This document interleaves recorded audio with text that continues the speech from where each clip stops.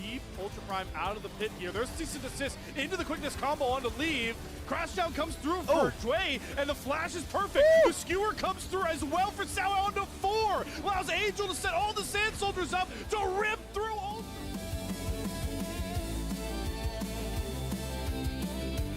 Fully completed Maw of Malmortius. Infinity Edge is done, and the turret's gonna go down. Oh! Awesome is dead! Knight is juking around all of Awesome, flashes out just in time, and the duck does not land from Care. Knight, like a ninja on his own right, just out ninja the ninjas the way.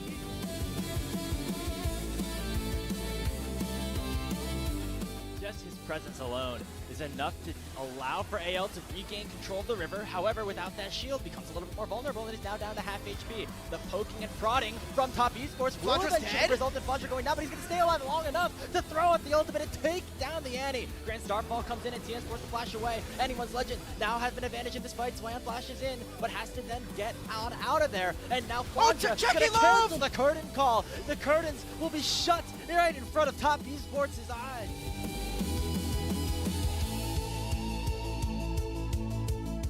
Continue to outplay them for the rest of the game. They have plenty of tools to start these fights. You gotta be careful. Shanks with the double tippers, the encore on top of it, and that is IG gone from this very plane of existence. Breathe is gonna join his teammates.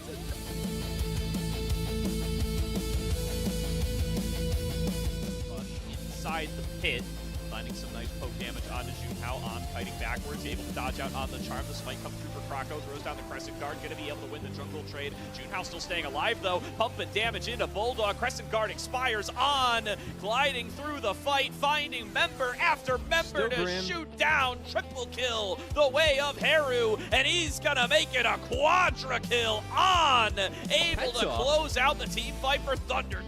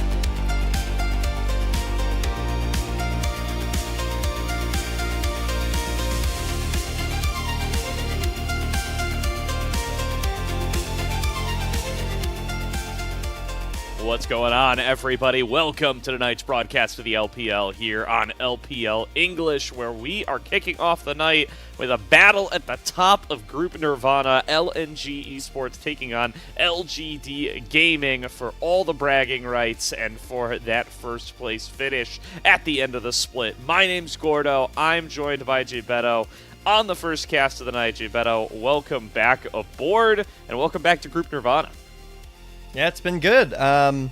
Chilling, having a look at how these teams are doing, and this is the top of Group Nirvana, right? So, taking a look at the standings, both these teams vying for first place. There was a little bit of confusion on the cast last night with Dia and myself, but I just want to say right now, confirmed EDG unfortunately cannot make it to first place.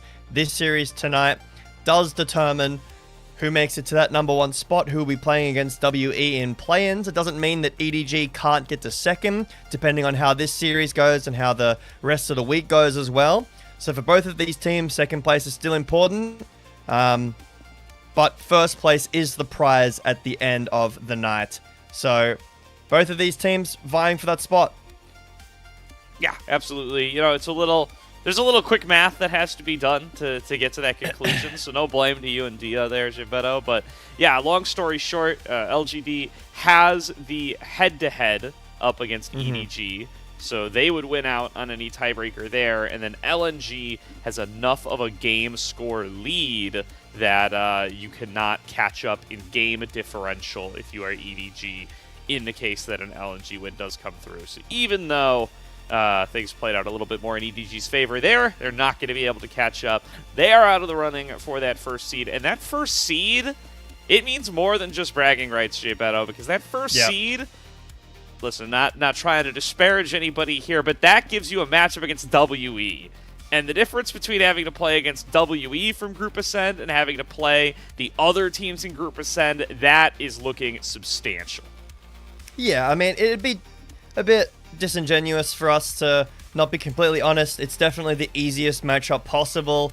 Out of the two teams that made it into Group Ascend for Split 2, Team WE, unfortunately the team that hasn't found as much success in Split 2. So definitely the preferable matchup for either one of these teams. I would love to see how they would match up.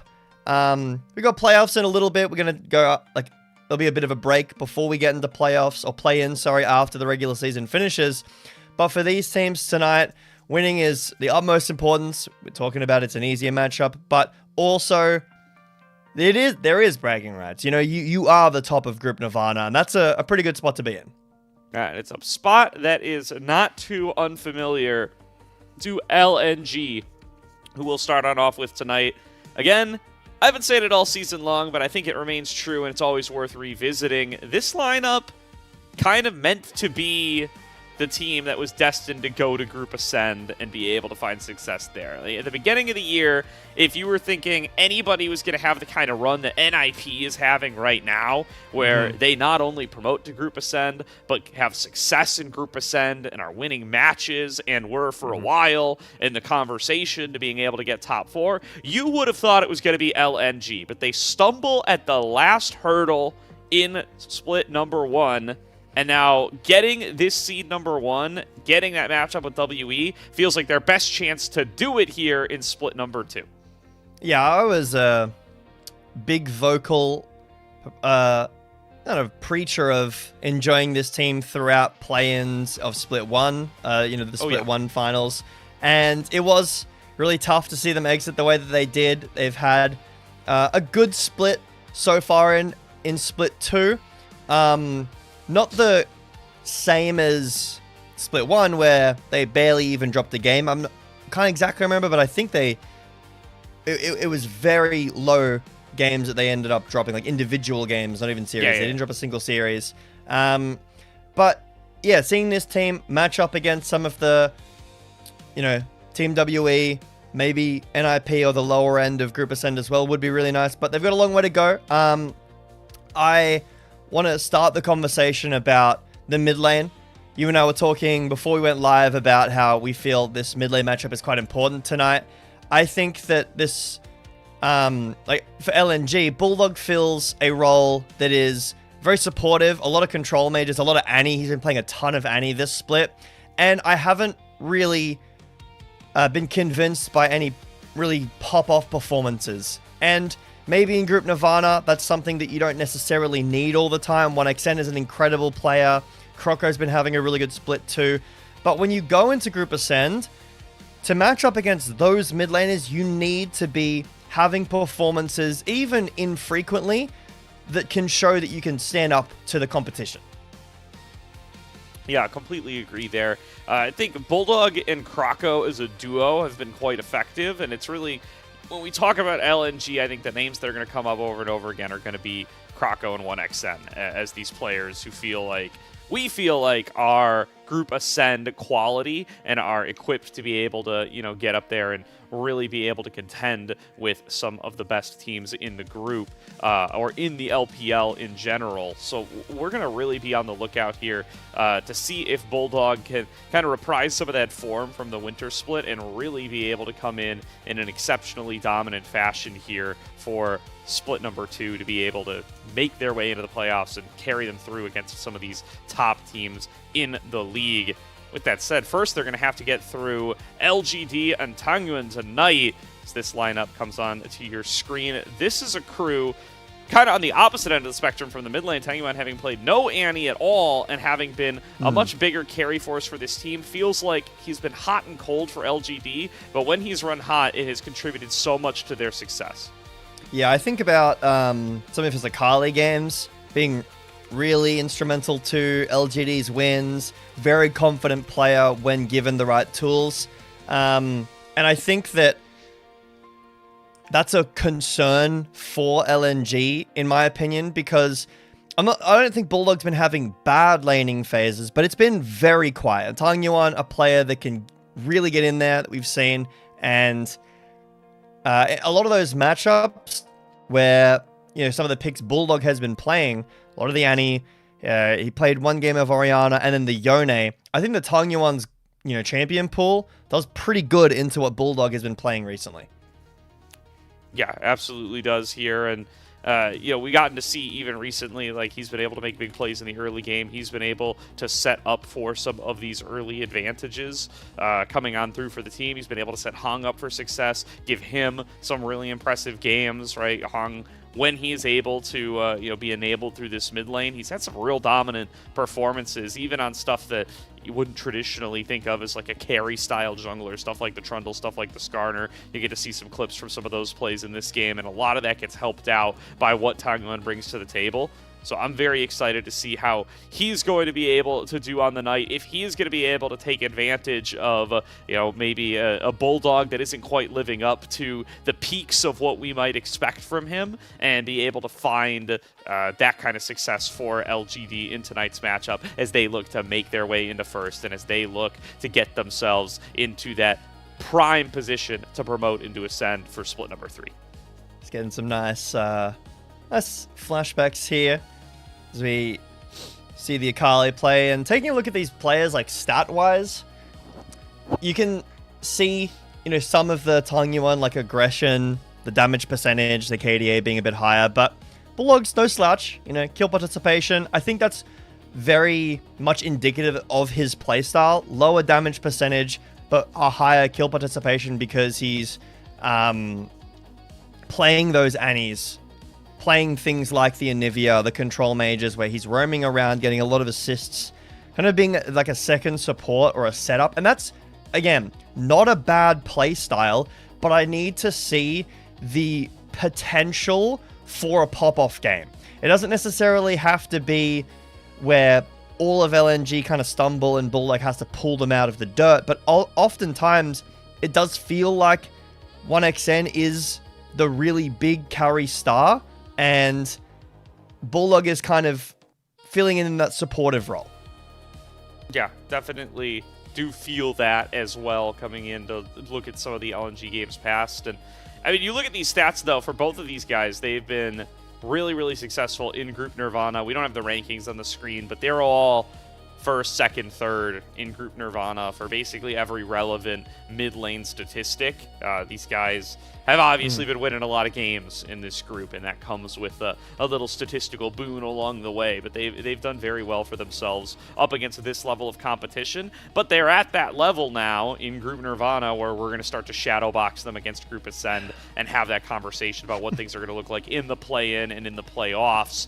Because they've locked down these top few spots, right? They're going to be finishing first, second, or third. And tonight, if they're able to win this particular series, they're going to be able to finish in first. So at that point, nobody really cares about how well you've done in Group Nirvana. It's going to become about what can you do against some of these lower-end Group Ascend teams to try to lock in your spot for split number 3.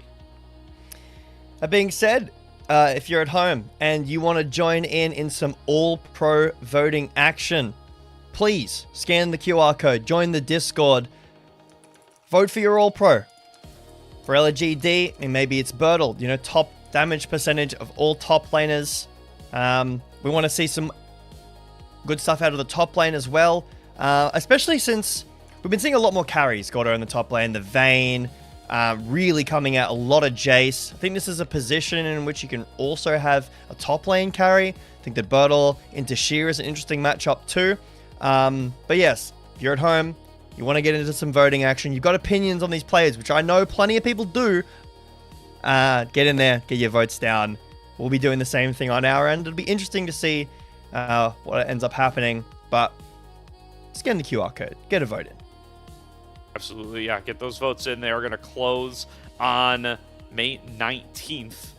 Is going to be when those are rounded on out. So you got a few more days. You got a few more matches to watch if you want to get yourself a little bit more caught up. And then it's time to go and cast those votes. Bertle, do want to highlight him a little bit here because he has been really valuable for this LGD team. I mean, turning around what was a pretty terrible split number 1 for this roster. And, you know, coming in, new for spring previously, like didn't really play a lot of tier 1 last year. You know, played a little bit on that Isserus Estral lineup, but other than that, you know, prior to LGD 2024 or since LGD 2024 rather, has not gotten to come out and show much at, you know, the highest level of competition. But he comes right back in, doesn't miss a beat. He's been really strong on these sorts of carry champions, and that's kind of where the meta's been shifting lately with all this Jace priority. Yeah, I spoke about it a little bit on last night's cast about there being a bit of discussion. Is Jace a blindable top pick?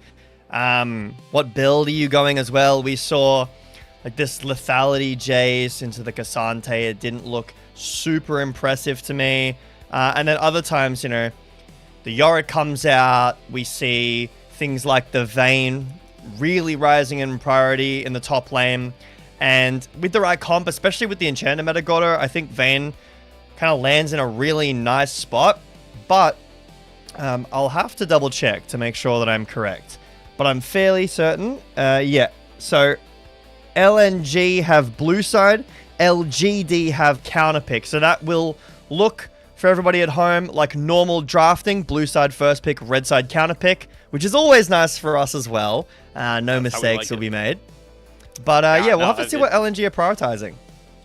Yeah, 100%. I mean, listen, I like the idea of first selection. I'm a first selection fan, but I would be lying if I did not think that maybe we could find some ways to visually present it a little bit better. Because, boy, oh boy, does it, you know, maybe just first pick goes on the left side and then just like color one side blue and the other side red or something like that. I feel or even just like a big arrow. One. Look, dude, I'm never figuring out who's first pick and who's second pick at a glance from where we are in the draft. I'm always working backwards, doing math live on cast. That's never what you're supposed to do. It's a failure right there. Definitely, yeah. Like we get the graphical representation a little bit up. In the meantime, I'm always happy when we have first pick on blue side, counter pick on red side.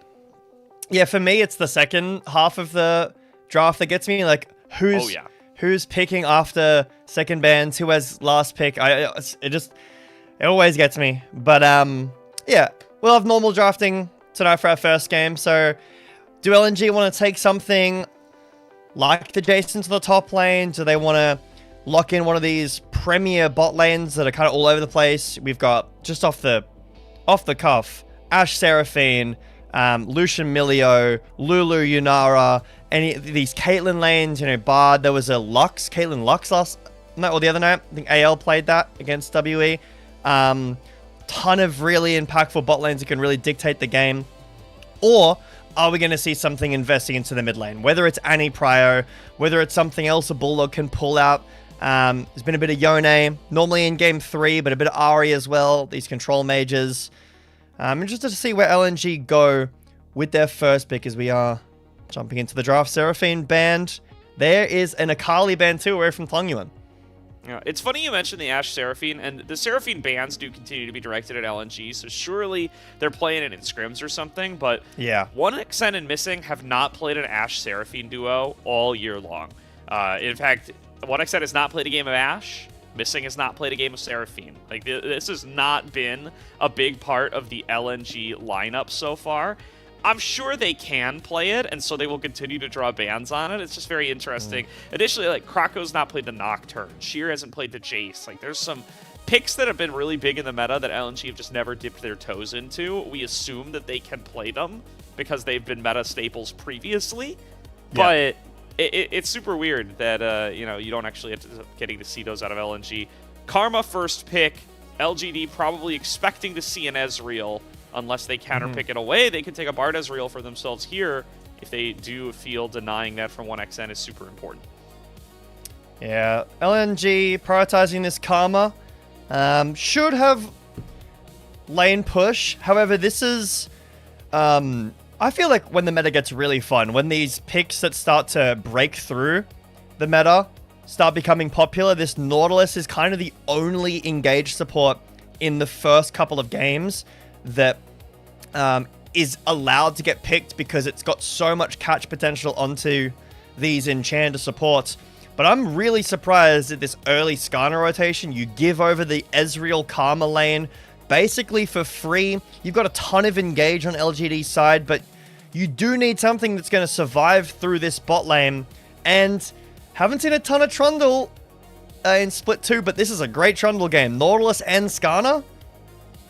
Yeah, that's as good as the getting gets, and they are certainly happy to lock that one on in here. I'm surprised at the Skarner priority coming out of Hong. Yeah. I mean, comes off of an MVP in the series against Thunder Talk on that Skarner, so, certainly had himself a good day on it previously, but snapping it up this early, a little bit of a surprise. They're going full team fight composition as the Misfortune lock-in will get them that full AoE Wombo combo, kind of fill the role that the Ziggs held in the previous Skarner team comp that we played, that we showed in the pre-show for LGD, where just holding 3 people still for a Mega Inferno Bomb, holding 3 people still for a bullet time. It's all the same. It all works out just as well. Yeah, I wouldn't be surprised if LGD continue to invest into this idea that we could see a Ziggs mid, or just any other layering of damage. Victor, Aurora would be nice. I think if LGD start to pivot away from this idea, it loses value. So with this comp, LGD have a weaker early game. Trundle's very, very strong, invading, looking for these early skirmishes, and then you're against an Ezreal Karma. If you can't find an all-in with the Nautilus, you're going to be down tempo, down priority in the bot lane. So LNG need to be leveraging these early game advantages. Trundle using the Ezreal Karma push to stack dragons, to get in and invade bot side jungle. And for LGD, something that's going to help them live. We've seen some top lane bans from LNG. Oh, all right. Rise for some rotation. Again, I don't know if this necessarily helps you get through the early game, but a lot of team fighting damage. Yeah, I mean, LGD communicated loud and clear that they wanted Rise with the Anivia and Cassiopeia bans. But, yeah, LNG say, go ahead. All yours, buddy. And let's see what Bulldog has cooking up for it. The Talia a little bit buffed on the patch.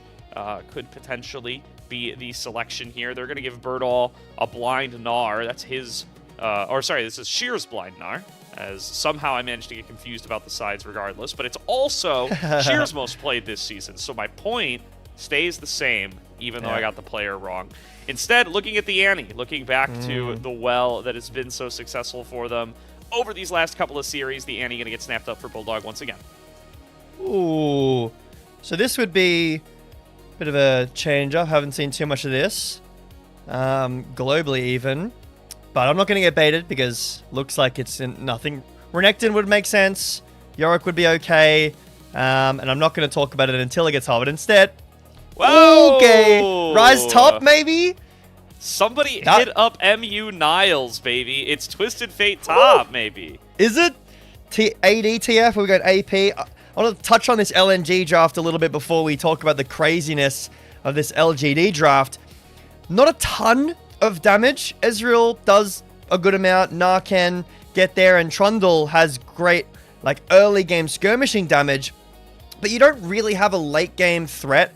You have a lot of CC. I think that LNG really need to utilize their early pressure in all lanes. Maybe not so much top now, but jungle invading, Bulldog roaming around and playing that 2v2, and then utilizing the Ezreal Karma push.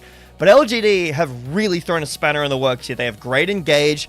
They have good setup, great vision control potential with the Destiny and Realm Warp, and this massive global threat now, Gordo. Yeah. I mean, part of the strength of the ante is it's kind of a free way to funnel gold into your jungler in a lot of situations. Yeah. If you can get a decent path where the enemy mid laner is a bit far up, if you can blow the flash, stun, here you go, Krako, served up on a silver platter.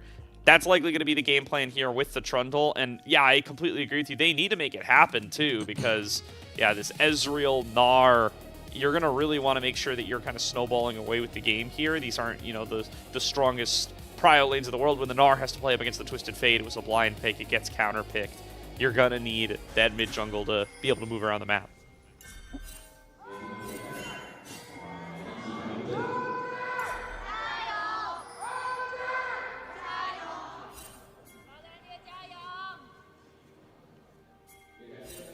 The Gyos rain through. LNG going for a very early invade here, Jay Beto, but will be spotted out on a ward from Tangyuan.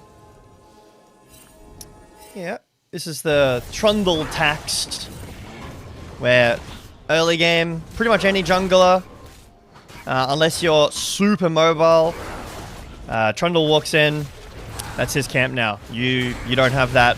He owns it.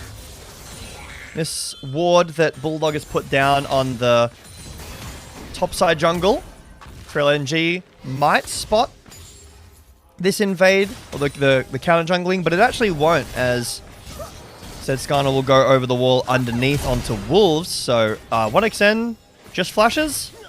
Maybe he was looking for an angle, might have been a fat finger, but I'm going to ignore that part, and I'm going to talk about the fact that Birdall is going ADTF. He has Ghost, he started Doran's Blade, and he's got 80 runes. He has Fleet Footwork plus, Alacrity for the attack speed. Pretty interesting. I might be wrong, but I feel like I haven't seen an ADTF for ages since that, TF Vayne meta that we had maybe 2024, like MSI time. I think that was when this was getting picked, but it's been a while. It was like that crazy Static Shiv, like that old version of Static Shiv, where like LeBlanc was building it and stuff. Twisted Fate utilized that for a while. Oh, I will. That was a good time for me, but yeah, certainly maybe not the most fondly remembered. Maybe one that gets lost to history as more and more time passes. Anyway, the vertical jungling, effectively cutting the map in half, and I think Hong and Birdall like it that way. Clearly getting the push earlier on up against Sheer, and will be a little tough for the mini Gnar to farm underneath turret in these early couple of levels. So a chance for Birdall to build up a bit of a CS lead, and he will of course naturally accrue a gold advantage in this game because of those loaded dice. Yep.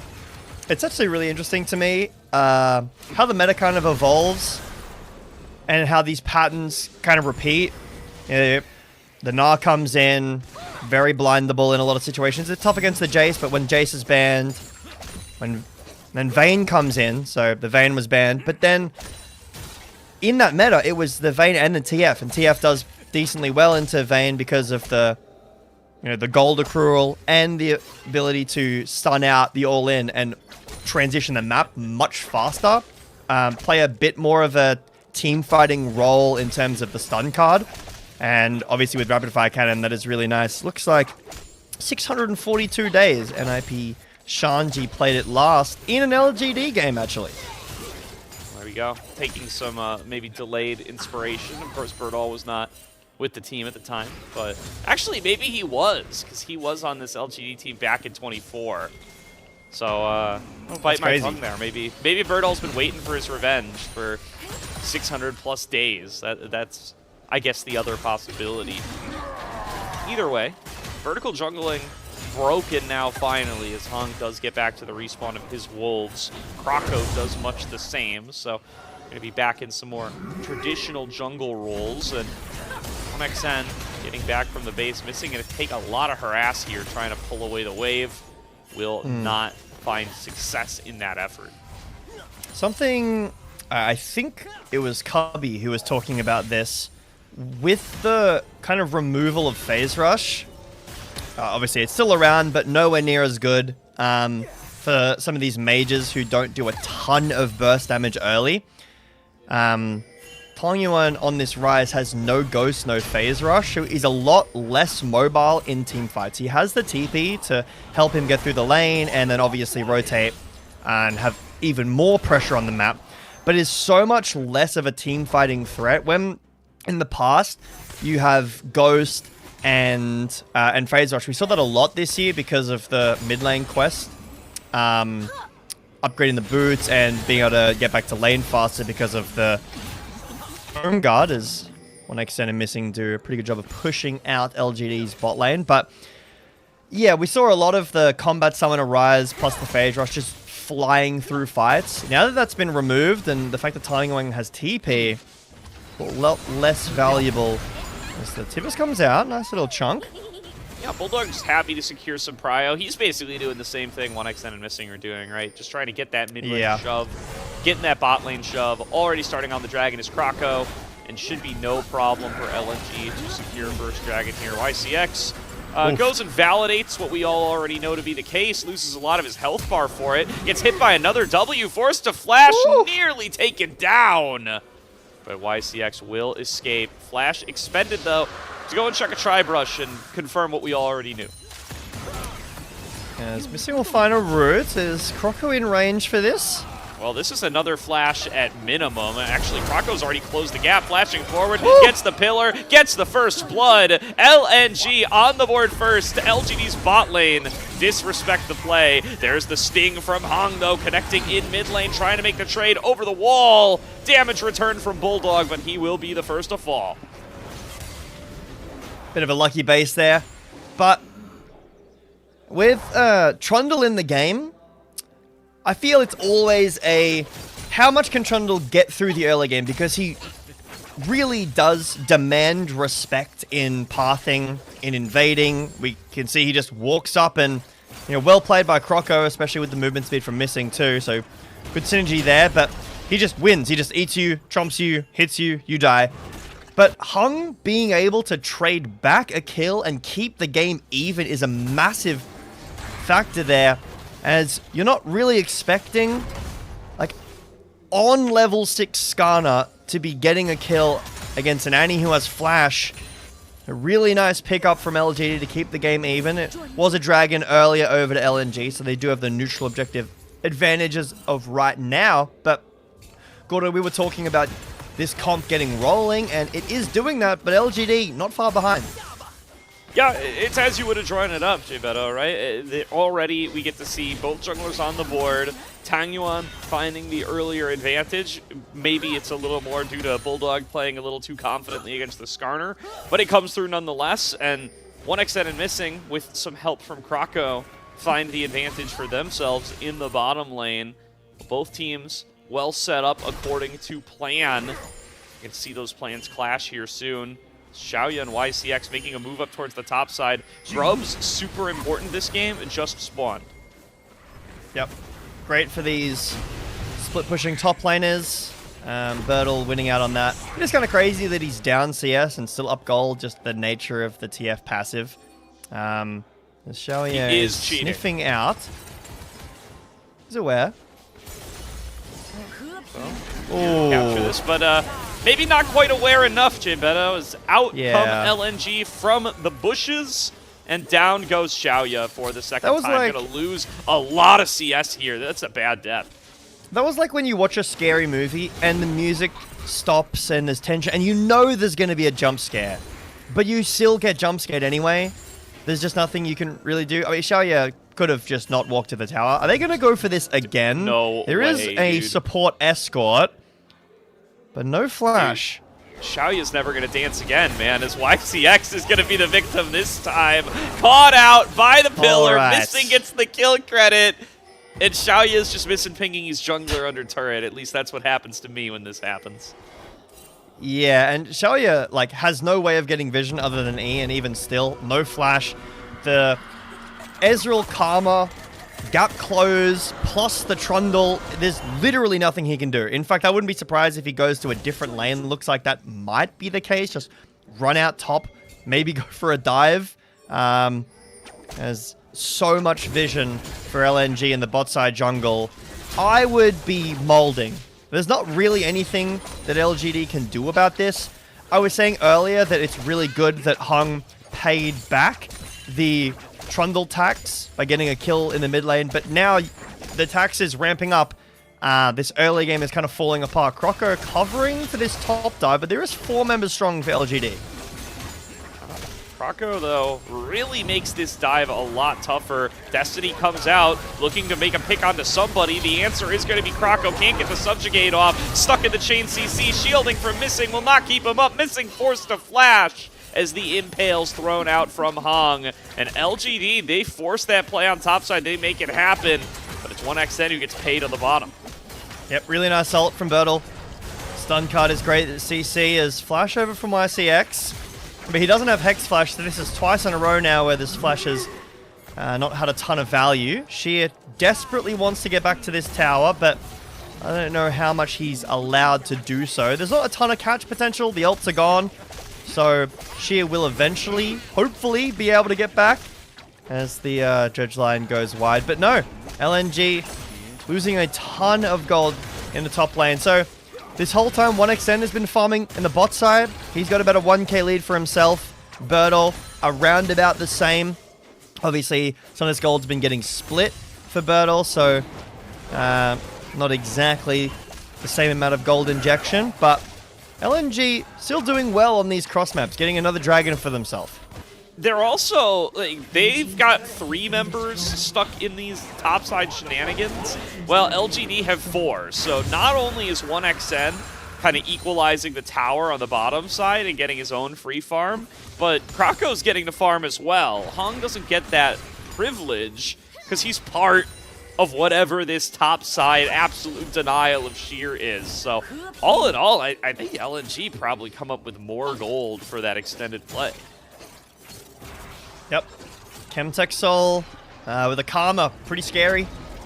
Seen some massive shielding and healing, excuse me, with the Echoes of Helia build that Karma utilizes so well with the damage that she can output, and then obviously do some healing as first items getting completed.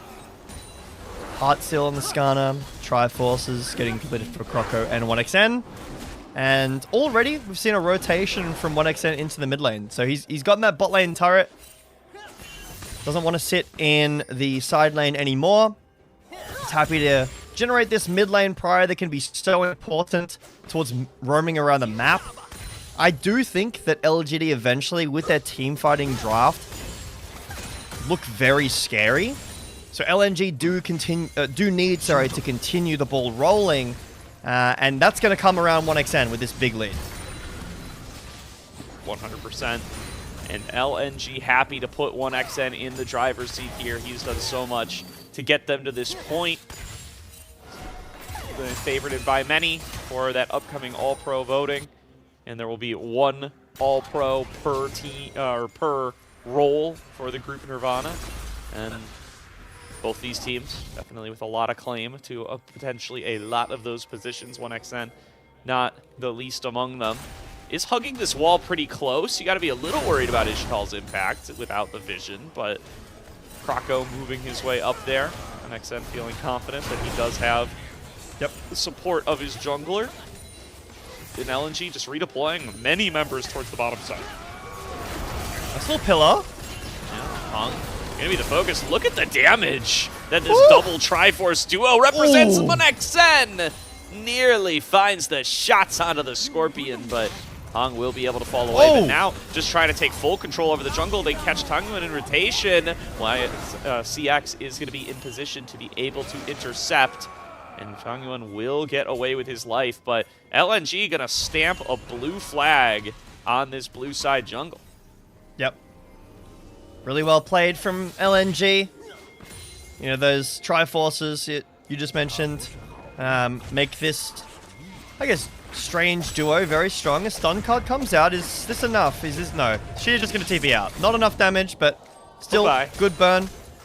Sheer takes a fast track to base, but doesn't give any kill gold over to Birdle. Bullet time for the wave, but Xiaoya takes a lot of his health in retaliation. Yeah, 1XN getting aggressive with these arcade shifts. Wants to be up in the face of LGD. Can be a concern. Yeah, we'll see if he ever gets punished for it. This is Skarner Nautilus Rise, TF. So I think it's about as many punishment tools for arcade shifting forward as I've ever seen. But so far, he's only done it in situations where it is allowed. So can't criticize him yet. Next Dragon up in about 90 seconds though, and oh man, Croco just happy to beat on whoever he can see. YCX forced to flash. That's another defensive flash on the Nautilus. And it might not even get him out of here. YCX pumping out the damage. Croco will find the kill. Now Hung going to be the next one rooted up. They won't chase for any more. But Nautilus down. 60 seconds to Dragon. LNG flexing their muscles on this bottom side. Yeah, great flash from Croco as well to avoid Hung's ult. Tangyuan uses his ult. Doesn't feel like that had the value that maybe he had hoped for. Hoping to catch someone in rotation, maybe missing with Hung on the side. But even then, Hung doesn't have his ult, so nowhere near as impactful. This thing's got to be careful. He doesn't have TP. Sorry, he doesn't have flash of his own, but 1XN is so confident. Yeah, now the pillar coming on through, the backup available for Croco, but he's taking a lot of damage in this chain CC. Subjugate coming on across to try to keep him topped off, and Xiaoya taking damage from 1XN on the opposite side. It will be enough to trade 1-for-1 as the TP from Birdall comes through and pushes out the LNG bottom lane. But jungler for 80 carry is the trade. Yep, and that's pretty close to this dragon spawning. Hung does need to base, so junglers will be on the map fairly similar times. Croco's 10 seconds behind. Xiaoya not around. Bit of an awkward fight for LNG, but kind of saved by 1XN hitting absolutely everything onto Xiaoya. Did have to use his flash over the wall. See it arcane shifted forwards for some damage. And gap close. Dragon is spawned. This is not a dragon LNG. Oh, hold on, hook. Catch here, missing, gets hit by the lollipop of the anchor. Hung not able to chain that into an Ishtal's impact though, and now look at this damage on the Hung. Stun comes through from Bulldog on the flank. Every bit of Ezreal damage connecting. YCX gets a dredge line onto missing, and he'll be melted down by the bullet time. And with a top laner still top, Sheer not here to back up the rest of LNG. They're gonna lose Dragon number 3. They're stacking, disrupted by LGD's pick. But LNG still getting something on the other side of the map, getting some plates in top. There's Herald as well. Birdall uses his ult to rotate back up to the top lane. Both top laners had TP down for the previous fight, but Sheer had rotated back up to the top lane. So Birdall being around after missing falls does dissuade the following fight as 1XN's lead is completely evaporated, essentially. Birdall's maintained his, and now Tangyuan built up a pretty decent CS lead for himself. So LGD nursing about a 1k gold lead for themselves. 3 grubs as well, so Tangyuan and Birdall in these side lanes are going to continue to do a lot of work. Yeah, it felt like they were trading some of that gold for this dragon stacking, but just not happy with how that river fight played out. The fact that they weren't able to actually melt down Hung means that they do, in fact, stop their dragon stacking. Now they do find themselves down pretty significantly in gold. Some of that is somewhat illusory Twisted Fate naturally gains a big gold lead every game because of his passive, and it's kind of just built into his character, you know, as to that he's gonna have a little bit of a gold lead. It's you know, you might as well just give him higher ratios, so that we kind of have the same net effect at the end of the day. But this time around, does mean that a decent chunk of that gold lead is still going to be on folks like Tangyuan, who are big threats and are scaling up in this game. Herald in mid, YCX will use his hook to get out of there. Crocker's driving this. This is a bit scary. He'll be able to find it. No real pick tools there to be able to pick Croco back and pull him back into the team. They're going to keep this siege going. A 5-man mid lane siege from LNG. They say we got to collapse some of this gold back, and we do not think LGD can respond. And in this case, they do appear to be correct. Tangwon has to take the recall. Yeah, but Tangyuan was pushing that entire time, so some side lane gold loss. Not too much. Birdle had grouped into the mid lane as well. But mid lane turret down means you can push these waves in further, open up the map a little bit, go for a bit of deeper warding, excuse me. As still 2 minutes on this next dragon. LNG with the dragon lead, but did lose that last one. So still a while away from a potential soul. And after this 1xN lead has kind of evaporated, I wonder how much of that is on like cashback. Because 1xN has a massive CS lead and he's not really up that much gold. BT is such an expensive first item. I assume that a large portion of that refund helped the catch up. Yeah. But I think the Croco kill might have been shut down as well. Definitely a possibility, but yeah, Xiaoya's caught up basically all of this gold, so I feel like this is the situation we were kind of alluding to, where LNG have great early to mid-game kind of roaming potential, where they just run around the map together, generate this mid-prio with the Ezreal Karma, and then run at you with this kind of fed Ezreal, the Karma that buffs both the Ezreal and this Trundle. But now, well, that's an aggressive.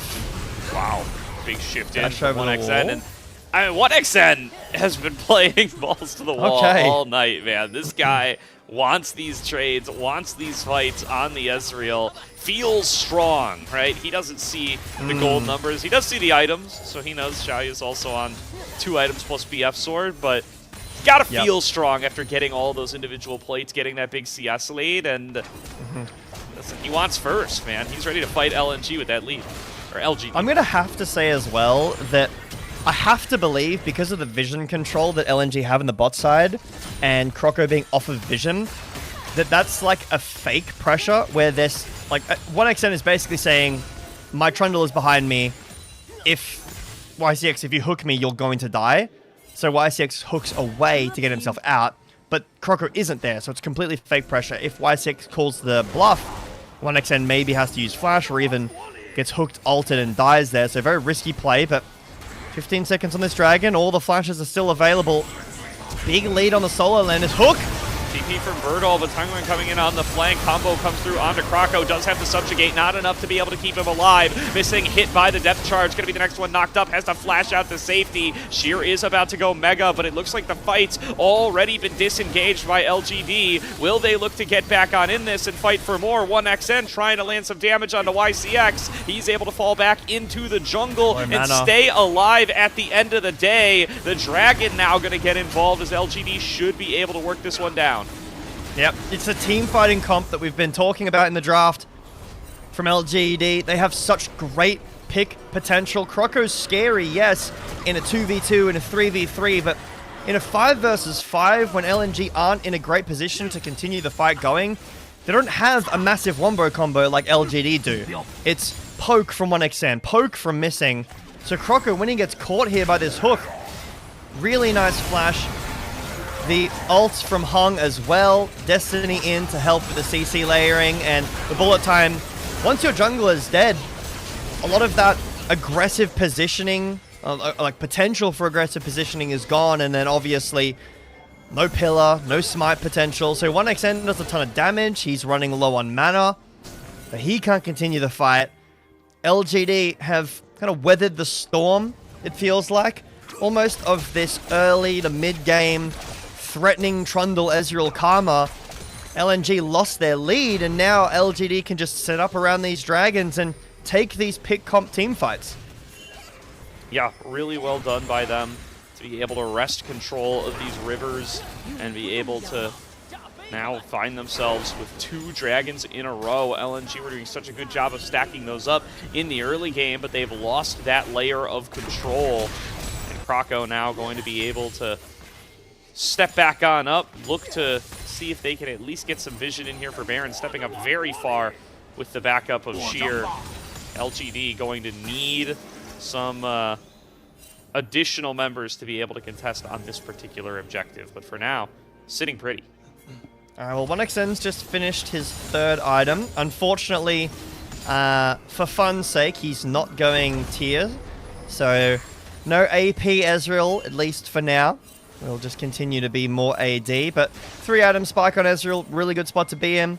We've already seen how much damage that he's been doing in the fights, despite having lost that gold lead. He still does have a pretty big XP lead over Shalia, as Shalia actually completes the Infinity Edge, so both AD carries in a pretty strong spot, Gordo. I think that a lot of damage is going to come out of both of these, more so Shalia in the, with the bullet time. But speaking about builds, Birdle, Kraken Stormrazor, I guess this is a lot of movement speed, a lot of attack speed too. Yeah, Not quite sure what the ADTF build is these days, to be honest. I'm not sure. I mean, listen, you can show me anything, and you Rapid fire cannon. That's all I know. I'm very easily swayed by what I see in front of me, so I'll give you that one for now for sure. In the meantime, though, really do like what Birdall's able to do so far this game with the pick potential and with the ability to side lane, getting those early grubs, a big help for him, and his ability to be able to take these turrets nice and quick.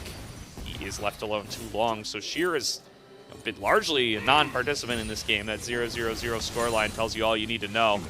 This guy has not been able to show up to these plays, cannot risk leaving Birdall alone for too long, or this 2K gold lead is going to get a lot bigger. Yeah, I kind of feel the same about Bulldog as there is the RFC. Less about the, the Tong Yuan gold lead exploding, but more so about the kind of unimpactful. We were talking earlier about this player being someone who can pilot the Annie quite well, play this supportive style, but is this a game in which you need that support? I feel like you need to see more from Bulldog, more from Sheer as well, who has also, like you mentioned, been largely unimpactful in this game. 1 minute on this dragon. LGD firmly in control of the river, as LNG will walk in after mid-wave push and get some of that control back on their own right. Is this a pick on the Birdle?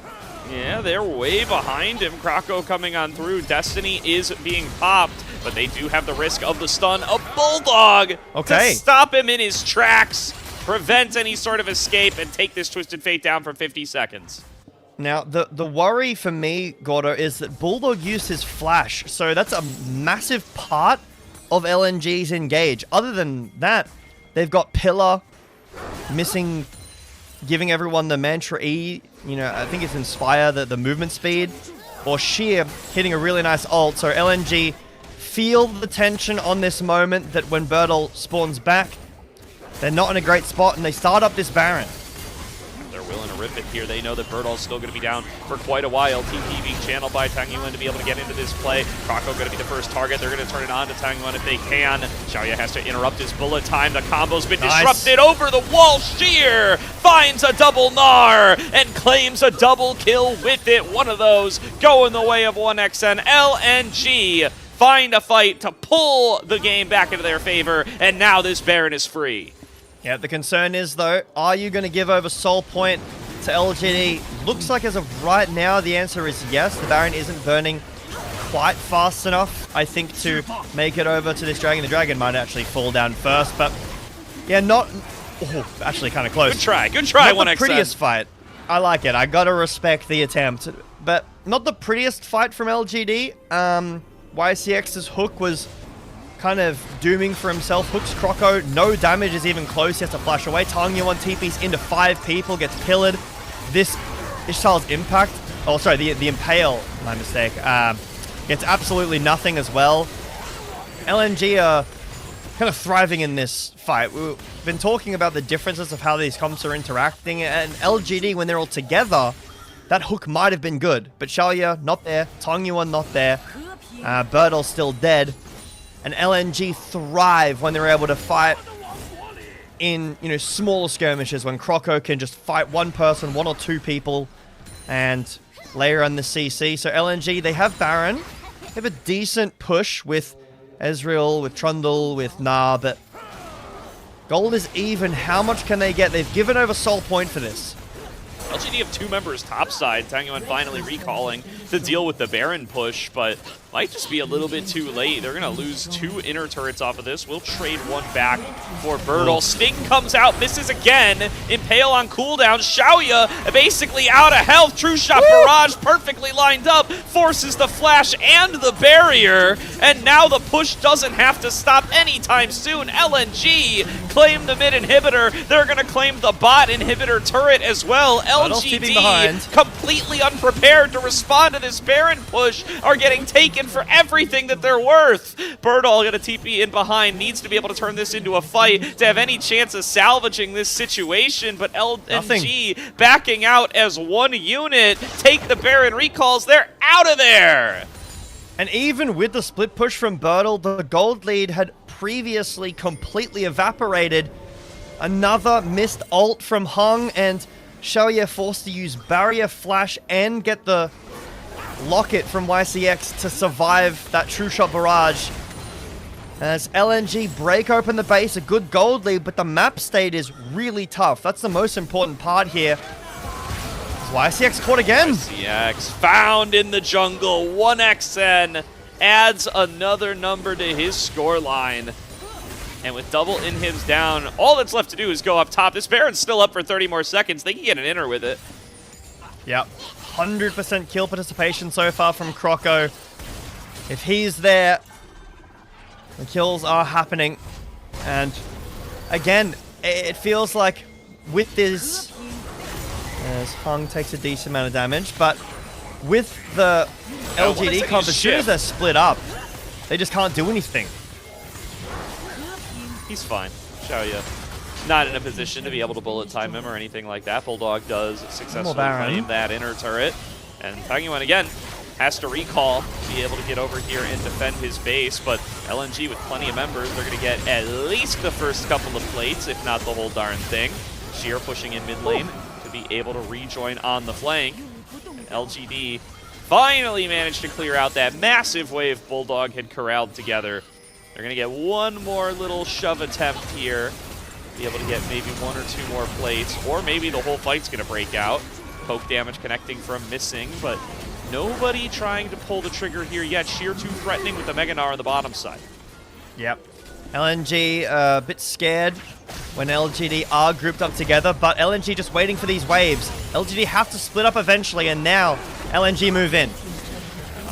Literally going to be tanky enough to be able to withstand this damage, but this third inhibitor is not long for the world. Whoa. YCX goes for the hook, connects it onto his own structure. Tangyuan sectioned off towards the bottom side. Birdall 1v1 with Sheer, wins it out, and does create a 4 versus 5 for his team, but he's got to be able to recall and be able to help them out. Or does he? LNG, they're going to just take their losses, lick their wounds, and back on away. The good news is for LNG, well, Birdall's going to die. That's that's some good news. But even with that 1-for-1, Birdall's now dead for way longer. Flash and Ghost were used. She has TP for this next dragon, or for this end if LNG keep pushing. Yeah, LNG, they're going to say, all right, well, we'll trade top laners here. There's the engage. Bullet time combo comes through onto Missing. He's the first one to fall in the team fight, but he's also the one that has the least impact. Stepping forward is Croco with the subjugate, going to be able to stand up to YCX and take him out. Flashes forward onto Xiaoya, finds the chop. 1xN is in there. 1xN lines him up and knocks him down. A triple kill to LNG's marksman as they draw first blood in the battle for first place. And LGD, they find a good hook. but the entire combo is onto Missing, who at that point in the game is not super necessary. LNG just have enough damage when the threat of that all-in is no longer there. They walk in and take down LGD. I'm surprised. The Baron had been gone for so long, Gordo, but LNG still confident to stand in the siege. Their top laner dies. They're still confident to go for the siege. And eventually their confidence pays off. Absolutely does. Little dicey in the side lane for bits and pieces there, definitely. Not willing to engage when the scenarios are not in their favor, but LNG playing a superior macro game there. I think LGD gave up a lot following that Baron. Sending 2 up to the top side ended up costing them massively as they lose out on basically their whole base. Yeah, and they don't even do any reasonable or meaningful damage to the LNG base. They get the inhibitor turret to 1 plate. That doesn't really mean anything. The gold is irrelevant at this point. Bertles lost his entire lead, and I feel as though with the TF, the AD TF top, when LGD's fights were really cohesive together, it was great, but as soon as they started to split up, all the pieces individually were nowhere near strong enough to... I mean, the 1v1 went Bertles' way, but barely. The rest of the team comp was nowhere near strong enough. As soon as LNG were able to split them up, Croco just tears everybody apart. Trundle did so much work. I believe that he ended 100% kill participation. Pretty good, or pretty likely, I guess, candidate for MVP. Could see 1xN as well. A lot of work, very aggressive on the Ezreal, but good look from LNG. Yeah, I'd give it to 1xN myself, and really playing on the edge there on that Ezreal. Going for some more aggressive than I would say the average Ezreal would play moves, and often paying off big time for him. I mean, was not really caught out of position, caught unawares at any point in this game, and definitely was able to make use of the additional damage they were able to pump out, right? There were multiple plays in this game where they just chunk a target, like hung out super, super low. Maybe they don't even finish off the kill, but just getting them out of the conversation is enough to be able to wrest some control of the map, set themselves up to be able to continue to push the game forward. Sometimes it was YCX, sometimes it was Hong, but every time it was really, really effective there from 1xN to be able to find that damage. Yeah, when we end up getting the stats, I want to look at the damage percentage for 1xN. Oh my god. That is a lot, and I have a feeling his percentage is probably going to be 50% or more. Actually, kind of crazy how little top lane mattered. The jungle, I mean, it's jungle. Jungle doesn't do a ton of damage, but that is, even in the game, Xiaoya did very little damage. It is all 1xN. Yeah, I think listen, again, math on broadcast, you know how it is. 51%. Feels like it's about 50. There it is. All right, maybe I can do a little math insane. on broadcast as a treat. And there is that 100% KP for Croco you were talking about as well. So what do you value more, the 100% KP or the 50% damage percent? I think this is who the race for player of the game is going to be between. I mean, before I saw how little damage there was in the game, I would have said Croco, really driving forward, but that is absurd. When he's nearly doing 50k and everyone else is barely breaking 10, that's a ridiculous amount of damage to come out of 1xN. A lot of those fights fully on his shoulders. So this is one of them. I'm fairly certain this is the one I'm thinking of where Croco just kind of dies, and 1xN is the only person really able to do any damage constantly onto Xiaoya. Makes this a reasonable trade, and does have to use flash, but 1xN was just different this game. Yeah, that was a tough one there, but really, yeah, I think different is the right way to say it.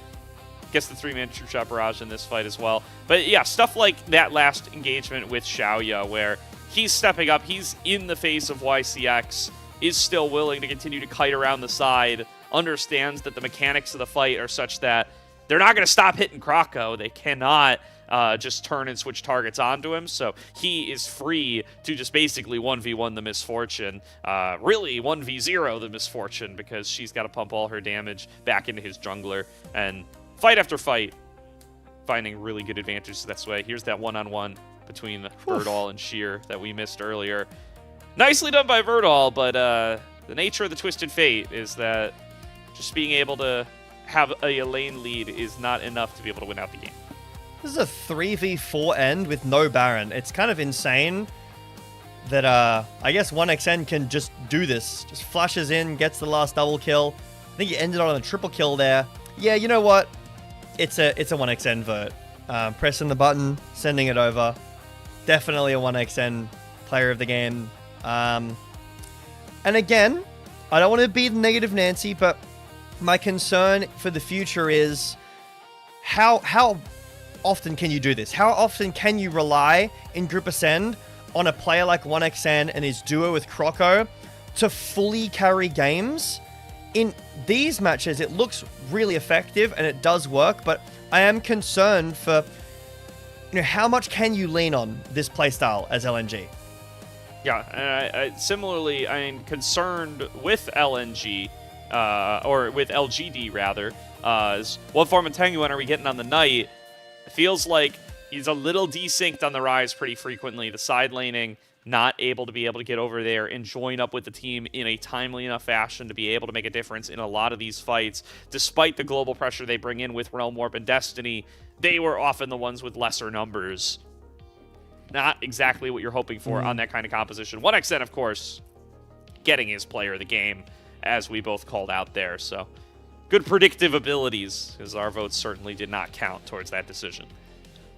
If I believe hard enough, it might. I want to quickly shout out Nymera and Initialize, but just getting informed here, Nymera is telling us 1xN did 90% of the enemy team's damage by himself.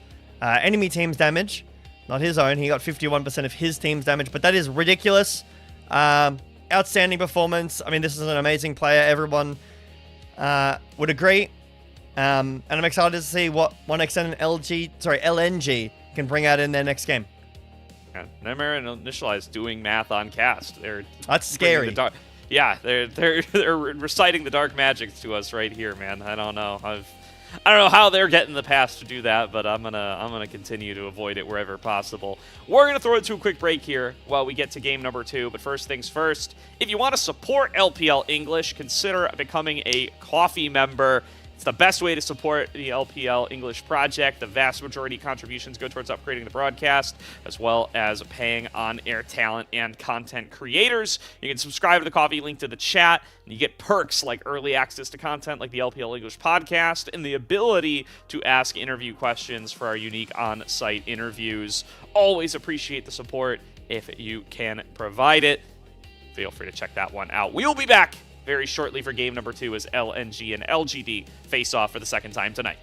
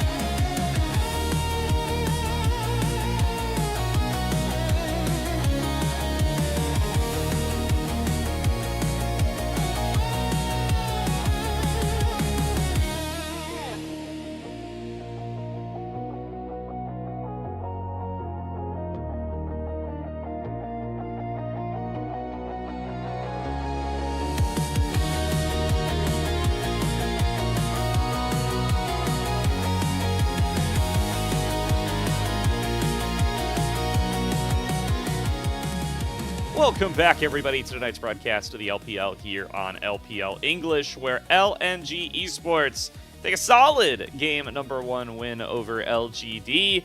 Really like the macro play in game number 1 there, Jbetta. Really knowing how to use the Baron, really knowing how to secure the Baron, really knowing how to funnel gold into 1xN, and all those things come together for a nice, clean game 1 victory. Yep.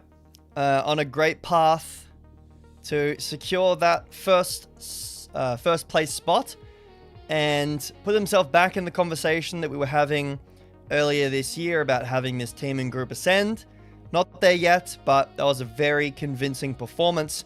Mostly from 1xN. 1xN and Croco did a ton of work in that game. Obviously, the stats kind of speak for themselves. Not always. Sometimes, you know, being too into the stats doesn't help you. But this game definitely shows the story of the game.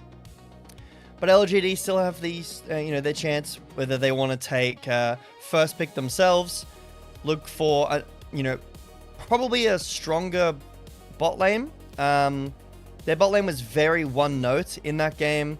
It was, we have a plan, it's wombo combo with MF, and when that didn't work, their comp kind of fell quite short. Yeah, I can definitely agree with that one, looking back at the draft.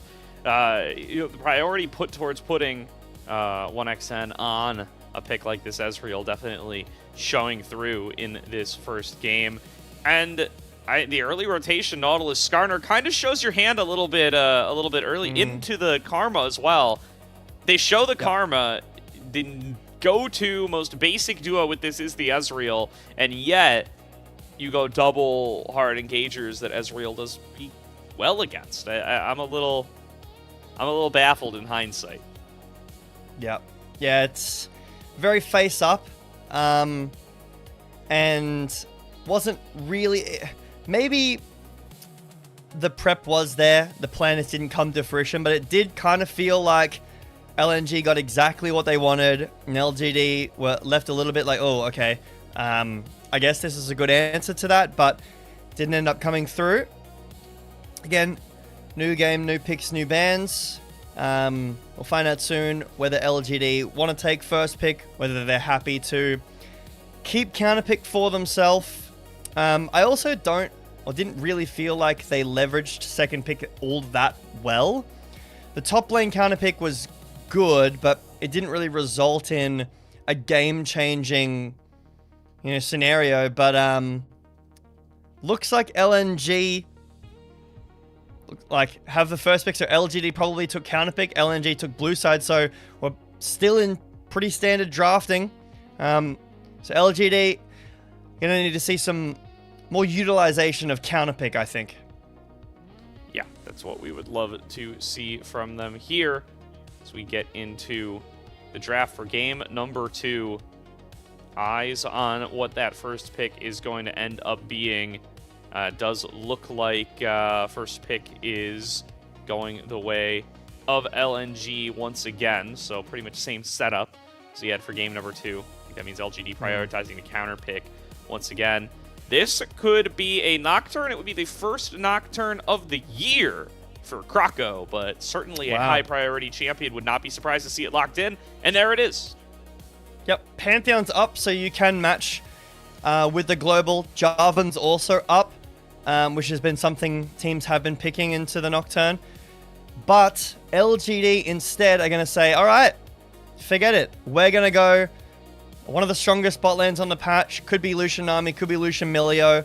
Lucian Milio has been a little more popular, but taking the Nami does still feel pretty good. It is vulnerable into the Nocturne, but if you're playing together, the Nocturne runs in. Instead, actually, Rumble had been let through in the draft. With the options of picking either support, they'll just take a really strong top laner and leave support on 3. I like this. This does mean we see the Lulu already. It could just be a Yunara Lulu slam for 1xN and missing as something that can play into these Lucian duos. Could also be, a lot of people like to pick Nico and Nocturne together to help try to disguise the Nico flanks, but the Lulu will be the one that's snapped on up. So I think Yunara Lulu is what we are in store for. 1xN and missing, getting draft resources again. The worry here for LGD is they're going to lose probably Pantheon and Jarvan, I would imagine, but they still have options. Xin Zhao's available. Could go a Wukong. That's been coming up a little bit more, but feeling confident with the amount of jungle picks, so they will lock away the Milio. Happy to see the support on the other side before they end up choosing between the Nami and the Milio, and the Milio will be the choice. So now it comes down to, for LGD, where are you going with your jungle? Is it a Pantheon? Is that going to be left open? Is it a Jarvan into Lulu? That's a bit scary. Wukong's probably pretty strong. And for LNG, what are you picking into the Rumble? Cassante will be the first ban. We've seen a ton of tanks. Galio in the past. Sion, Ornn, Cassante, one of those that's also been banned away. But instead, LNG not super fussed about the jungle. They want to take away some of Tangyuan's picks. Yeah, I'm surprised at that. I mean, at least we got to ban the Pantheon, right? I don't know. It would be a surprise to me to not see that one taken off the board. It's just really reliable lockdown for stuff like the Yunara. It would be the kind of early game you want for your Pantheon, or for your Lucian Milio duo. It's good with the Equalizer from the Rumble. Instead, they ban the Xin Zhao. And, I mean, if Hong picks Pantheon and it's good this game, I don't know what to tell you, LNG. Yeah, there are options. LGD could look in a different way. Too. Rumble Wukong, great combo. Jarvan is not bad. I'll have to see what Hong wants to pick. I like a Galio here for LNG because you can still technically flex it if you were to pick something that could also go top if you're not comfortable with the top lane matchup or you want something different in mid. But LNG instead, going to take the Cassiopeia to deny some of this engage. Yorick into Rumble. I feel that's pretty hard. Well, LNG were ready for this Wukong, I suppose. They know immediately what they are looking for here, and they feel like they can set up for 2 high DPS picks in this Yunara and this Cassiopeia. Even without like a real true front line, they say, hey, Lulu's enough, Nocturne's enough. You know, maybe Yorick will come in on the flank here and there. And what is the pick for Tangyuan here? Looking at the Anivia, and does choose to go with that one. Says, hey, you guys are low dashes. The wall can be super effective here. Glacial Storm can be super effective here. You don't have the most range in the world. I like this Anivia pick a lot, even though I am left still with some questions about the Wukong. Yep, I'm a fan of this LGD draft. I think this is the best top laner on the patch. Really, really solid bot lane duo that level 3 onwards is incredibly strong around these skirmishes. Wukong, a little less power in the early game than the Nocturne, a little less map pressure. But later on, great engage into Yunara. Not too bad into Cassiopeia because his dashing and engaging is not so telegraphed. And the Anivia outranges the entire comp. The Yorick is a massive question mark for me, though. I think early game, that lane is going to be really tough. You're not going to have anywhere near as much team fighting potential. And then I understand that Rumble can't get out of the cage, but he'll just burn you in it. Yeah. Yeah, I mean, it's not the most traditional counter pick that we do see, but deciding that this is what they want Sheer on, perhaps just wanting a threat in the side lane at all costs, saying, you know what, we can afford to let him go down a little bit, and as long as we have somebody just hard pushing on the opposite side of the map, we feel like that's going to be beneficial for us to be able to create something like a 4v4.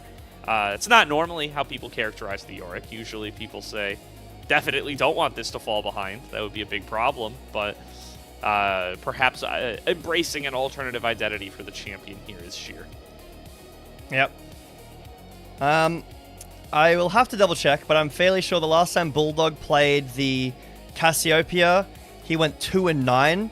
So not the most convincing pick from Bulldog. I think LNG's draft kind of lives and dies by A, can Bulldog have a good performance, and B, how well this Nocturne can do. You know, we're very likely to see a Raptors invade. That's been the most stock standard Nocturne stamp of approval thing in a long time. And and how can you influence the bot lane? It's very flippy with double Enchanter and kind of all-in bot lane. You know, Yunara level 6, Lucian level 6. If the Nocturne can get involved, change up the dynamic of the bot lane, if Bulldog can have a good performance, my kind of concerns about the top lane aren't as important as I think the other aspects that I've just spoken about are. So, a lot on mid-jungle here for LNG. Yeah. And, you know, on the note about the Bulldog Cassiopeia, this is a bit of a signature pick for him. Does get... they do draw a fair amount of Cassiopeia bans on the LNG side, far more than the league average.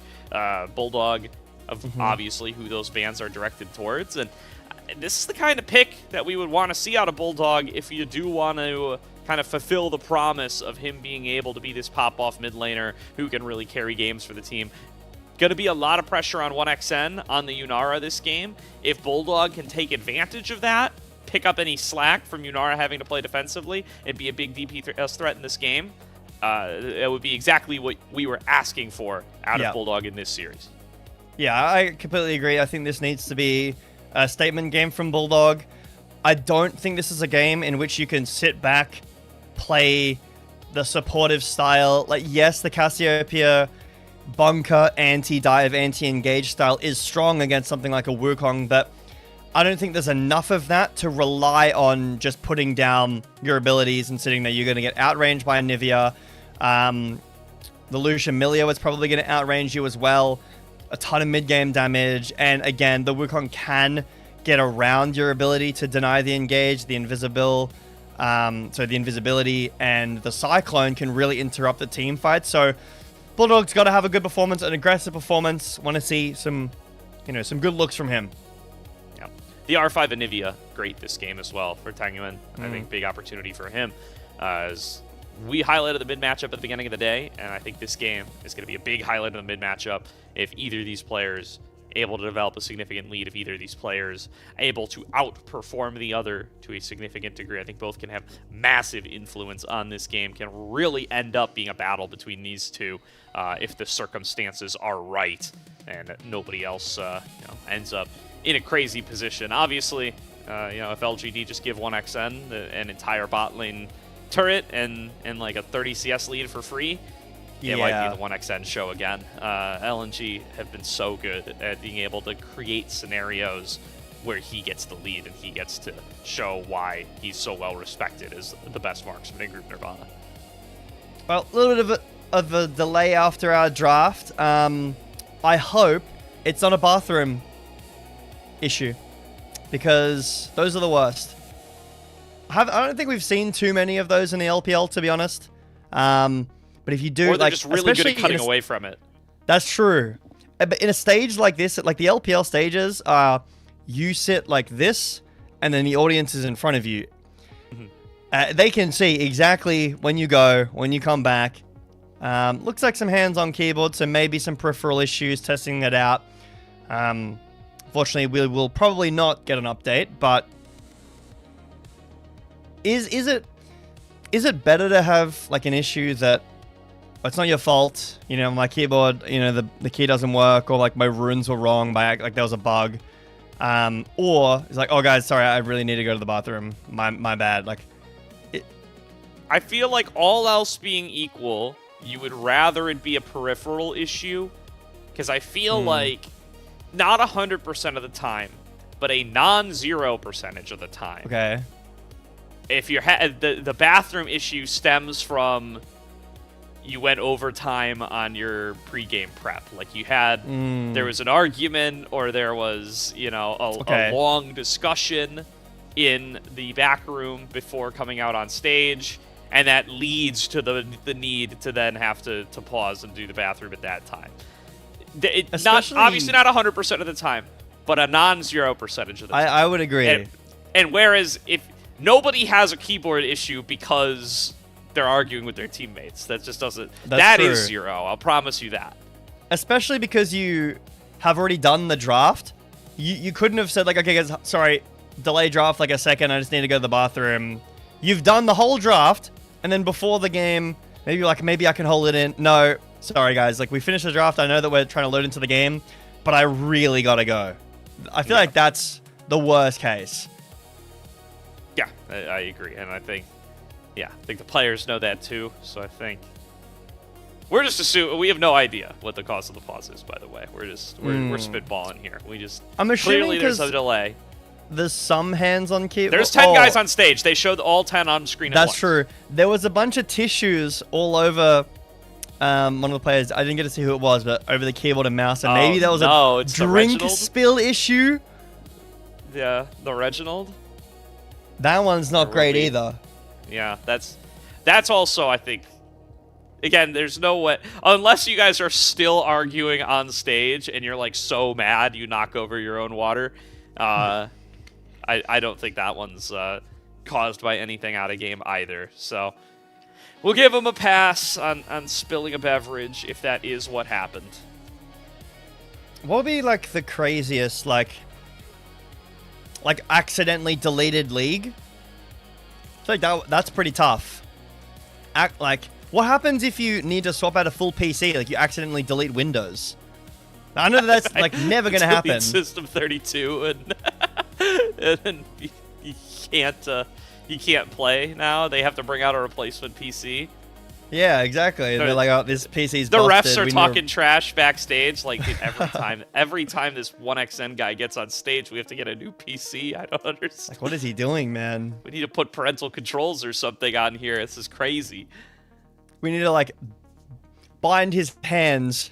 We'll pick the champion in draft for him. As we're going to take a quick look back at the draft, just remind everybody. I agree, the R5, true R5, because we're getting normal drafting. R5 Anivia, really nice here. Super good into the Cassiopeia, into the Yorick, into the kind of low range in general from LGD. So, big game for Tung Yuan too. See what he can do on this pick, because I think we've seen some Anivias kind of completely fall flat. Also, this pick is, not in this game, but genuinely a 3-way flex globally, which is kind of insane. True. You know, more people starting to pick up the Anivia top tech, Hoya, spreading that around the world a little bit more. It does become a higher priority pick. And, you know, with it becoming such a, you know, kind of staple, you are surprised that there's still so many great angles for it. But, you know, it's short range, high DPS champions are real good, man. So, especially the mobile ones. So, into Yunara, Cassiopeia, Nocturne, Yorick. Give me an Anivia, man. That's a great selection here. As it looks like we've resolved whatever we were dealing with. We are on to Summoner's Rift, game number 2.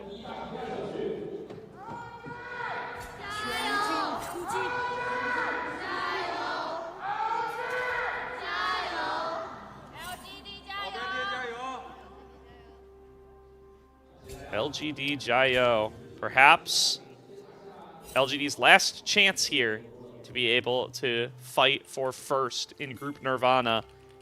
Get that easier matchup. Get that better shot at Ascend in Summer Split. Quite a few... Oh, we're so back. Quite a few Deathfire touches this game. One in... Again, in mid for LNG, and then one in top and one in mid as well. I haven't really had a ton of time to sit down and like experiment with this rune. In fact, most of the league that I've had time to play in the last since the patch has come out has been ARAM Mayhem, which you cannot go runes in. As Croco looking to maybe create a bit of an interesting early game.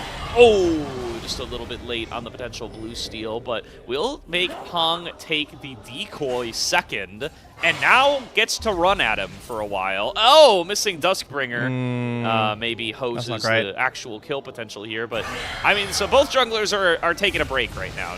Nobody's farming. Croco, I think, is going to eventually get this first blood.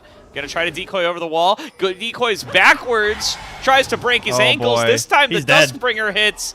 He's got to be dead, right? No flash. He's dead. Yeah. All right, there's the flash from Croco. Not willing to risk it. First blood, solo bolo. Maybe not pretty, but it's in Croco's pockets. Yeah. Croco invaded the Raptors and Hung did the blue buff and just barely secured it, but This early game Nocturne, man, it's so scary. It does so much damage. It's got so much chase potential. Oh. The camps get done so fast because of the passive.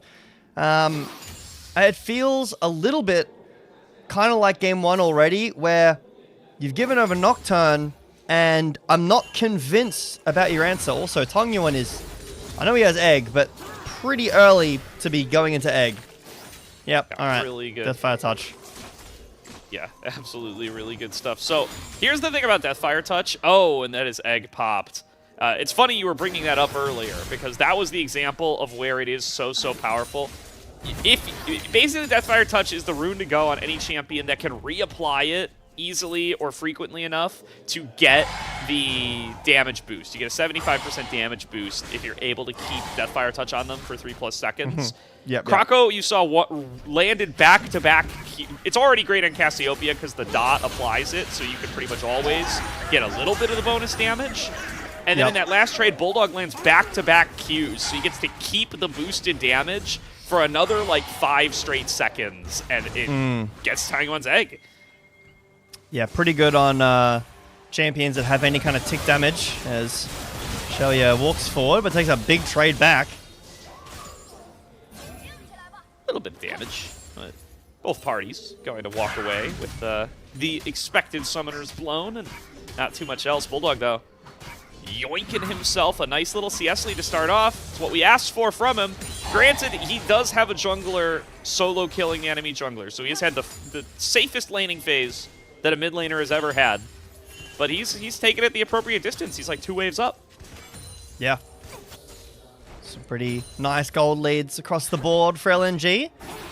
And other than this Rumble matchup, the lanes are going pretty well. But, I mean, she's done a pretty good job with the CS. It is, again, I think a tough matchup. Yorick early game, not the strongest, but she's doing a pretty good job of putting up the baby cage, sending the ghouls, the little rats, onto this Yordle. What Rumble skin is this? I don't think I've ever seen this Rumble skin. It's like Space Cafe. Groove? I didn't know there was a... Oh, is this Space Cafe. Groove? Yeah. No, I was going to say it's Cafe Cuties because that's what everybody uses, but no, you're right. It's like the Space one. It's the Space Groove one. I'm used to... I don't know what the name of the skin is, as there's a base cancel here, but Super Galaxy is the one everyone that's the uses. one. Yep, with the obnoxious voice line, and then a little bit of Rumble in the jungle. I don't think I've actually ever seen this skin. I I think want to see the ult. it drops like little aliens or something. I think it's... That's If I cool. recall correctly. Yeah, it's... Or it's Skin at least choice is it's an important part of pro play. I mean, you get access to all these skins. I know that there's a list of banned ones that we don't necessarily have access to, but to my knowledge, it's less and less all the time because the skins get fixed, like the issues get fixed. Yeah. But like, I feel like there's a set skin that you go on every champion. This is not the Nocturne one. A lot of players feel like Super Galaxy feels better. Like they feel like particularly the Flame Spitter animation just feels better. Yeah. That's what a lot of people voice as an opinion, but it's a free world for it all. Chooses You are allowed to go. Chooses to go for movement speed boots. First recall. Interesting. Just try to improve that trading. Yeah, I guess it makes sense. Able to dodge out the... I believe the E. Where he throws the ghouls at you. So that'll be nice. Also, there's a pretty decent amount of slows on LNG's side, so Bertel having a bit of slow immunity, as he, again, can't really go phase rush anymore. Rune that I know people were talking about, and it's like, oh, it can be really good. Kroko, you need to not die to that, as he does level up to 6, so it should be fine. But yeah, I feel like that rune, like there's some people I've seen it on Jace, but it's kind of just completely evaporated. Yeah, the Storm Raider Surge you're talking about? Yeah. Yeah, nobody wants to mess with that. It's just... I feel like so many runes are so much about the lane in the early game, and it's just not reliable to deal that much damage to your opponent in the moment that you need to. So yeah, I think that one's going to stay at a low play rate for a while. Seen some like Zoes and stuff taken. Maybe that one. If that I comes could back see that. in the meta, we'll use it. But anyway, one dragon over to LNG, 1K gold lead over to LNG. Nice little early game for them once again here, as they're about 30 seconds away from the Grubby spawn, and I think they're pretty happy with how their mid lane matchup's going. They're pretty happy with how their jungle matchup's going. They might try to just rip this one. Yeah, I feel like they'd also be fairly happy about how this top lane's going. I know that when Bertel starts getting items, it's going to be a bit harder for Sheer, but you know, Yorick early is not super dominant in lane compared to something like a Rumble that can be really, really threatening in lane early. So Sheer weathering the storm pretty nice. Ult from Bulldog doesn't find a stun or do enough damage to get into Egg, which has come back up off cooldown, but like you said, Bulldog just clearing the mid wave. LGD actually on these first. One grub does go over. Two grubs goes over. Okay, nice. Makes a quick little robbery and will come up with the majority of the grubs in game number 2. Saw Bulldog once again, yeah, like you said, just very readily expending Petrifying Gaze. He did this on the Annie too, right? He just chucking out ultimates in mid lane, not for actual kill pressure, but just to say, I want you at 1/3 HP if you decide to come and try to challenge us on this objective. Yeah, just that lane pressure. Bulldog can rotate first as the culling will come out and missing. We'll just put a shield down and tank it. I know that there hasn't been a lot happening in this game, so I'm not necessarily referring to this game.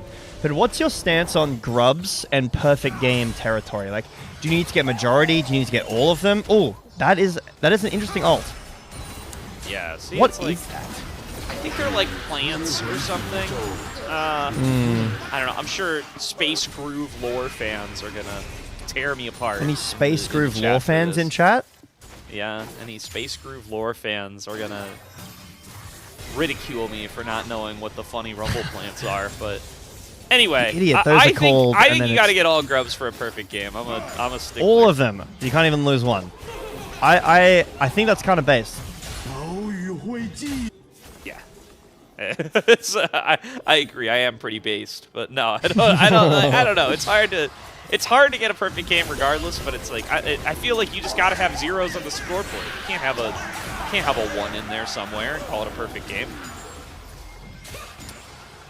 This matchup is definitely not going the way that Nice, Maiden's protected. Huge. Yeah, this matchup is definitely not going the way that I thought it would. She is playing it well, hitting all of his abilities, but still, Bertel is really struggling, at least on the HP department. The gold hasn't really swung too much in Sheer's favor. But I imagine that the side lane will get worse and worse as these items come on, as Yorick scales more and more, and Bertel has a harder time living when he gets caged. So LNG right now, CS lead in bot, gold lead everywhere else on the map. Very slow, quiet game from LGD. I don't think that's a bad thing. And Nivea needs to scale, Wukong needs to scale, as Bulldog may be the target here, but he will be spotted. Hung will be spotted by that control ward as Croco has snuck in. Yeah, certainly has both junglers lurking in the bushes, buys respective solo lanes. Croco going to get out there on a Bulldog. Just gets a quick flash. Says, okay, thank you very much. 30 seconds to Dragon. I'm going to try to get down there. Bot lane's fighting as they see that junglers are not in the wings. And that is going to favor Xiaoyan YCX just a little bit. Breath of Life did come out of YCX, though. Yep. Ult used, and not the worst in this lane. I mean, you don't really need the cleanse. We've been seeing the Milio rise up as some jungle combat potential, but Hung should just be able to get over the wall with his W. We've been seeing the rise of Milio into like Ashe Seraphim because the cleanse is so valuable. Okay, Croco. Paranoia trigger getting right in there onto Hung. Wall from Nice Dongwon. Very, very high value there. Cuts off Bulldog, stops him from doing the damage to get the kill. Well, Raptors invade. LGD moving over towards the Dragon, but Hung is very low, so this would be risky. Maybe just going to get a ward down. He actually smited it, so with the roam from bot lane, this is going to get started up, but Croco is en route right now. maybe not even aware that this might be a possibility. So the Dragon will just go over to LGD. Should be a high roll Soul. Let's have a look. Cloud Soul, very scary against something like the comp that LNG have. The Nocturne, Cass, Yunara, Lulu, all champions that love to run at you and have ults that allow them to do so. Definitely feels good on plenty of these champions that value movement speed, which is quite a few of them. And there's going to be a quick Rod of Ages picked up by Bulldog. He's going to be the first one on towards that item. As the boosted up movement speed boots as well, the very, very fast boots. That will help up against some of these slows in the composition as well. So we do find LGD, you know, blocking that dragon stacking, I think is really huge for them in this game, because we've talked about how good their kind of team fighting capabilities are, how good this Anivia feels into the actual game state, how good the combo is with the Wukong and the Rumble. You know, they're really losing kind of their grip on the early game here. It's a 2k gold lead to LNG. The fact that they get to disrupt the dragon stacking should buy them some time to actually use those tools. Yep. Bit of a shutdown on Croco's shoulders as these first items get completed. Mostly for LNG first, but LGD catching up. Really interesting start. I'm excited that we get to see a little bit of this item, and I'm going to pronounce it wrong, but the Cycloptic Sword. Yeah, that Cyclo Sword, that's the one. There's a little bit of damage here from Bulldog. Shouldn't be able to get a kill here, but good trade. As for those of you who don't know, basically it allows you to apply the on-hit with abilities, which is a bit of an interesting one on Lucian, as all in top. Woo! Good damage coming out of Sheer there, but yeah, the Cyclo Sword, we've heard about it on Corki. Lucian, kind of a new user, as they're kind of corralling in. LGD are going to pull the trigger as there's Bulldog. Big petrifying gaze on the side, cleans up a double kill as he flashes away from the culling. Now hung on the wrong side of the map. Not long for this world. A triple kill to Bulldog. Yeah, big lead in the mid lane. Now after that skirmish. But LGD, look. Oh, congratulations to Missing. 7,000 total assists. That's a ton. I think Carrier in the LCK just got 6,000. So the fact that Missing has 7,000 is kind of absurd. But yeah, that fight looked incredibly lackluster, unplanned, chaotic from LGD. They kind of just all stood there. YCX is taking damage from 1xN. Bulldog is zoning away the backline. Really nice petrifying gaze here at the backline. Hung is trying to go onto Croco, which doesn't really result in anything. He's able to get kept alive. And not only was that a fight that LGD got absolutely nothing in, it was a fight that LNG got a ton of gold and resources out of LGD. But it was a fight over a Scuttle Crab that nothing was up. I have no idea why LGD felt the need to take a fight like that at that time. Yeah, YCX did full send it to attempt a Ultra Mega Fire Kick on the Grub, or on those Scuttle Crab. I'm a little iffy on that one. But Bulldog arrives to the scene, arrives to the game in the manner that we've been asking for. As Paranoia popped again, trying to go for an engage onto Xiaoya. Will be able to dash back away, and the full force of the LGD squad is now known. Croco just gonna cycle that one through. Very nice. Just, keeping up the pressure. But this is a game where LNG have maintained these leads in every lane. Sheer is now building up like a pretty decent gold lead in top. Croco and Bulldog have pretty sizable gold leads of their own. And while the bot lane of LNG don't have a massive lead, and that's kind of to be expected against Lucian Milio, they're doing just fine. Bulldog under threat of a dive. Dive getting set up here, going in, leading with the Cyclone. Petrifying Gaze came out. He's going to trade this one back. Hung will not survive. And there's just enough damage output on this Cassiopeia, despite a good CC chain, for Bulldog to make the trade. Yep. Lose a bit of pressure in the mid lane as Xiaoya and YCX stayed there. Missing path down to the bot to see if he could cover anything. But Croco's getting the Herald on the other side, so Tangyuan picks up a kill, but then Bulldog gets the trade under tower. So the gold does get evened up a little bit, but still maintains pretty decently sized. Xiaoye uses the culling under 1XN, and that's a decent chunk of his health. This LGD bot lane maintains wave priority wherever they are, but LNG's bot lane able to hold on. Just trying to clear things out. Need to respect Voltaic Cyclist Sword. As the 80 carries that do tend to build it, it does tend to loan itself towards their quick burst with that extra damage on the on hits. And now Croco looking to be able to get in here and challenge for this dragon. Definitely doesn't want to give up a second one. Going to pop the Herald over the wall. Goes in with the Paranoia. Can't get the steal. Has to get inside the Herald. Does manage to do it in time. Knockup found now onto Hong as Sheer shows up with the shovel to bury him with it. Going to be able to find that kill for 1XN and to crash into mid as well. Croco finding double value on the Rift Herald. Yep. And Bulldog, meanwhile, in the top lane, pushing this top lane tower, so getting a really nice gold lead, or continuing the gold lead forwards, I should say. Bulldog did have TP, so could have joined, but opted for the gold instead. My guess is that LNG didn't feel super comfortable in the fight after, 1XN got chunked down, they were late. But the Herald was actually really well played. It lets Croco live and also knocks up Hong, so LNG are able to get the kill after the dragon's been taken. Good smart secure from Hong. Xiaoye on 2 items, 1XN the same. These bot lanes are powering up, getting into a pretty good spot, able to do a ton of damage. I expect more fighting, more blood coming from these bot lane duos now after these second items have been completed. And I know I said that LGD disrupting the dragons was good and was going to buy them more time, and that's somewhat true. But 5k gold lead is a lot of gold lead. Yeah. So that only takes you so far. Delaying the Dragon Soul only matters insofar as the Dragon Soul is what they need to break the game.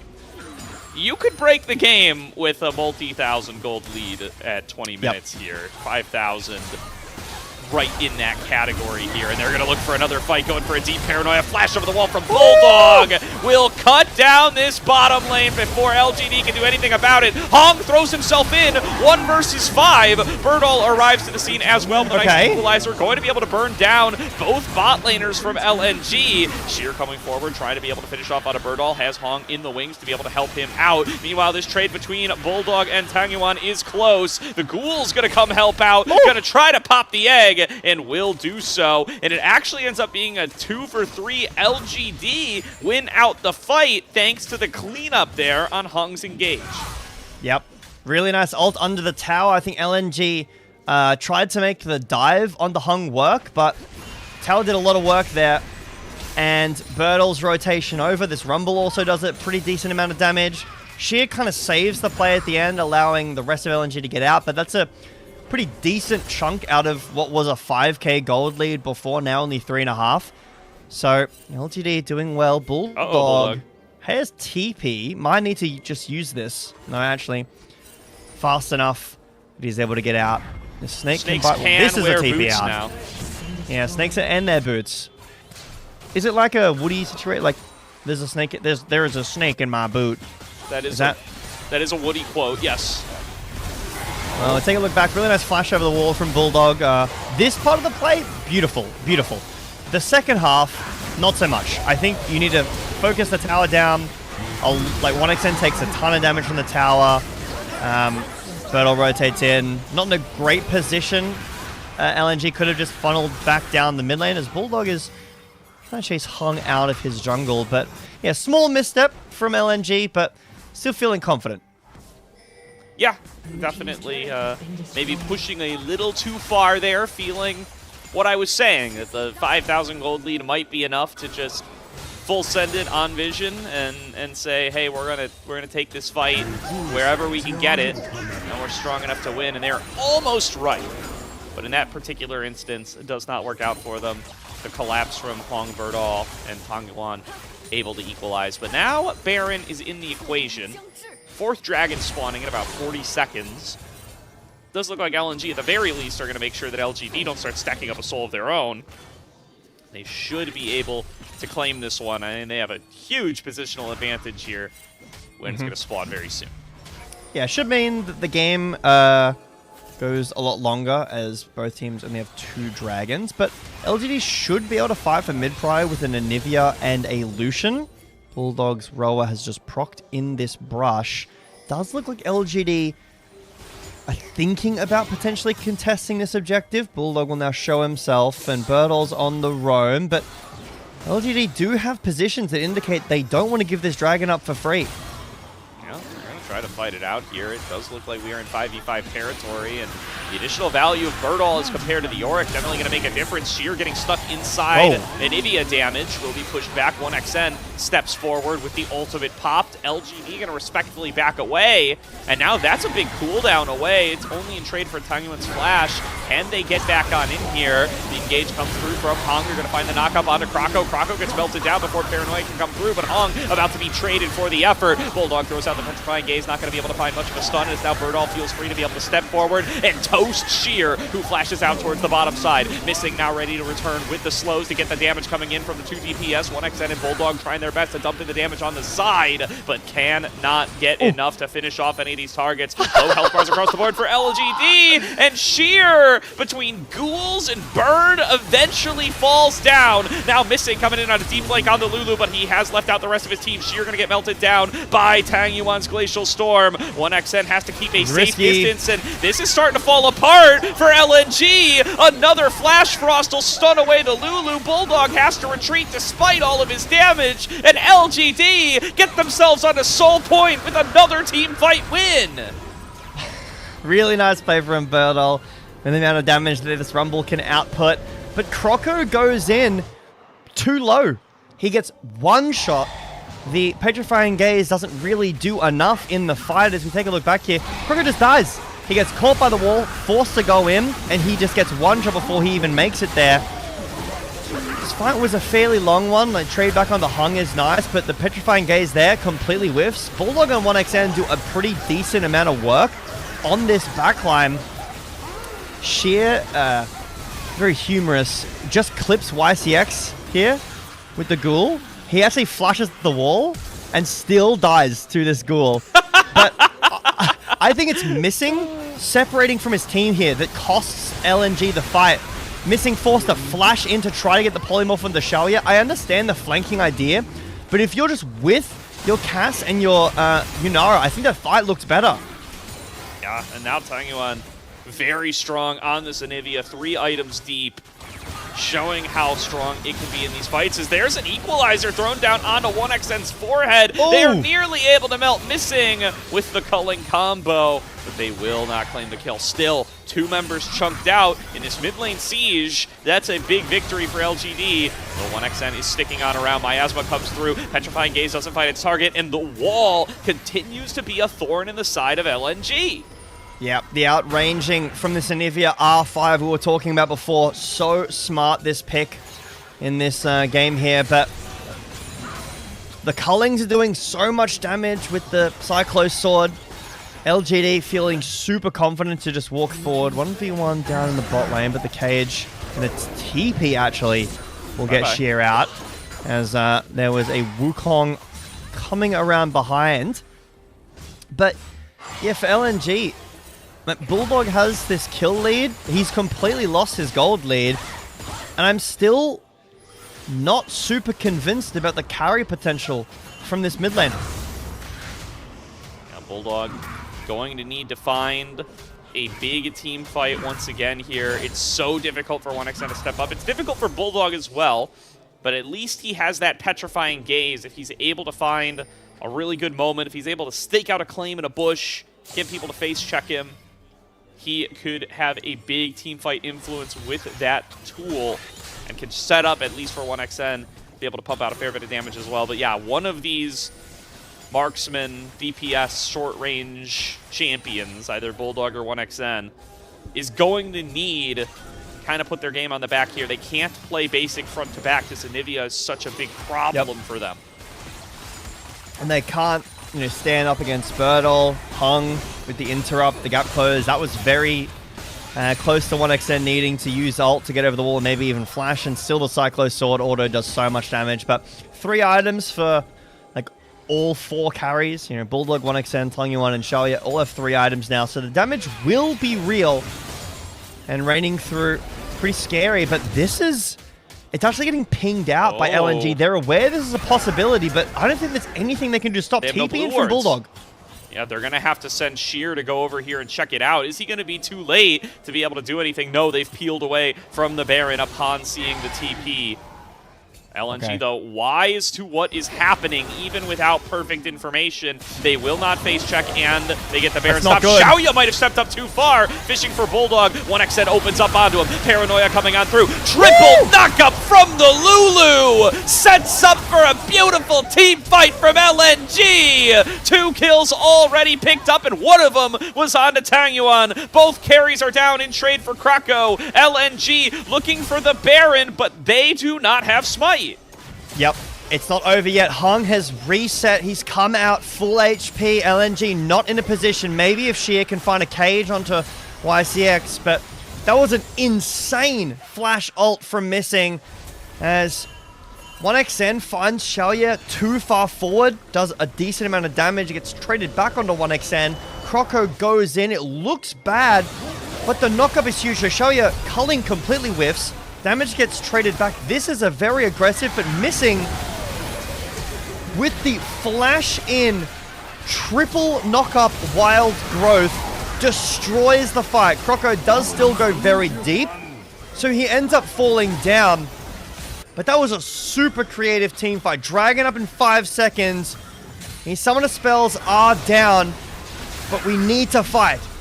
And the fighting is going to continue. Sheer getting slowed up by the Anivia. Missing taking a big culling on the side. Has to ult himself, forced off of the play. Krakow looking to be able to secure the Dragon. Will be able to do it. Denies the soul from going over to LGD. Bertle coming in on the flank. Toasting onto 3 members, but will get turned back around on 1xN. Makes short work of that Rumble. Now stuck inside of the pit. Krakow flashes back away, but now Hong might be up too far. Bulldog stepping forward. Finds the kill onto the support. Xiaoya falls as well. 1xN cannot be touched by the LGD crew. A triple kill for this Yunara as LNG come back alive. 1xN is the hero for the team yet again. Yep, they can't end the game with Tongyuan available. Too much wave damage, but it will be the Baron for sure this time as Sheer can gatekeep Tongyuan. That was an extremely difficult fight to actually execute for LNG. They're so split up. Missing Chunk to 1 HP, forced to ult himself. Bertle in the backline goes golden, with the flames spitting onto all of LNG's backline. And Bulldog completely whiffs the Petrifying Gaze, but Croco wins the Smite fight. So we take a look back here, Missing chunked almost to death. Paranoia, what does this go down to? So close, 121. And Croco wins a Smite fight. Bertle in the backline goes golden. Petrifying Gaze completely whiffs, but because the soul has been denied, Croco doesn't get taken down. The backline of LGD look indecisive, Gordo. Like, they're not sure whether they want to engage onto the low health members on the right, whether they want to turn onto Croco, and LNG see that and they pounce.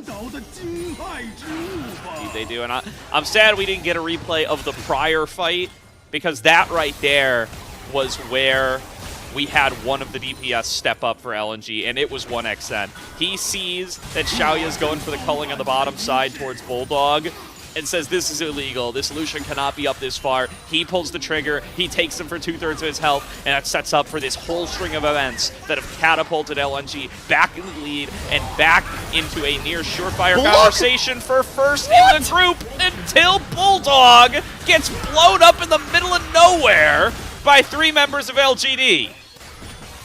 He's 8-3. The last fight did 6k damage, and then gets Baron, walks in mid and just dies. I know Bulldog didn't have Baron because he died in the previous fight, but still, what are we doing? There's Amelia around the corner. The Petrifying Gaze is not the solo kill you're looking for in a 1 versus 3, Bulldog. That is That's not a great death. It's not allowed. Have you considered that the Lucian was stunned for maybe 0.1 seconds before Breath of Life freed him again? I mean, I don't know if Bulldog does enough damage to kill him in that amount of time, even with the rocket belt, doesn't. which I hate, but it was an attempt. Join the Church of the Rocket Belt, bro. I'm fully Rocket Belt pilled, I'm not gonna lie. You can kind of just build this on any champion that has AP.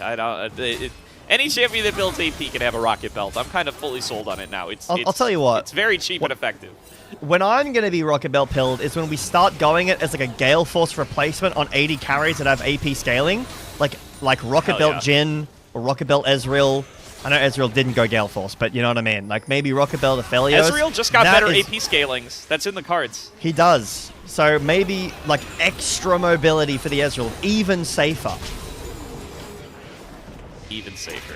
That's always a great pitch for Ezreal's in competitive play, although 1xN might use it a little more aggressively, as he showed us in game number 1. So LNG retain a position of control. Even more. LNG retain a position of control. They still have that 5k gold lead. This is what they had 13 minutes ago, though. So they definitely do need to still find a way to be able to break it open, push it a little bit further. 45 seconds on this Dragon. LGD could still secure themselves Soul, which would be a massive boon to their ability to navigate these team fights a little bit more freely. Bulldog off of his own again. This is a TP being channeled by Sheer. It's taking him not very far, but they think they have a collapse on the Hung, and they do! He's thrown into the Guardian Angel, gonna come back up on top of the Miasma. Nowhere for this Wukong to go, and there's the pick that LNG wanted. Now they can siege the base. Yep, that's a huge mistake from Hung getting caught. The TP in from Sheer was really nice, and 1xN has just hit his 4-item spike plus this Hex Drinker. So much damage coming out of this Yunara. Tongyuan just now picked up his 4th item in this Rabadon, so he'll be doing a lot of damage, but the Dragon is spawned, and there's no jungler around. That's all of your engage, all of your pseudo frontline face check. So this is a maximum Dragon game, Gordo.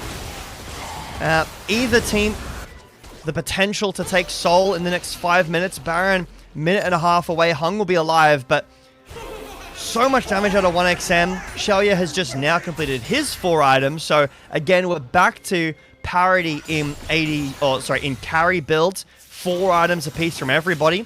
1xN splitting up his 5th item here, so it'll be a bit longer before he gets that online, but you can see that... -1. Thank you, Zoom In Observer. You can see that there's so much damage in the game at the moment that if you're caught at all, you die so quickly you don't even have a chance. And you need to not get caught if you're this LGD comp. Like, looking at Taiyuan and Birdall this game, this is not your fault, boys. Like, they're just looking at the rest of their team to say that Hong and Xiaoya, you need to stop. You need to not get picked off like this. If we just play the team fights normal, my champion is so broken against what they've drafted. It would be... And we've seen it. We've seen the Rumble and Anivia, while down 5k gold, have team fights with good conditions for themselves and dominate. But, oh, Hong able to get over the wall in time this time.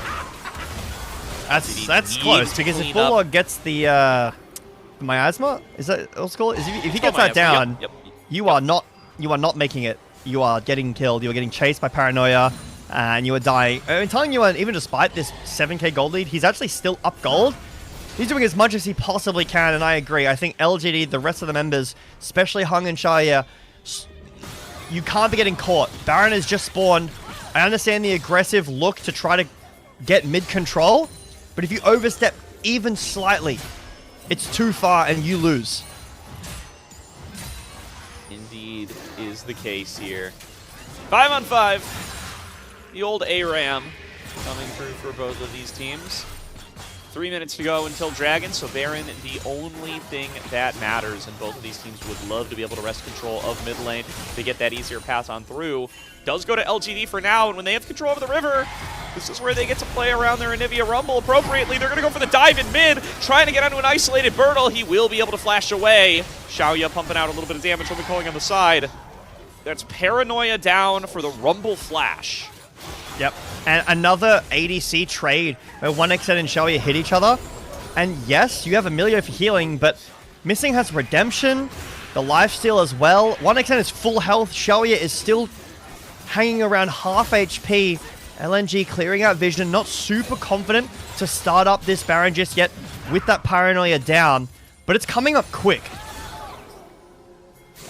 LGD now find themselves on the other side of the river control, trying to step on through. LGD trying to abuse this Glacial Storm as best as they can. It's Birdall who's the target again. 1xN stepping forward. 1xN with the ultimate charging. Cuts down Xiaoya. Cuts down another. Trying to kite out this Wukong, and he will do it. 1xN all day long, baby.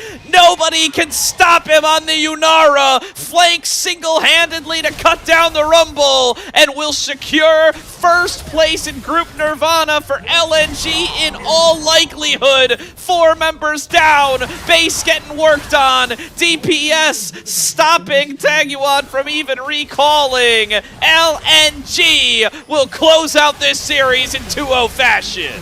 Yeah, get this guy in Group Ascend. 1xN has had an unbelievable series in this 2-0 victory.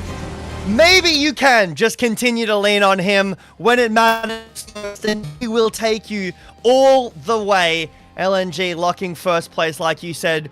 Smiles on their faces. Sheer grinning like he always is. That is a happy and convincing win from LNG. And we were saying it throughout the game. Comp kind of sucks. Tough to be able to play into this Anivia. Tough to be able to play in this Rumble. One of these guys, Bulldog or 1xN, has got to be able to step up, has got to be able to find that miraculous kind of move beyond just playing out a normal team fight according to recipe.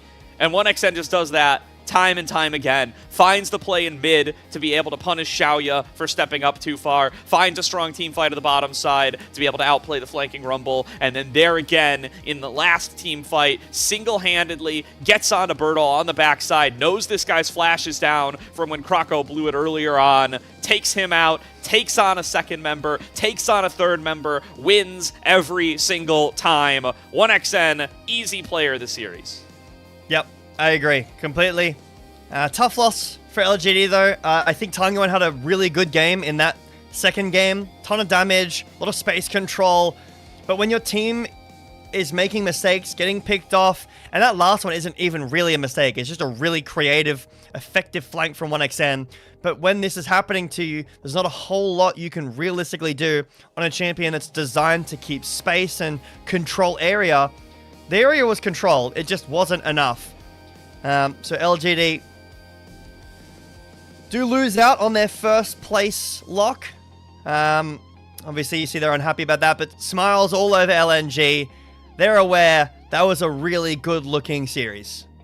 And listen, this is, as we said this last split too, so it's not guaranteed. But LNG, once again, have earned themselves as good of a path to Group Ascend as they possibly could. They have done everything that you as a League of Legends team in the position that LNG is in to get themselves into the group. They win Group Nirvana. They have the easiest matchup. They have a matchup against WE, the team that everybody is saying doesn't belong in Group Ascend. This is the chance to prove it. LNG, yep. A win here in that play-in series will get you up into the big group. Next split will finally give 1xN the opportunity to play against some of the best marksmen in this league. And he deserves it, man. What another game for an already fantastic resume. It's time. Yeah, I think so. I thought so before, and I was very upset when it didn't happen. But, I mean, last time they lost fair and square. This time they're coming in. Very convincing win over LGD. There is no doubt in anyone, or there shouldn't be anyone's doubt in there shouldn't be doubt in anyone's mind, excuse me, that LNG are the top of Group Nirvana, that they are the most deserving of the first place spot, and the chance to take a spot in Group Ascend for a third and final split. The extra practice against those better teams, the more matches as well. A team like LNG, if they do manage to get into Group Ascend, can only keep going up. a great game from Bulldog, I have to say. I know he didn't top the damage, but that is a much better look at a Cassiopeia. Yeah, imperfect, made some mistakes, but I think definitely showed up on a pick that he is feared on, right? Like, didn't show up with it against Ultra Prime for sure. I mean, was a big part of that loss. Yeah. But has been drawing bans on it, has been getting some respect on the pick, known Cassiopeia enjoyer is Bulldog, and he shows why in this game. I think his laning phase was really, really strong, managed to keep Anivia out of the game for a while, managed to capitalize on the advantage that Krako was able to build for him, and that mid-jungle supremacy has been so, so useful for LNG throughout this entire year. It's been really the thing that makes it so easy for them to have such a fantastic record against these other Group Nirvana teams. I do look forward to seeing this LNG roster tested, whether that's in play-ins or in Group Ascent. I don't want to, talk about that before it's happened, because they do still need to get through Team WE, a team that has been in Group Ascent for this split, who did make it fair and square after Split 1. And there are some things to tighten up some of these fights, not the cleanest from LNG. They do have the kind of clutch carry factor to them, but making sure they're tightening up some of these fights, some of these setups, getting caught out. This fight specifically is one of those where I think there were quite a few mistakes. MVP Ghoul, though. That was really unfortunate. Sometimes the ghouls just get you. They do. That's a bit of a game knowledge thing, though. I do gotta wag my finger at Mr. YCX there, because yeah, the ghoul will continue to jump at you as long as you have that Yorick E debuff on you. So if you still have the debuff, maybe don't flash away. It will follow you. It's always awful, especially as a support, when you just can't do enough damage to take it down. But this is a game where I had serious doubts about this Yorick pick. It's looked great in counter pick scenario, but oftentimes very lackluster in team fights. And I think Sheer did a really good job of having a bridge between having a good lane and then coming into team fights and doing genuinely tons of damage with these flash Qs, hitting these walls, hitting the ghouls as well. Tons of times we've seen Yorick's do well in lane. What a creative flank from 1xN. And the fact that he's Sheer flashes in again, there's a nice Q flash, but the fact that he's willing to do that in a position where if this doesn't work, you lose the game completely. Get this guy in Group Ascent. Give him the shot. He knows. He knows when the moment is there. It's so frequently onto Xiaoya as well. Like, he just knows what the 80 carry thresholds are based on these items and knows, hey, Xiaoya does not threaten me here. I can step up into these guys and I can cut right through them. Really, really good stuff from 1xN, demonstrating once again why this guy gets hyped up as one of the best players in Group Nirvana constantly. And this is the best shot he's going to have to be able to make it out forward. He has locked in first in the group. His regular season is done, as is LGD's. Now LGD going to wait around to find out if they will be second or third. The battle for Nirvana, won by LNG. The prize, a date with WE, as you can see on these standings. Yep, the Dragon's fire was too hot. I'm not going to make a Game of Thrones reference because I don't actually know the show well enough, but something Game of Thrones Dragon reference, or House of Dragons, or something like that. You know they're on like a 15-year anniversary? I can't believe that show's been out for so long. That is ridiculous. I bought the first book. I've been meaning to read it, but I haven't gotten around to it yet. But LNG, gonna be pretty happy with this standings. 9-4, pretty good game score as well. 4-1, very convincing position to be in the group. And again, this does allow EDG to lock in second pick. That'll happen later on in the week, but it means that LGD will have the hardest. If they do end up third, we'll have the hardest chance through play-in. So, gotta keep your eyes on the standings for the rest of the week. But congratulations again to LNG. I'm looking forward to see how they do in play-ins. Definitely. With that, It's going to do it for Jay Beto and I's section of the stream here. WBG versus JDG coming on up next to close on out the day. I believe it is going to be Yanni and K-Man taking you through that one. So we are going to send it to a break so they can get all set up, and we will see you guys on the other side for the second series of the night.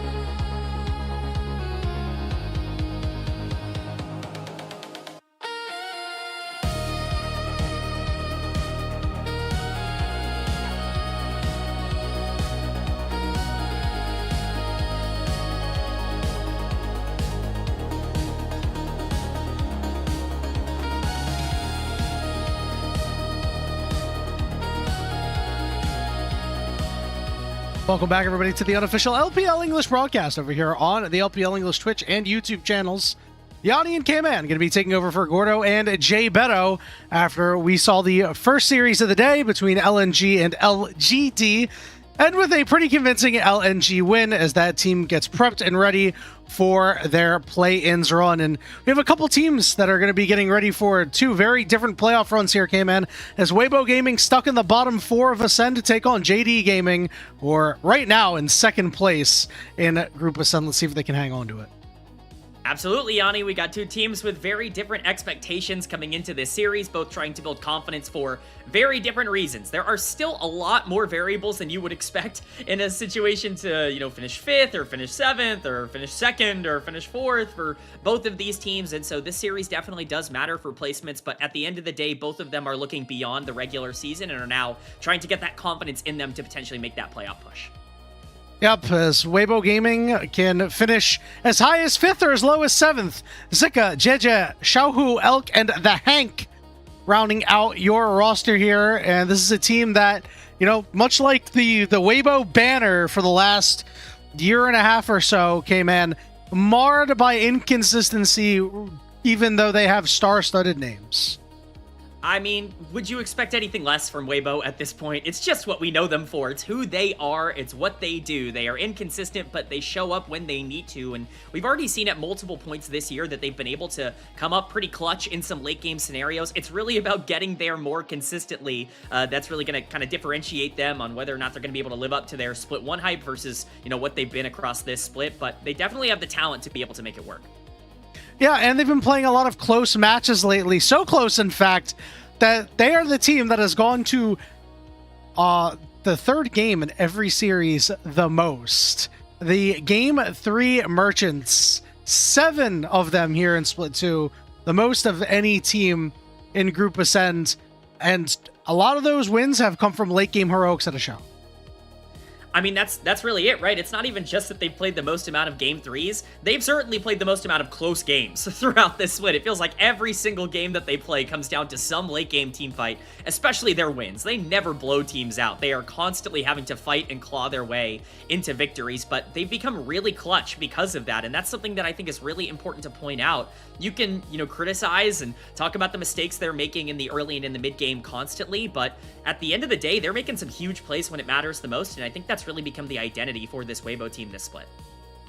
Yeah, and one of the players that has been doing pretty well for himself this early on is their support, the Hank. The Hank has been a very interesting fella. They have brought him on to play Enchanters, and he is playing Enchanters and building Enchanter accessories. Oh yeah, I mean, it's clear what this guy is here for. I think we were watching Hong and we're going, okay, it's not really working out. Things are, working fine. Bring in the Enchanter guy. The Hank Hill is here, and he is selling those Enchanters. He absolutely is. We can talk about the 2v2 not clicking so far, but the team fights have actually been pretty solid. From the Hank, he's doing an okay job of being able to, get that vision control under him. This picture is hilarious. Shout out to our graphics team. They did a great job with this, but I'm excited to see if they can continue to grow. It's already showed some dividends, in isolation, but if this bot lane can really start to push forward in the 2v2, you could be looking at, once again, one of the scarier bot lanes in the LPL. Yeah, listen, they're 4-1 with him in individual games so far. Has dropped the Nico on people as well, so obviously not your prototypical Enchanter, but can get the job done all the same, so big shout-outs to the 19-year-old rookie from BLG Juniors who, again, big shoes to fill with the fact that Arha played so well in Split 1. And then, of course, you have Hung, who has been a very good support for a long time, although things have not really turned that way as of late. Let's go ahead and take a look at our other roster here, as we have Jindong Gaming, who is, again, the second best team in Ascend right now. It's Xiao Shu, Junja, Honkyu, Gala, and Vampire, the second first-stand representatives here out of the LPL, continuing to make their mark here in Split.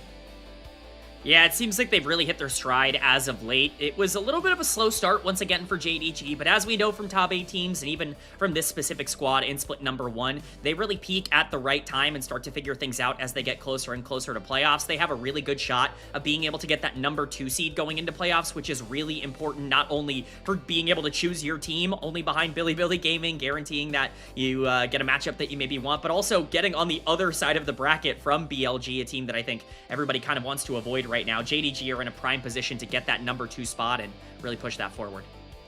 Yeah, barring a complete collapse at the finish line here, they should be, that the second best team, and everybody should really respect them. They still haven't managed to beat BLG, but maybe this playoff run for them will have a different ending this time around. A much more consistent split for them, and a much more consistent split out of their mid laner Honkyu, who has really come into his own as one of the best mid laners in the LPL after a split 1 where I think a lot of people were disappointed despite how well the team finished in the playoffs. Split 1 regular season was kind of meh as a team. You can take a look at some of his numbers here. It's among all numbers for both splits in the entirety of the LPL, including Group Nirvana teams. And you see some lower numbers, but then you look at split 2, and this man is just so locked in. It's been a complete change of pace. There were definitely flashes in split 1. He was a bit of a solo kill king in lane in split number 1, but never really found that consistent success generating leads in lane. It's been a completely different story. He is unquestionably the second best mid laner in the LPL right now, only behind Knight, in my opinion, and I think we've seen him really be able to establish himself as somebody that not only is good enough to compete at the LPL level, but is getting better game over game, and that is really what this team brought him on for. This is only his second year starting in a tier 1 league, and he's already looking as good as he is. He has been the crucial, critical carry for them in a lot of their late game situations, and he's probably going to have to be that again here today against a team that knows a lot of those late game team fights very well. No doubt about it, and one of the players that knows a lot about late game team fighting is your all-pro vote. It's Xiaoshu up in the top lane for JDG. And the question, is he an all-pro? Listen, based off these stats, this is an emphatic yes. Look, I think the argument for Xiaoshu for All-Pro is top lane's not been as strong as a lot of the other positions, and it's very clear that there is a big gap between the people who can separate themselves in lane versus everyone else. One of the things that we really noted about Xiaoshu, he's always been so good in lane. He's been great in the 1v1s, and he's been good at generating leads, but it's been a question of what he can do with those leads in the late game. There's been no question this split. He's made the progression that we've been waiting for. Clearly getting him in a top A system and getting him around good teammates has unlocked the best possible version of him. And to me, he has absolutely been a top laner worthy of your all-pro vote, which you can cast if you follow the QR code, join the Discord, and of course, vote for the all-pro. I highly recommend you put Xiaoshu somewhere on the ballot. He has more than earned it. Not only that, highly recommend that you vote. Voting will close on the 19th. I believe that's 2 days after the end of the split. So if you want to wait until the split's over, the regular split, to go do your votes like I'm going to do, totally reasonable. Just make sure you don't forget to vote and do your civic duty here as LPL English fans and watchers. K-Man, it's going to be a pretty tough assignment up in the top lane, as good as Xiaoshu has been. Zika over on the other side, a little inconsistent, but was week 6 top laner of the week. Had a really fantastic set of games and was really good on the Scion especially. The thing about Zika has never been the good games, it's been the bad games, and let me tell you, the good games are still looking very, very good. There's been some inconsistency across this split and across this year in general, but you know, he's another player that I think actually has a decent conversation for being a pseudo all-pro caliber top laner, because when he gets to pop off and feel comfortable, he looks incredible. We got to see him on weak side, really absorbing a ton of pressure in a counter pick matchup, like you mentioned, on the Scion, but we've seen some really big pop-off moments from him in team fights as well when he does get those early leads. Expect Weibo Gaming to actually prioritize their solo laners a lot more than maybe you would think from a team with Elk on the bottom side of the map. They want to get those two players that can be a little bit more volatile into good spots, because if Xiaohu and if Zika in particular are in really good positions going into the back end of these games, it really does make their team fighting a lot better. See the walkouts happening now. There's Gala and friends coming through, and again, legendary AD carry, who we haven't really had too many opportunities to talk about them. Oh my god. You can hear Jindong guy already. Yeah. He's so amped up already. I love it. But yeah, you know, one of the GOAT ADCs of the region, the bot lane has struggled at times. They're starting to come together nicely, I think. But the real thing that surprised me is looking at a lot of the stats. Well, Gala's up there for a lot of these laning stats, and, you know, his KDA has been really good. It just hasn't translated on the Rift to be like, ah, yes, this looks like the Gala of old. I think the problem for Gala has always just been he's good at getting leads, and I think the spot lane 2v2 has gotten a ton better since Vampire's gotten more comfortable playing these enchanters, but he still makes so many mid-game mistakes, and once that starts to get cleaned up, things become a lot easier. I always get really nervous when I see Gala on any champion that has a dash, because at some point in the game, that dash is going to be used in the wrong direction, but so long as he's able to quell some of the inner aggression and maybe the secret psycho that he sometimes has in a lot of the mid games, he can still be really effective. We've seen him really become a lot better at that throughout the back end of this split. I think, obviously, JDG locking in around the map has really helped, but generally, Gala, a player that, you know, the skill level is not really a question. It's all about pointing that skill level in a direction that can actually be useful for the team. Listen, K-Man, every AD carry, every good AD carry needs to have a little bit of psycho. Yeah. So many situations in Pro League can be boiled down to, what is my AD carry doing? Oh, nice, they won. You know, it's just kind of how it works when you have to play on a knife's edge like that. And he's one of the best to do it, and hopefully he can return to his form, because we see a lot of guys here, especially on the side of Weibo Gaming, namely looking at you, Xiaohu, who, you know, we had these expectations for, and, you know, Xiaohu hasn't been on an all-pro team since 2023, man. So, like, you know, if we can, whenever we can see players who aren't playing nearly as well as we really know they could get back to it, it's always a really nice feeling. Definitely a nice feeling. I will say, a little biased as somebody who's been around a little bit. I've been voting for Xiaohu. I've been, in the past couple of years, he's been on a third team for me a couple of times. This guy's crazy. Votes. I think that the reality of the situation when it comes to Xiaohu, to me, he's actually been pretty similar to what he's been in previous years, which he'll have large stretches or time periods where he's really inconsistent, where those early game leads are not coming along and the team is not in a spot to enable him. And then he'll have large stretches where he's also really good. It's really one of those things where I talk about, you know, 70% of Xiaohu's games are really positive and he has a good impact on the map, but people will remember the 30% that are not as good, and they'll stick out in a lot of people's minds. I think there still is a lot of room for variance, but the run of form he's been on lately has been spectacular. He was my personal player of the week, and he's going to have to really be good here today if they want a chance of beating JDG.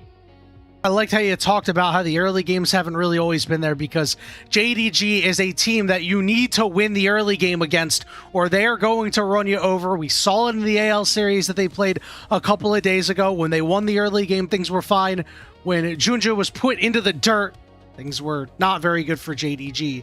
Speaking of, last ban is about to come through. Jarvan notably hasn't been banned yet. There's been a Junja special. Yeah, Slayer going off on his little tangent. Last time this team played, talking about him being the best Jarvan in the world, and I think he has an argument, certainly. I think that there definitely is a strong argument, so we'll see if it gets banned. It does get banned out here by JDG. They don't want to give that for free over to Jejem. Makes a lot of sense. There are quite a few power picks up on the map. Vi would be the jungler. Ryze, notably, is still left available. That's something that both of these mid laners have really preferred over the course of this split. Pantheon as well, if you wanted to go for like a Pantheon Ryze mid-jungle duo, could definitely be an option here for JDG. We talk about how good they are when they get to open up the map. I think that would make a lot of sense as a bit of a counter punch here to a good skirmisher in the early game. And not only that, if you pick up the Ryze, you kind of dissuade Xiaohu from going after an Ahri, right? Because the lane matchup's not really quite there for you. Xiaoshu, hovering one of his better champions, while he is known for his Renekton, his Rumble, has made a seriously strong impact and did it in Game 1 against anyone's Legend. They're going to be able to lock it in for him again.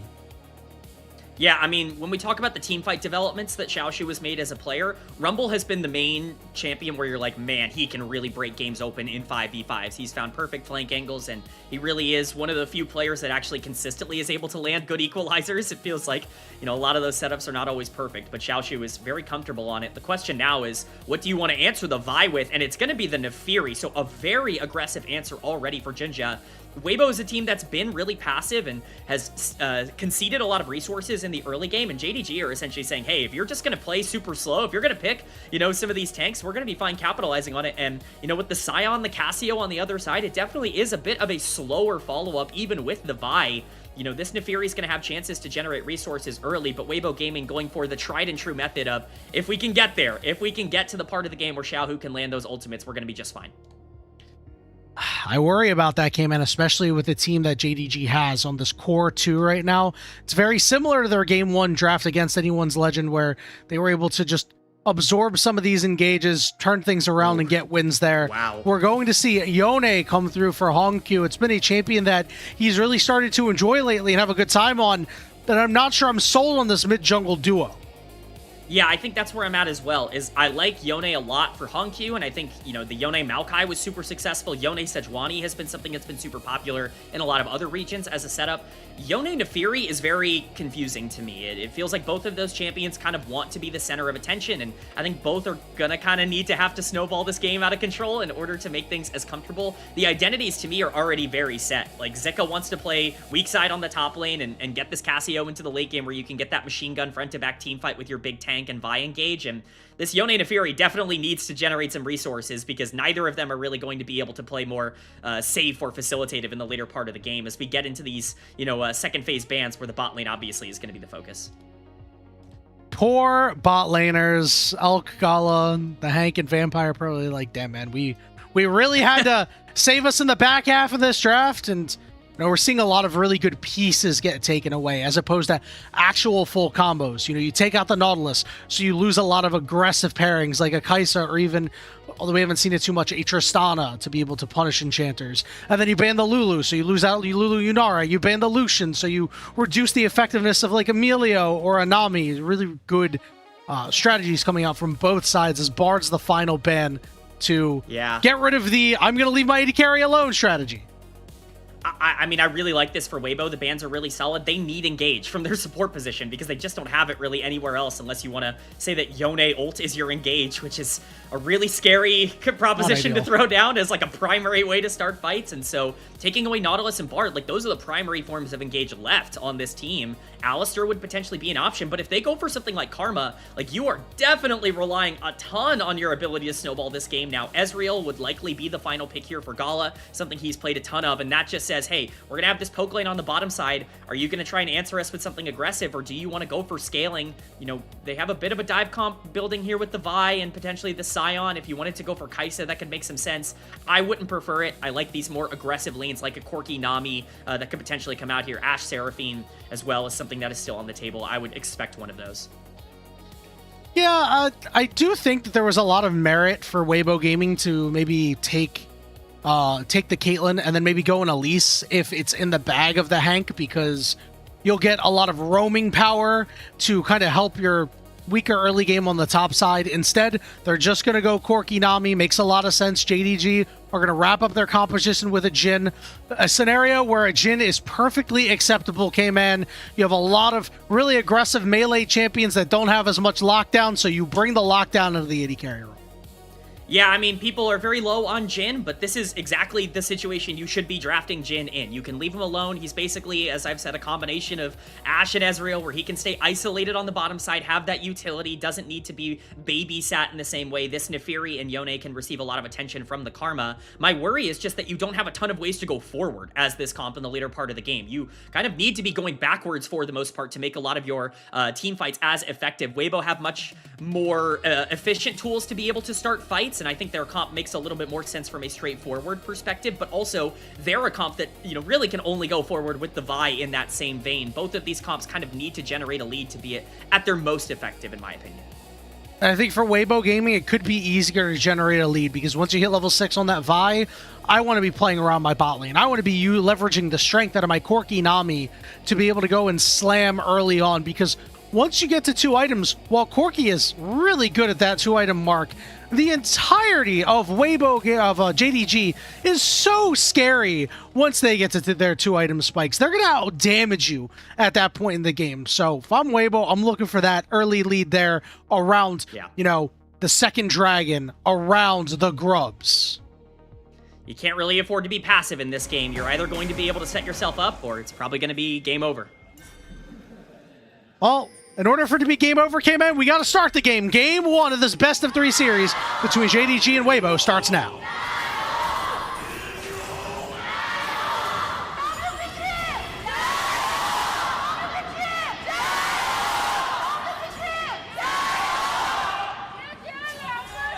Healthy amount of gyos on both sides. I just feel so at home when I hear JDG, man. Jindong! It just feels right. And that's how I know we got an LPL game right in front of us. Couldn't be happier. The guttural passion from JDG fans. It's felt even across the world here as we obviously are casting here in the East Coast of America. But JDG, yes, sir, gonna try and make it worth it. Gonna try and use that poke lane to step up. One of the big positives of Jin Karma is actually you are gonna be able to poke out this Quirky Nami, at least early on, as long as Vampire and Gala don't screw up. So, like the trade there, we already see a pretty aggressive path come in here from the Vi, heading down to bot side after clearing red into Raptors. So, gonna be a really interesting start overall for a JDG team, and we'll see if they want to try and take this level 3 and maybe punish bot lane. One thing I want to talk about in this bot lane real quick is what do you think about the fleet footwork for Gala instead of the Deathfire touch that we've seen so many Jins start to adopt? I prefer this. I think it's significantly more consistent. I think the DFT gives you a lot more late game power. If you are playing for that part of the game, it's obviously going to be really good for that single target damage down the stretch, but what Fleet gives you is just so much survivability and consistency in team fights, and I think that that's going to be a lot more valuable for Gala. We talked about his mispositioning mistakes. This maybe gives him a few more tools to be able to kind of rectify those mid-game problems overall, and it certainly gives you a bit of a stronger laning phase as well. We see JJ skip the camp over on the top side. Those Krogs are still up, so he does have the advantage. But given the fact that there was a ward spotted out in the Weibo Gaming Tribe Rush, it looks like it's just going to be a reverse clear back up. As there's a bit of interesting things happening around the map with Zeka going and proxying for a lot of his early time here. But it looks like he will get his recall off and head back. Classic Scion gameplay. Just getting that early level 3 proxy off before the first recall. Obviously, every lane setup right now is about as expected, but I really am keeping my eye on these junglers. It looks like it's just going to be a trade of crabs for now, but I wouldn't expect them to stay passive for long. Vi's level 6 is obviously a massive power spike, but you could actually see some action before that level 6 as well, depending on how aggressive these lanes are going. Right now, unfortunately, you do have a lot of pushing lanes for JDG, which can sometimes negate the impact of the Neferi in terms of the follow-through overall, but I am definitely not expecting either of these teams to play passive. Weibo, we know, likes to flip games, and JDG has gotten so comfortable playing these early games out, so not going to be expecting this game state to neutralize for much longer. Xiaohu teleports back to the mid lane. Hongq had already used his, so if he's going to take his recall, he's going to have to go for the long walk back route. Down here on the bottom lane, the Hank desperately tried to escape, but the fourth shot from Gala rings true. Gets the kill at level 4, too. That's for the Jin haters in chat, because that's exactly what that champion can do at a best case scenario. Just completely burst down the enemy support after poking over and over again. And look at the CC chaining from Jin Karma. This is the perfect start for the JDG bot lane. We asked for them to step up, and it's Gala and Vampire going into Elk and the Hank that have really been able to get that big 2v2 lead and establish a good power point of the map for JDG to play through, utilizing their two middle of the map carries. Even though they've been slumping a little bit in the spot lane, still both with a positive CSD, and you get to see it on display again. Hongq forced a flash away from Xiaohu as he's starting to take control of this lane with the range of the melee. Yeah, that's a pretty massive mistake. This matchup is actually pretty skill-intensive from both sides. The Cass obviously is going to have a pretty big advantage before a lot of the first item backs, but Hongq can survive. He does have tools to be able to take advantage of any oversteps. Vampire as well, making his way mid lane here because he knows that the Jin's going to be fine on the bottom side of the map. Dragon has spawned. I wouldn't be surprised to see some early pressure already put into it. Uh-oh. Hank walked up a little too far, and Junja is going to do a ton of damage to you. Not just because he's Neferi, but he's also 2 levels up and you're playing a Nami, so want to stay away from that. Weibo Gaming will decide that it might be time to stay away as Hongq, greeting for the cannon, is going to snap back to a grim reality as Xiaohu will get the solo kill. It's a massive mistake from the mid laner of JDG, and that is exactly what Weibo Gaming ordered on the menu. They needed that kill, and especially for it to go into the Cassiopeia, it just generates so much more tempo. Now, unfortunately, because Cass had to spend so many resources there, Jinja's going to be able to start up and complete this dragon, so the stacking is still going down for JDG. They do still have a gold lead because of their bot lane, but both of these teams now have very clear strong points on the map that I expect both of them to play through. Yep, and now we're just waiting for JJ to go hit level 6 and then start making that impact. And, you know, Xiaohu doesn't really have a whole lot of damage in the inventory right now. A couple of rings, some upgraded boots. Should at least be able to help him move around with his jungler to make plays elsewhere. Goodness. Curtain call coming through, and Elk is going to take all of it to the face. Will use that Valkyrie, but is taken incredibly low. Dodges out on the route, now hitting level 6, but here comes JDG. Vampire's going to stop this recall, and Junja's going in with the ultimate barrier used. He'll go untargetable, he'll finish it off with the Darkened Daggers, and it's perfectly tanked by everybody on JDG. A perfect dive from JD Gaming, and once again, it's everybody playing to their strengths. It's insane to see Indefiri be more proactive than a Vi once they hit level 6, but that's what Junja can do. That is the power of this guy who has been a true trailblazer for JDG in the early game throughout all of this split. Right now, it just feels like their aggression is really coming out in full force, and we've got almost a 1k gold lead already on these ADCs going into the mid game. If we were worried about this Jhin potentially being weak side and not wanting to play without an engager on the bottom lane, well, I think we can start to, you know, get rid of some of those concerns and worries, because Gala's going to be in a great spot to take over here. Can Weibo Gaming trade their early game lead on Xiaohu for an early game lead on Elk? I mean, this is so rough for them, right? Because while things are going great in the mid lane, because you don't have this lead on the Corki, I mean, look at his inventory. He's got double daggers and a longsword. This is not the damage that you're expecting from your Corki at this point in the game when you've already gotten off a recall. You really need him to have a little bit more damage to be able to work with your Vi, and if that doesn't happen and you don't hit that spike, now all of a sudden you are missing out on a huge early game part of your composition, and it would really open the door for JDG to be able to take a huge lead. Grub's going to be up, and you see Junja is immediately on top of them, trying to get him for his solo laners, who can take such advantage of him. Yeah, I mean, this is the pressure that the Rumble is able to create on the top side. Now, you're able to go up to the top side and secure that objective as well, even though you put so much time and effort into the bot lane. Xiaohu, like, this is the problem with having all your gold on a Cassio in the early game versus having it on a Jhin and on an Efiri. Cassio just doesn't have the overall gameplay impact that you need. Ult goes wide as well from Xiaohu, so trying to utilize that pressure just to get something in the mid lane, understanding that there's really no contest around these grubs, and it's just going to be another engage gone wide. See if JJ actually wants to take this. Looks like it's going to be a potential fight over the crab. Yep, Xiaohu's going to get here first. Not full HP, not full mana, but no problems regardless. We'll go and pick up some of that honey fruit and head back to his mid lane. Meanwhile, down on the bottom side, Gala continues to give Elk and the Hank the business. First shot lands, second shot lands. Third shot is being held, misses. Here comes that fourth shot, and it'll just take the easy pickings on Elk. I mean, they're a full level up, right? Like, it's so easy. Vampire's level 6, the Hank's sitting at level 5, just hitting level 6 now on the Nami. It's just an absolute massacre on the bottom side of the map. This is how you utilize that 1k gold lead. Xiaohu, no ultimate. That lands. Here comes the Fury over the top as well, forces the flash away from Xiaohu. Knockup not going to be there on the third Q from Hong Q. And while the Darkened Daggers does land, Junja flashes after it to get the other one. And we see Vampire trying to dive the Hank and Elk. Again, more poke coming out here. So while a positive play for JDG in the mid lane, a positive play for them in the bot lane too. Incredibly clean from JDG in both of these fights around the map, and they might not even be done here. Just waiting, trying to get everything off here. Gala very low. Barrier burnt. Over-aggressive look from JDG. Over-aggressive look from Hong Q as JJ does it again with the prediction, but Vampire kills the Hank. Craziness on the Rift right now, K-Man. This is an LPL game for sure.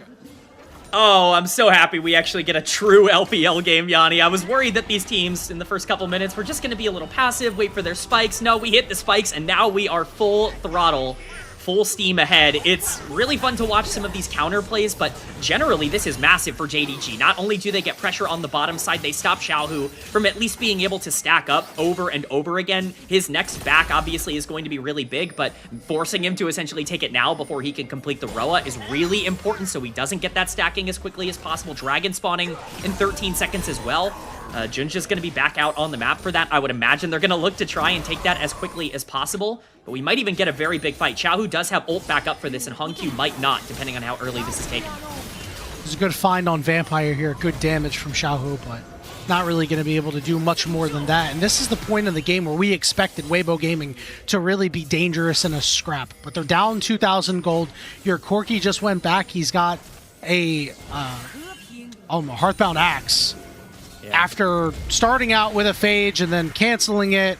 But we are going to burn a teleport on Zika to try and muscle our way in here. Looking for Junja. Ultimate drop down. Zika flashes over the wall. They lock up the JDG jungler, but he's still alive. He'll finally fall, and they're able to trade out a kill. Xiaoshu overheated, forced to flash away, but Hongq doing crazy things. The fourth shot from downtown finds the Hank, and now Weibo Gaming are on the back foot. Another route. Xiaohu trying to make sure that Hongq can't get in any further, but it's Vampire caught in the back of the pit. He'll flash away from Elk.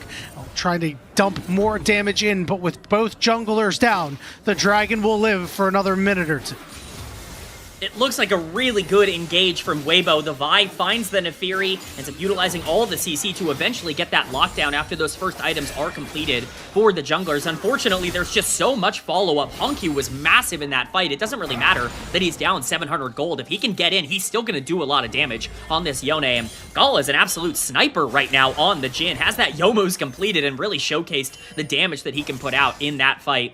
Overall, it's JDG who come out on top in terms of gold, and they get to reset up around this Dragon with no real actual pressure now that there's no Vi ultimate available, so should be a 3-second objective here for JDG. Yeah, and JDG got more gold off of that. The Hank, once again, rooted up, and that combo takes him to nearly half HP. It's so disgusting because you just can't do that much about it. I mean, there's just not a lot you can do. I mean, look at the poke coming down onto the bot lane. They certainly can't step up. Junja's in the area, but this is going to be really greedy for Weibo. They don't really have a lot of free engage tools. They're TPing for this. Teleport coming in out of Xiaohu. Nice dodge there by JJ as he smites away the Dragon. Now Weibo Gaming, can you actually get anything off of it? There will be no further fight, but a good steal by the Weibo jungler.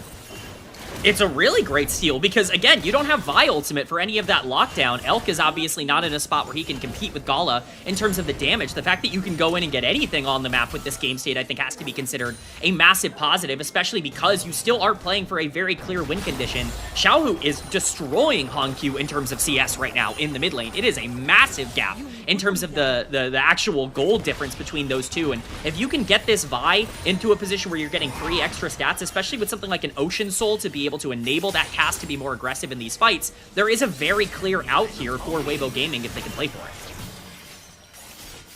Nice to see Xiaohu have this strong early game. You know, we were just talking about it. His early games have left a little bit to be desired, but in this game, he has certainly held up his end of the bargain. His bottom lane has not been able to do so. This turret will fall 13 minutes and 50 seconds into the game. Its first turret going over to JDG. Something that you might see out of a Caitlyn Karma, something you don't often see out of a Jhin Karma. Yeah, it's really impressive stuff. This bot lane has looked fantastic, and Gala is going to be a bit of a problem. People might criticize the fact that he's building lethality. I know that's not exactly the most popular Jhin build in the world right now, but the reality is that you don't really need to be the one that's killing tanks in this game as the Jhin. You've got a Yone, you've got a Rumble, so you have plenty of tools on this team to be able to burst down, like the Scion, being able to... Oh, hang on. Just kidding. Vampire's over the top 2 with the bubble there, and a little bit of help from Xiaohu over the wall. JJ gets his second kill of the game. Yeah, I mean, scratch what I said. That's a really big pick because you are able to get pressure on the Rift Herald now, and that's at least something. That's how you need to utilize this comp. You have plenty of pick tools to be able to play for this Cassio late game. If you can continue to build gold on the people that have to go forward or are peeling for the backline, you are going to eventually be in a good spot from a stats perspective. So this game is far from over despite the 2.5k gold lead, and Weibo are at least doing what they need to do right now to get themselves back into a spot where they can control the mid game. Elk has finally finished his Trinity Force. The bad news is Gala's on 2 items 15 minutes into the game. His counterpart is having a really strong game, but you can already see that burst damage. It doesn't matter. Gala taken down to about 40% HP. Must respect what Elk can do on this Corki. Yeah, rapid fire second item purely because if you get in range of the Casio or the Vi, you're probably just instantly dead. JDG are actually just going to have the full inside track here on the Herald, so they're going to get this for free, and you can look at the tools on the other side here for Weibo. There are no, free tools to stop that Rift Herald charge. It's not like you have an Azir on the other side with that ultimate to be able to kind of neutralize it. You are going to have to actually deal with the Rift Herald at some point in the game, so nice addition there for JDG. Question is, where do they want to use it? I would prefer to get even more gold onto this Neferi, however possible. Maybe topside could actually be a sneaky destination. We could also just see it held for 2 minutes and try to set up for Dragon in a potential good spot there. Okay, man, I was thinking about that too. I was thinking that maybe you go and you link up with Hongq and you just dump some gold into both your mid laner and your jungler and you call it a day. As you said, and as many teams have done, you could always just hold it for that Dragon.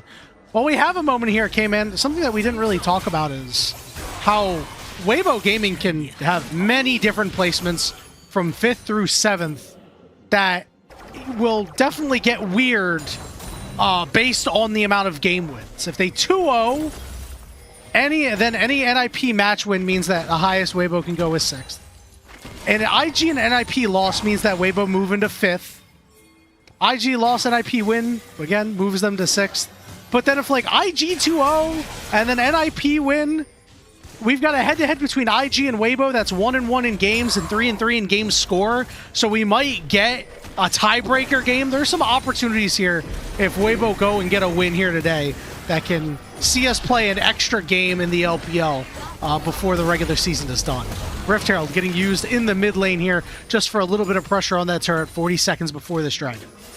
Yeah, it's early for the Drake, but you're absolutely right. There's a lot to play here for Weibo. The difference between 5th and 7th in Group Ascend really matters. That's the difference between potentially playing, LGD or an EDG team that's been pretty good versus playing, obviously, Thunder Talk. That's obviously a massive difference. Big difference. And you want to make sure you're in as good of a spot as possible to qualify for the playoffs and give yourself that best shot to be able to build that confidence. So massive result potentially here for Weibo if they can come back in a game where they do have some scaling. Rift Herald being used so early does confuse me, though. Hongq gonna theoretically be able to pick up this tower eventually on the top side. He does have teleport available for a potential dragon fight, but he's gonna be kind of low on health coming into this. We'll see how aggressive JDG actually want to play it with Weibo having the inside track. Do JDG really need to play this? They could let this go and just allow Hongq to continue to split push. Remember, Yone spikes really hard on 2 items, but also has a really strong late game. So if you want to just give him this extra time instead of taking advantage of the 2 items on your jungler, that's an okay choice to make. And it is indeed the choice that they do make. Weibo Gaming almost called out, but not quite as an equalizer. Lands on the head of the Hank is on. We're going to see a lot of curtain call shots coming through. Good stutter stepping there from JJ to make sure the Hank is safe and sound, but the mid lane turret falls. Ooh, yeah, it was very, very close. Gala's still going to be able to pick up that tower in the mid lane, which I think is really what they used all those resources for. I'm okay with trading this away. Right now, obviously, you're pretty far up in gold, and you don't want to take a random fight around what is second dragon for both of these teams. It's not really worth throwing the game over if you feel you're not spiking at the right time, but you have to make sure this Rumble's not getting caught bot side. Should be fine here. He's got no equalizer, but there is no minion wave for Weibo Gaming, so DJ pokes his head in and then realizes, guys, we might have to look for another angle here. As the top lane pressure continues to mount here, Zika, while he does have a lot of health, he's got a lot of magic resistance, and Hongq does a decent amount of physical damage. He's having a fine time farming up in the side lane while he's still down about 40 CS. Things are okay, and as I say that, he gets taken to half HP because he took a turret. It's the way things go for Yone, but this is kind of the reason that I'm not worried at all about Gala's build. I think people hate this overall idea of like Youmu's into rapid fire because it's going to do so little damage. Jhin is not your carry on this comp. You have Neferi, you have Yone, you have Rumble, you have so many damage tools. Jhin building for more utility and for being able to kind of burst down and have that mobility with the Youmu's, the survivability to just utilize a lot of his utility tools multiple times in team fights. I think that's absolutely the most valuable thing that Gala can do in this game. His damage is, completely tertiary to what the champion actually needs to accomplish in this one. So, you know, I like that Hongq is getting a lot of this gold in the side lane because it really is the Yone that matters so much for this comp overall, and will kind of determine whether or not they're in a position to win some of these late game team fights despite being down a little bit in the early game. Yeah, I mean, look at the gold differential now. It is less than 100 in favor of Xiaohu. That is a far cry from what it once was, 7, 8, even 900 at one point in time. Seeing a couple of members show up down on this bottom side here. JJ charging up his Q, wants to go in. It's the untargetable out of Junja, but Junja will be the one to pick up the crab. So nothing doing there for Weibo Gaming, K-Man, as they have not been able to stop the bleeding of this game. Every time you look up, they're down more and more gold. I mean, that really is the macro difference of JDG, a team that, we talked about this in the pre-show, once they get a lead, they smother you. They absolutely do not take their foot off the gas. It's the best thing about Junja as a player, is that he is somebody who will absolutely continue to pressure you out over and over again. It doesn't have to be through fights and skirmishes. It can just be through good engages, through good invades overall, and they put themselves in a great position to be able to win this game. Even Hongq, who was down so much in the early game, got solo killed, was down 40 CS in the mid lane matchup, has almost entirely caught up because of that side lane pressure, is now sitting on 2 items with this Yone. They're in a great spot to just win a lot of these team fights if they want to take them around these major objectives. They just have to make sure they don't overstep because they still are lacking that consistent front line, but you got to be impressed with the way JDG are playing the map. Now, my question for you, K-Man, as we're getting ready to get to the next Drake in a minute and 30 seconds, is Weibo Gaming's scaling is really just all on this Cassiopeia. Is Xiaohu ever going to get to a point where he's absolutely Thanos against this JDG team and he's able to just kind of be the one-man show? Because Corki's not known for his range, and it's going to be troublesome trying to deal with a Yone and a Fury laner. I mean, the problem is that it's going to take a little bit of time. You have to go for that more tanky defensive build, the Seraphs and the Roa early on, just because you're absolutely right. It's Nefiri, it's Yone, it's Rumble Equalizer getting dropped on you. If you don't have a lot of these defensive stats, your damage doesn't matter. You're going to die instantly in these fights because you're going to be the main target. So eventually, this cast will get online, but it might take a little bit more time here. A fight here would certainly help, though, if Weibo Gaming can get that inside track. 45 seconds and dropping rapidly. JJ gets in the untargetable out of Junja. So maybe an opportunity if somebody steps up a little too far, but JJ wisely hanging on to that Vi ultimate. Such a strong initiation tool, as this could be the fight that breaks it all open and ends the game for Weibo Gaming, or if they win it, could be the fight that brings them all the way back. Teleport gonna get used by Ziki here for that big shield. A nice engage on the Gala, taking him below half HP, 15 seconds before the objective. Yeah, TP coming in now from Rumble, but Weibo are going to use theirs. They're going to be in the river first. Hongq looking for this flank. Yeah, they're going to just look to get damage on him, so he snaps back with nothing. Fate Seal's away. Here's the curtain call. Not going to do a whole lot of damage for the moment as Zika wants to get in front and use that shield. We are seeing a Hongq recall here. He does have teleport, but again, he has no ultimate. Dragon has been started up by Weibo Gaming. They're going to be the ones that deal some damage to it, as there are just very few tools on the side of JDG. Hongq comes in with that teleport finally, and the shield for Zika is still on for the moment.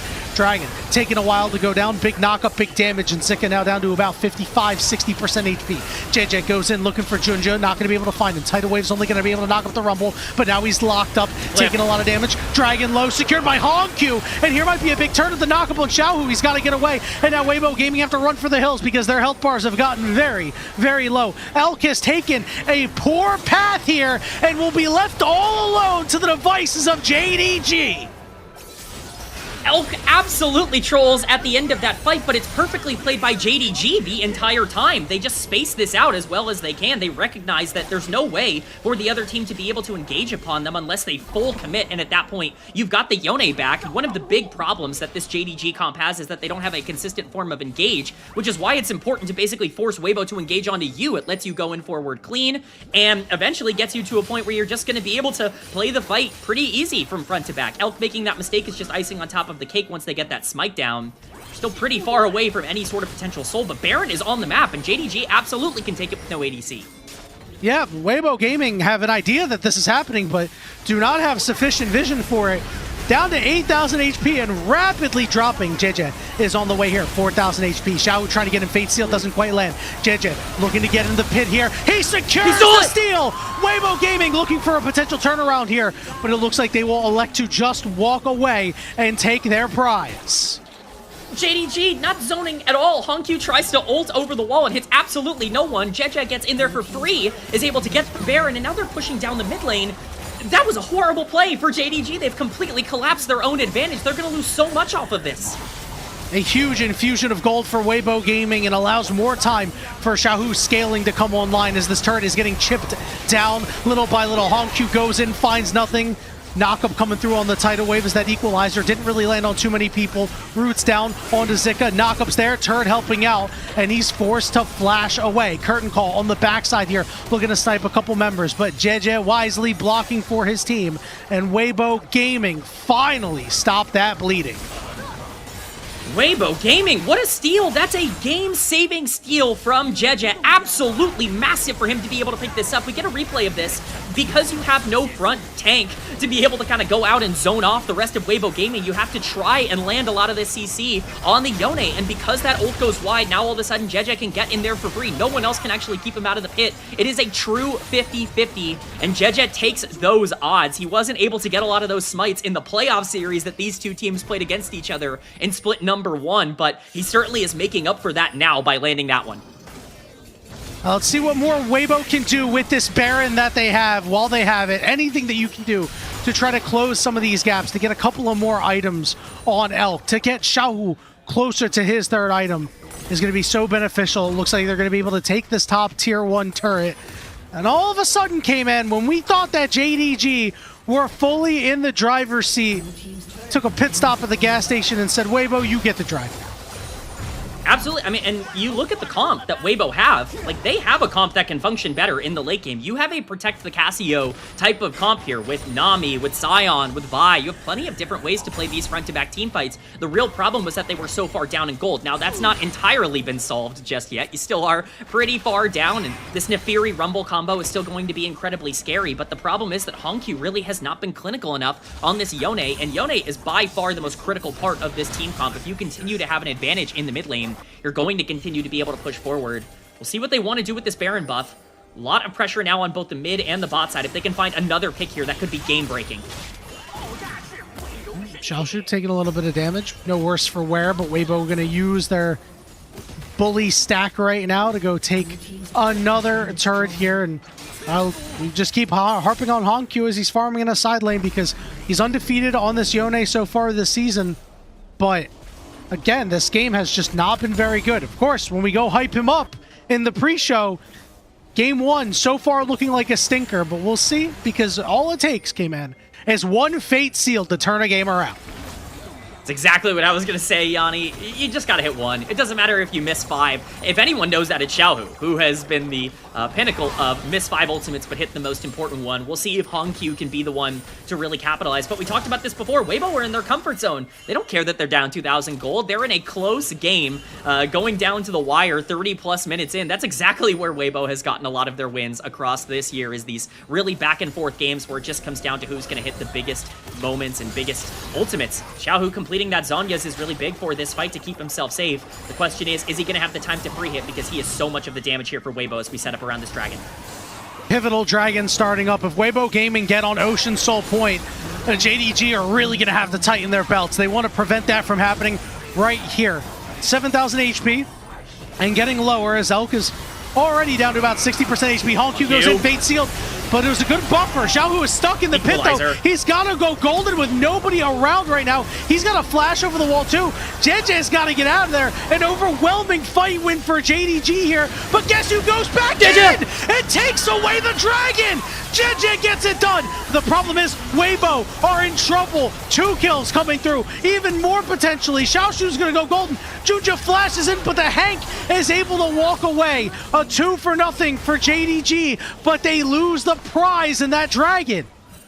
Once again, JDG finding the smite. Unfortunately, it's to the detriment of his own team as they collapse in the team fight. JDG getting so much off of that play. It's soul point, yes, for Weibo, which does give them another win condition to play for, but we finally got to see the combo. It was Yone ultimate paired perfectly onto this Cassia with the equalizer right on top of her, and so she has to burn the Zhonya's incredibly early into this fight. If you don't have Cassio damage, Weibo really have no way to win this exchange. Gala's ultimate's doing a ton of damage to Elk on the backline, who's getting hit by every single shot from this curtain call. Yes, JDG is able to get in for the steal, and that is massive, but he trades his life to do so, and at this point, with Xiaoshu running forward, understanding that he can also go golden, he's playing with reckless abandon. Unfortunately, they're not able to get the kill onto the Hank, but this is a massive win for JDG, even if they give over the Dragon to restabilize themselves and show they can actually land their combo. The gold lead has widened once again, back up to about 5,000 right before that Baron, so you're essentially trading the progress you made on Baron for this Dragon. But K-Man, as we talked about, if you are able to get Ocean Soul as Weibo Gaming, with JDG, with Zika, with the sustained damage of Xiaohu, this will be very difficult for JDG to deal with. I don't see any heal cut anywhere quite yet. They might wait on that until the time actually comes. But it is something worth thinking about now as the Baron has spawned. And right now, JDG has Junja downloaded when it comes to these objective secures. We're getting a teleport onto the Baron here. We might just be getting ready to start this. Yeah, Hongyu is going to be able to complete that Infinity Edge. That's really important before this fight. That is a massive power spike for this Yone. They're going to look, they got to look now. He went over the wall. He's already taken a lot of damage, so his TP is not really yielding anything here for JDG other than the attention of Weibo, which Weibo is fine with. Let Xiaohu scale. Absolutely, I mean, you're pulling time. Hongyu giving me a heart attack, looking like he can go in. Again, that Fate Seal can come out at any moment. Equalizer's getting nothing. Misses! Zika's ultimate misses! Tidal Wave misses! Back to your corners, everybody. Get out of here. Everything missed. Everything in that fight, but they're not even done. We're still posturing. I mean, why not? When you've got a lot of poke and you always have ability to land a big knockup as Hongyu. And Fate Steel is still in the back pocket. As Weibo Gaming looking to take purchase in this river. We see a beeline immediately toward this Baron just to clear out some of the vision that has already been put down. Great bait there by Junja to get the Petrifying Gaze out of Xiaohu. That is a huge, huge cooldown. That was what Weibo was waiting for, basically. As long as we have the ability to stun up the rest of the team, then we can play these front-to-back comps. Unfortunately, the moment you burn that, you kind of got to concede a lot of tempo over to the river. You also have this top lane push very nearly taking down the tower, which is important overall. I don't think this dance is over just yet, Yanni. I think we're still in a position where JDG are going to feel comfortable pushing out this mid-wave, starting this Baron potentially and trying to burst it down fast with that Yone. They definitely have the chance to do so, and they're starting it up now. Taking some time, still relatively healthy, but now it's really starting to drop. JDG's got to get in there, 7,000 HP and getting lower. He's getting ready to charge over the wall. Now it's at 6,000 HP as JDG are pulling off for the moment. Weibo Gaming not giving JDG an inch. Yanni, we're going dancing here tonight around the Baron buff. We are very much not wanting to flip the entire game for a random Baron fight. For Junja, I kind of understand with the way that these smites have been going that maybe it's, you want to take closer to that 80-20 kind of play, but this game state continues to be on a knife's edge despite the almost 5k gold lead for JDG. So much of their comp relies on Hongyu being able to hit that Fate Sealed, and you can see the hesitation, you can see the reluctance overall in his mentality, not wanting to try and open up the map, and Xiaohu's trying to take advantage of that here. Big damage just before this Dragon. Xiaoshu does have teleport available.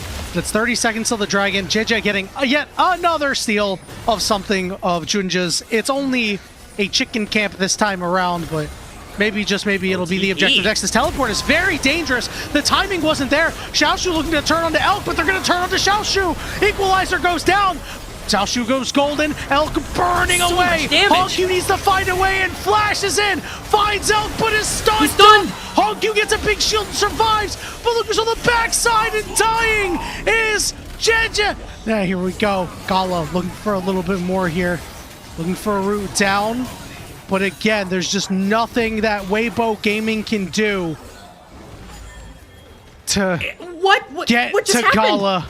I do not know, K-Man, but all I know is that Weibo Gaming got the fight win. Hongkyu and Junja went way too deep. And that's Ocean Soul for Weibo. We talked about how bad this could be. Ocean Soul acquired, and you don't even really get anything for it. This teleport from Xiaoshu is potentially game-losing. It's way too far forward. He expected to be able to find that flank angle, but Weibo are in a much better position with the wave state to just sit here and collapse, even with the mistimed bubble from the Hank. You have plenty of damage now. He survives for a lot longer than he should, but still a massive mistake, and now it's led to picture-in-picture where Weibo are starting up on the Baron with Ocean Soul. They should be able to get this for free. You have to dive into the backlane here if you are Hongkyu. I get why they make this play. Hongkyu, Junja, they are the primary forms of engage, but this is what we talk about in terms of this comp having its own sets of problems. They just have no easy, clean ways to go forward. Now they've lost Ocean Soul, they've lost Baron. Their gold lead has almost entirely evaporated, and they're going against a team that's even better going forward and backwards than them. This is a really bad game state for JDG, and it's just because of misexecution. And now it's prime time for Weibo Gaming to get things done. 35.5 minutes in this game. They've got this Ocean Soul. Now is the time that they can start reclaiming this map with this Baron. Xiaohu has really put in a lot of work, but the positioning from Weibo, something you're not really going to see on the stat lines. Their ability to be fearless in the face of the strength of the JDG composition has been what has taken them this far and is what's kept them in the game even after some gold leads that we thought may be insurmountable. And this is what we were talking about in the pre-show. Weibo is so comfortable with these game states that are so chaotic. JDG preferred to have game states that are much more clean, where they get these big leads and just scale them out. Weibo fighting back and making this a very close game is a game state that they're happy to take and that they live for. They live for this chaos, and as they push towards the bottom side of the map now, they're going to look to try and break open this base with the Baron buff. We even get the teleport coming in from Xiaohu to make sure that you can secure it and potentially look for a game-ending fight. Here we go. This could be it. Fate Seal going to be used, but Sika slams into Hongkyu and finds him. 5v4, and JDG have lost one of their strongest members. Sika trying to front line, taking a lot of damage for it, but he does have that teleport available if he wishes to return. Gala has that extra range with that rapid fire cannon, those Heka optics as well.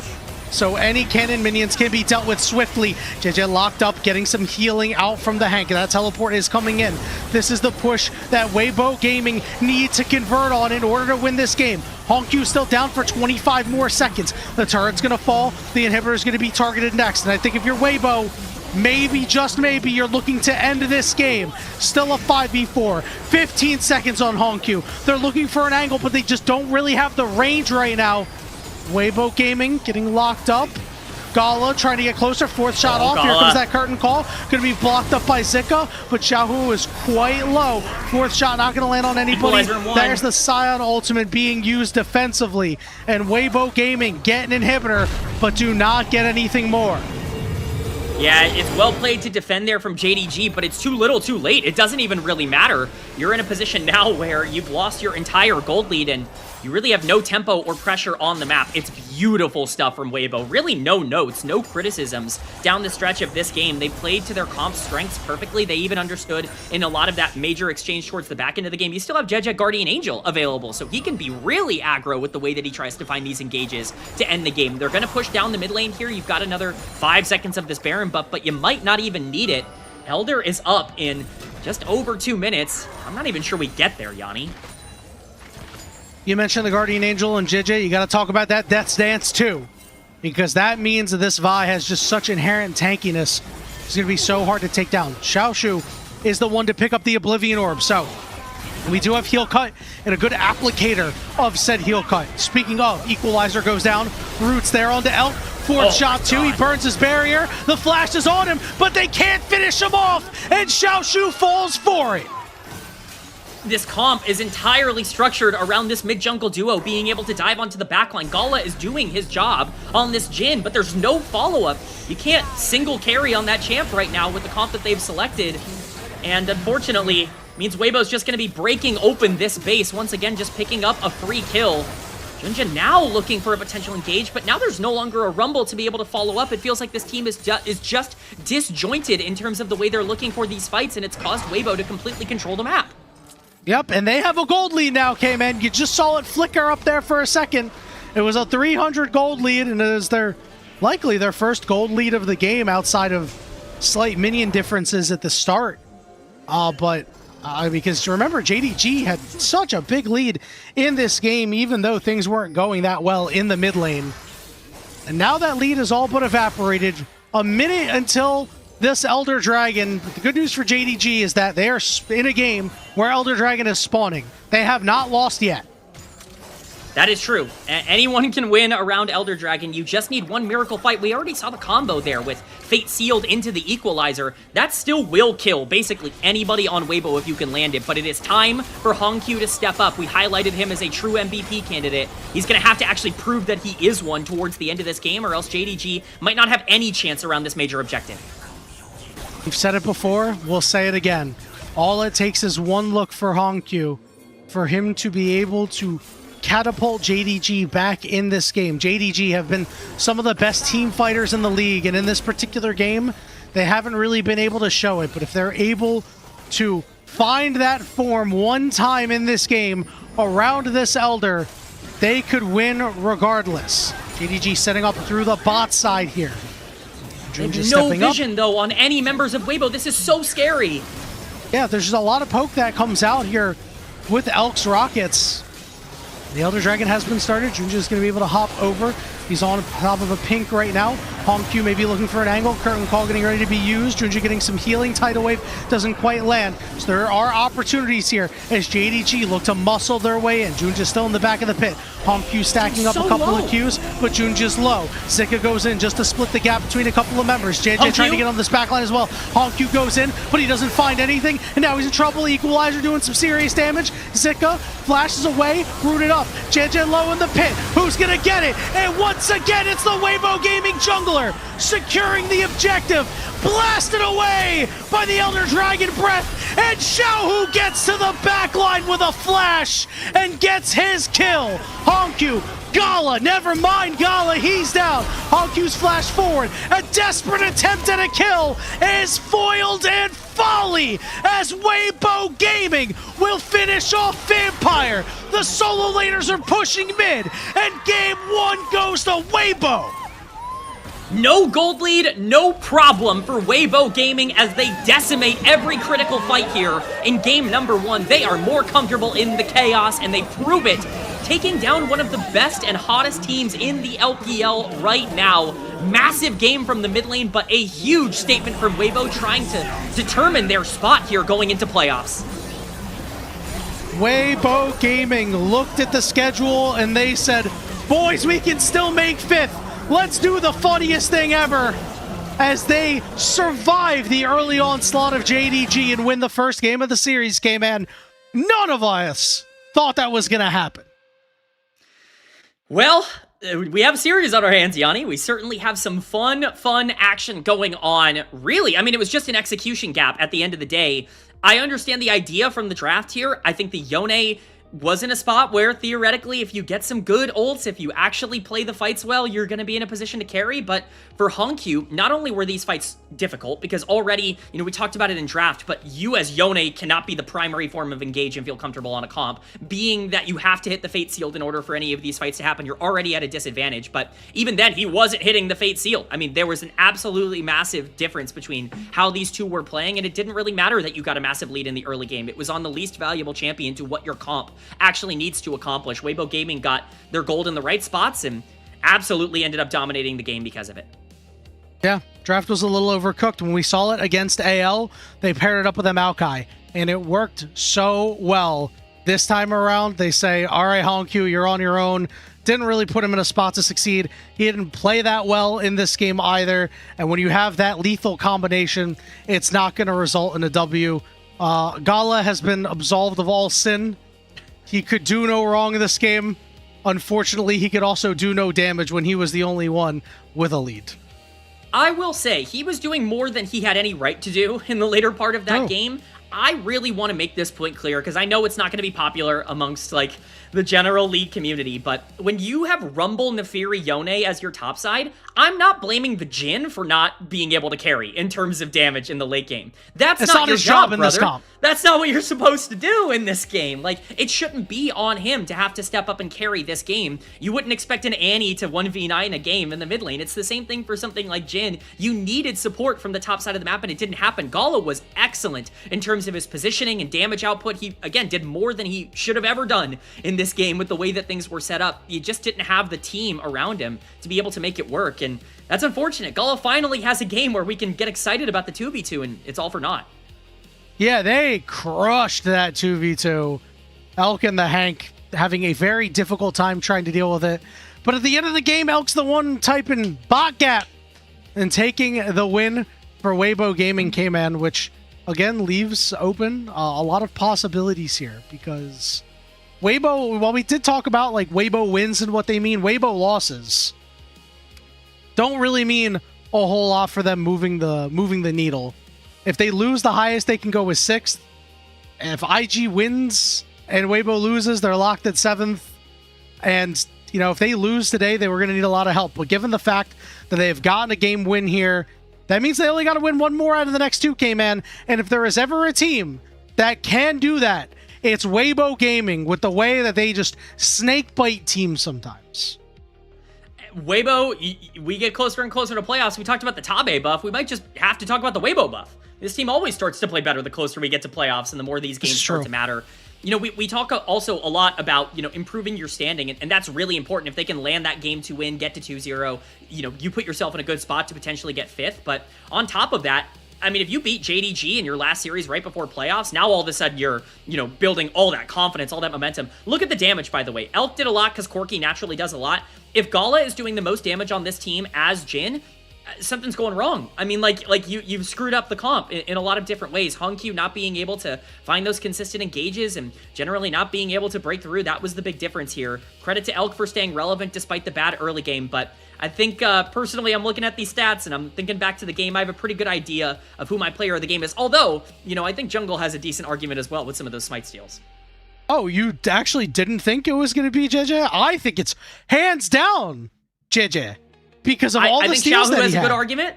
I think Xiaohu has a good argument. I think he does, but I mean, dude stole a Baron, dude stole 2 Dragons, and then in the face of adversity gets a couple of secures. That's the big one to me. Sometimes you can go ahead and you can get a steal, but if you get a secure, that's way different. I think there's no wrong choice between those two. I absolutely think both of them needed to do what they did in this game in order for them to win.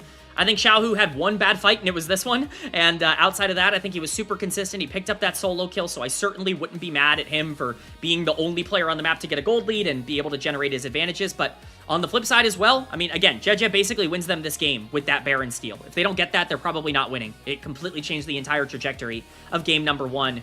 You needed both of the middle of your map to step up, and we talked about this, like, these two teams played in the playoffs in split number 1. They played in lower bracket finals to get to that, you know, grand finals to get JDG to an international tournament. And what was the difference in that series? It was Junja outsmiting Jeje and outplaying him. Well, the tables have very much turned in this series. It's the complete opposite with Jeje finding some success in game 1. That happens again in game 2. They're going to be in a great spot. No doubt about it, K-Man. A lot of very useful champions for JDG taken off the board, you know, because Hongq no longer undefeated on that Yone, but previously was undefeated on it. Junja has really shown a prowess for this Nefiri. Played a solid game when it came to not dealing with objectives, but ultimately wasn't able to push it over the line. Rumble might be Xiaoshu's second best top laner. That's no longer going to be available either. Yeah, lots off the board. A lot of strong picks are off the board on both sides of the map, but there are also some big picks that are still up. A lot of aggressive champions for JDG that I think they still feel comfortable playing. I wouldn't be surprised to see Hongq on something a little bit more, you know, facilitative in this one. He's liked a lot of the macro champions, Rise, Twisted Fate, that can open up the map a little bit more. That's really been his bread and butter throughout this split. While he has been very good on the Yone, it's typically been because Junja has been on these engagers and these tank facilitators like the Maokai. If you're not going to be able to pair that, then I think getting Hongq to open up the map a little bit more, getting him in a 1v1 that's going to be more comfortable, and then getting Junja on something that can, you know, capitalize a bit more on that mid lane is going to be really important. The biggest problem that they had is that they had no mid jungle pressure in this game. Even if bot lane was winning, that's not really the recipe for success for what JDG has done throughout this split. You're so right, K-Man. You know, maybe if they swap sides and they won first pick, maybe that Jarvan will be available to them. I imagine it would get banned with Vi not being available. Now you're starting to be like, all right, well, what are we actually picking up out of the jungle here?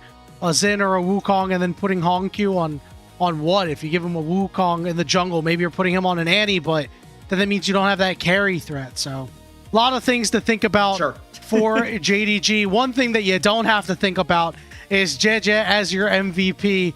I am curious to see what the MVP split is, because I definitely think Xiaohu earned himself a couple of votes, but I think no more than 2, right? Surely. I mean, I understand. Jeje steals that Baron and the game is instantly in their favor. As good as Xiaohu was to keep them in the game, Jeje's the one that pushed them over the edge, and that's player of the game worthy. Really excited to see where game 2 goes, because if we get a 2-0 upset, things become very interesting in the standings. Absolutely, K-Man. We'll have to get an entire foldy sheet to break that down, because we certainly are going to do it on the broadcast. Maybe I can make the foldy sheet during our break, as we're going to go take our break. And when we return, could be the final game of the day between Weibo Gaming and JDG.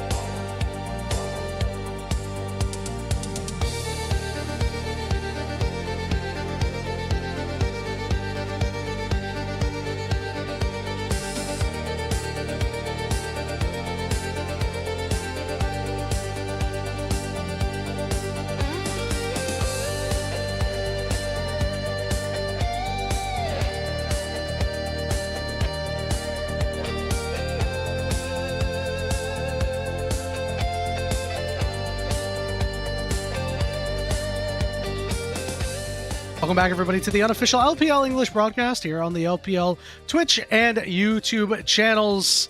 K-Man, Weibo Gaming upsetting JDG in Game 1. Can they do it again? Can they win the entire series and give us some exciting standings to play around with over the next couple of days? I sure hope we can get something interesting happening in Game 2. Game 1 was a blast. I mean, whatever we get moving forward in this series, I'm really excited about because at least we have a banger on our hands. I know one of two things will happen. Either Weibo's magic will kick in towards the end of this split. They'll get a random 2-0 over JDG going into playoffs and somehow get themselves up into 5th. Or we ran a graphic already in the pre-show. Weibo loves Game 3. So either way, we're going to be in a spot where we're getting some sort of narrative. We're getting some sort of fun little outcome for Weibo Gaming. If they play anything like they did in game number 1, yeah, then maybe we won't even get to that Game 3. But you know, maybe you got to believe a little bit in the system up until this point. K-Man, where would you put an 8th Game 3 here? Are you putting it on that Jade-looking statue in between Game 3 and Game 3? Yeah. Or are you putting it on the twin statues in between Game 3 and Game 3? I like the Jade one. I kind of like the deep red one right below it as well. I think both are just gorgeous. So just below Game 3 and Game 3, as opposed right to below between Game 3 and Game 3. I would personally put Game 3. Oh, okay, that seems a lot. That seems right. East of Game 3. Let's go ahead and take a very quick look at the draft from Game 1 before we get into the draft of Game 2, K-Man, because you pointed out there was no engage other than this Yone. So what are you expecting JDG to pull out here in the next draft? Ultimately, I just believe that this team is going to simplify things a lot more. This is one of the most difficult drafts I've seen in terms of how hard it is to execute. If Yone's not hitting those ultimates, it's basically game over. Like, there's no way for you to actually play those fights. And so, with so many engaged junglers still left up, things like Jarvan, things like Nocturne, things like Skarner, that are definitely going to be options for this team, I would absolutely expect them to go in that direction rather than doubling down on some of these carries and giving Junja a little bit more proactivity to be able to play into the late game. Really wasn't about them not having leads in the early game. They just couldn't do anything with the gold they had because they didn't have an easy way to go in. No doubt about it. This time around, they're going to need a bit of an easier way to start fights. If that means putting your jungler on, engage duty, such is life here for Junja. Well, we'll see what they want to have him do, because there are, some champions that he is really good on, like, Xin, a Nocturne, a Wukong. He's got a Sejuani and a Skarner in his bag that we haven't really seen this season. He does not have a Pantheon in his bag. We are not picking that one. That's the concern, right? His Pantheon feels like something that would link up really well for this team, but it's not going to be available. And look at the mid lane bans. Orianna, Annie, Ryze, already all taken off of the board. I think it's very clear the direction that these teams want to go in. To me, the Ryze ban actually sets up pretty heavy for some early picks in the mid lane. It could be something like an Azir, potentially for JDG, that they want to go towards. It's not exactly the most played for Hongq, but it's something he likes. Nocturne taken off the board could also signal maybe something more aggressive. Twisted Fate is also something that Hongq really likes to go for. It is a bit of a flex. We already saw an ADTF top lane earlier today. I'm not the biggest fan of that pick if you're not countering something like Ryze, but definitely could still be an option as the other two main junglers kind of get pinched here early on in this ban phase. Weibo Gaming steal JDG's whole flow and ban the first 3 champions of the game that JDG had banned in the last one. There's that Twisted Fate of yours. Maybe, just maybe, we'll see a Xiaoshu sighting, but it is a Hongq special. Ashe was left open. Seraphine also left open. Guys, he sells Enchanter and Enchanter accessories. Just put the combo in the bag. Just put the combo in the bag. Play that Ashe Seraphine. Make it as easy as possible. I mean, seriously, like, the biggest problem for Elk last game is that he was in a lane that was supposed to be fine, and it was not fine. He could not stabilize. He was still very useful in the later half of the game, but desperately needed to be able to stabilize in the early game. Ashe Seraphine is going to be a really good way to do that. Now, Lucian Milio is available. That has been the standard counter, in my opinion, the most consistent counter, but again, it puts a lot of pressure on Gala and Vampire to actually make it work, and you're looking at the later part of the game where you're potentially looking at Twisted Fate and Lucian as your two kind of primary carry roles in the mid and in the bot lane. It's going to be a relatively low damage comp and could open up some problems for them if they don't get that massive lead early. And while the lane is fine, the mid game for Lucian Milio is hurting a little bit more, mostly because if Elk and the Hank can time their ultimates right, get that Breath of Life out before the second ultimate comes up as a follow-up, all of a sudden you're not able to play as aggressively anymore as the Lucian Melio combo. We're seeing an Azir hover come over for Xiaohu, legendary Azir player. We will see if he goes and locks it in. Listen, he had a good time against Honkyu early on. Honkyu will have the ability to move around on this Azir, though.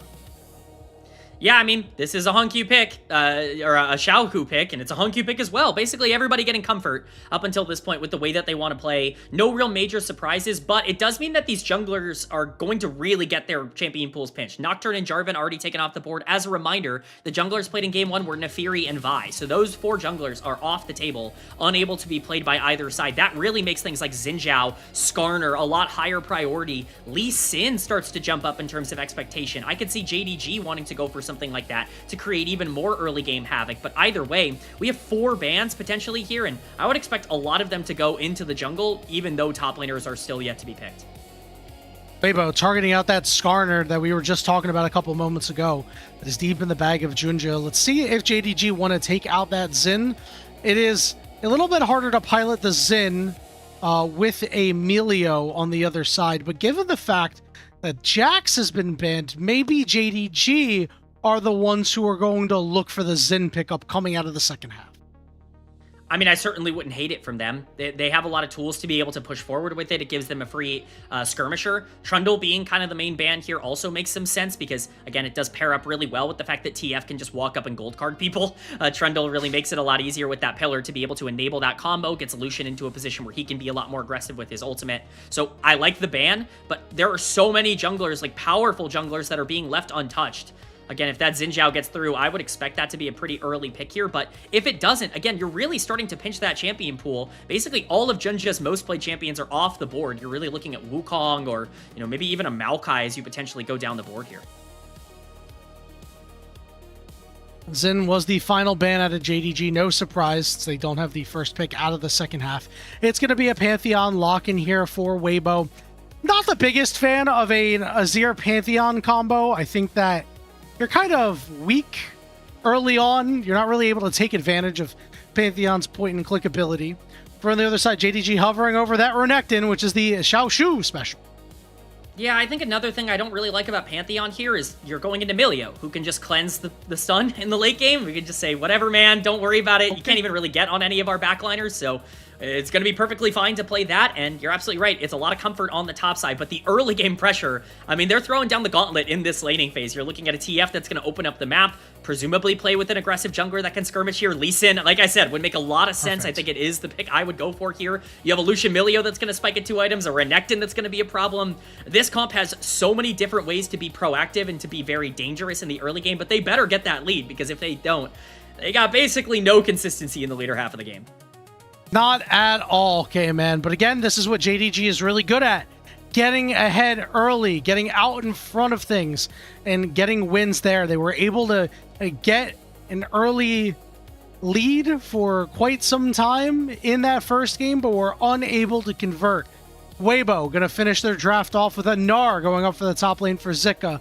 So going to try to do what you can to make sure that Xiaoshu does not have the easiest time on his favorite champion. But as you said, it's all about the mid-jungle duo. Junja and Honkyu early on, certainly going to be able to exert more pressure than JJ and Xiaohu. You gotta watch out for JDG. Their macro threat in this game is massive. Lee Sin can be anywhere at any moment. You pair that with the Twisted Fate. Plays can happen anywhere. You start to snowball resources on Renekton or Lucian. They still can be big threats in the later part of the game. This Pantheon is going to be essential in the early game to stopping a lot of that aggression. If you can utilize that Grand Starfall to keep up with Twisted Fate and the plays that Lee Sin is making, then you're going to naturally outscale a comp that's very finicky in the late game for JDG. But if you can't, if that level 6 power spike hits and your Grand Starfall isn't used properly, as we've seen multiple times from multiple teams, this game can get out of control incredibly fast, regardless of if you have any damage in the late game or not. And if things don't go perfectly early for JDG, you could run into a lot of problems. If this Gnar gets an advantage on Renekton, if you misplay an early 2v2 in the bot lane as JDG, you could throw your entire comp out of whack, because if you are missing some of this power early on in the game when you're spiking on 1 or 2 items, the Weibo gaming comp is going to pass you by as the game goes on. It's something that they've been able to execute on. It's something that Xiaohu has been able to execute on. Let's see if they can do it one more time, K-Man. Game 2 of this best of 3 series starting now.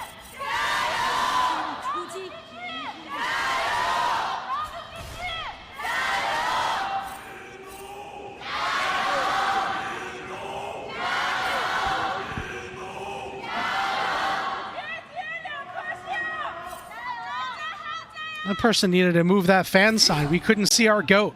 In fact, I think that's the first time I've actually seen him on any of the casts that I've been a part of, at least. Maybe I just don't remember his face, sadly. Repping. I think there was one time he wasn't there, but I've only ever known it to be that one time. It just fills me with so much joy that there is so much passion for the fan base here for JDG. And Man, for I Weibo love as League well. of Legends, bro.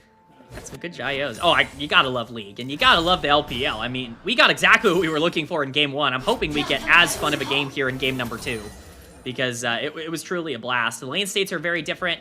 Elk and the Hank are definitely going to be cherishing this level 1, because it probably won't get a ton better than this for them throughout a lot of the rest of the game. Once they start hitting that level 3, level 4, it becomes a lot more difficult to play out this laning phase, and obviously eventually you hit those power spikes and Lucian is going to take over. That's where I'm looking at these junglers. We highlighted so much of what JDG need to do in that early game, but I need to stress that as much as JDG have a lot of the tools, if they are countered specifically by Pantheon, you can be taken off of your A game. This is really one of those cerebral types of games where you're going to have to expect what your opponent's going to do.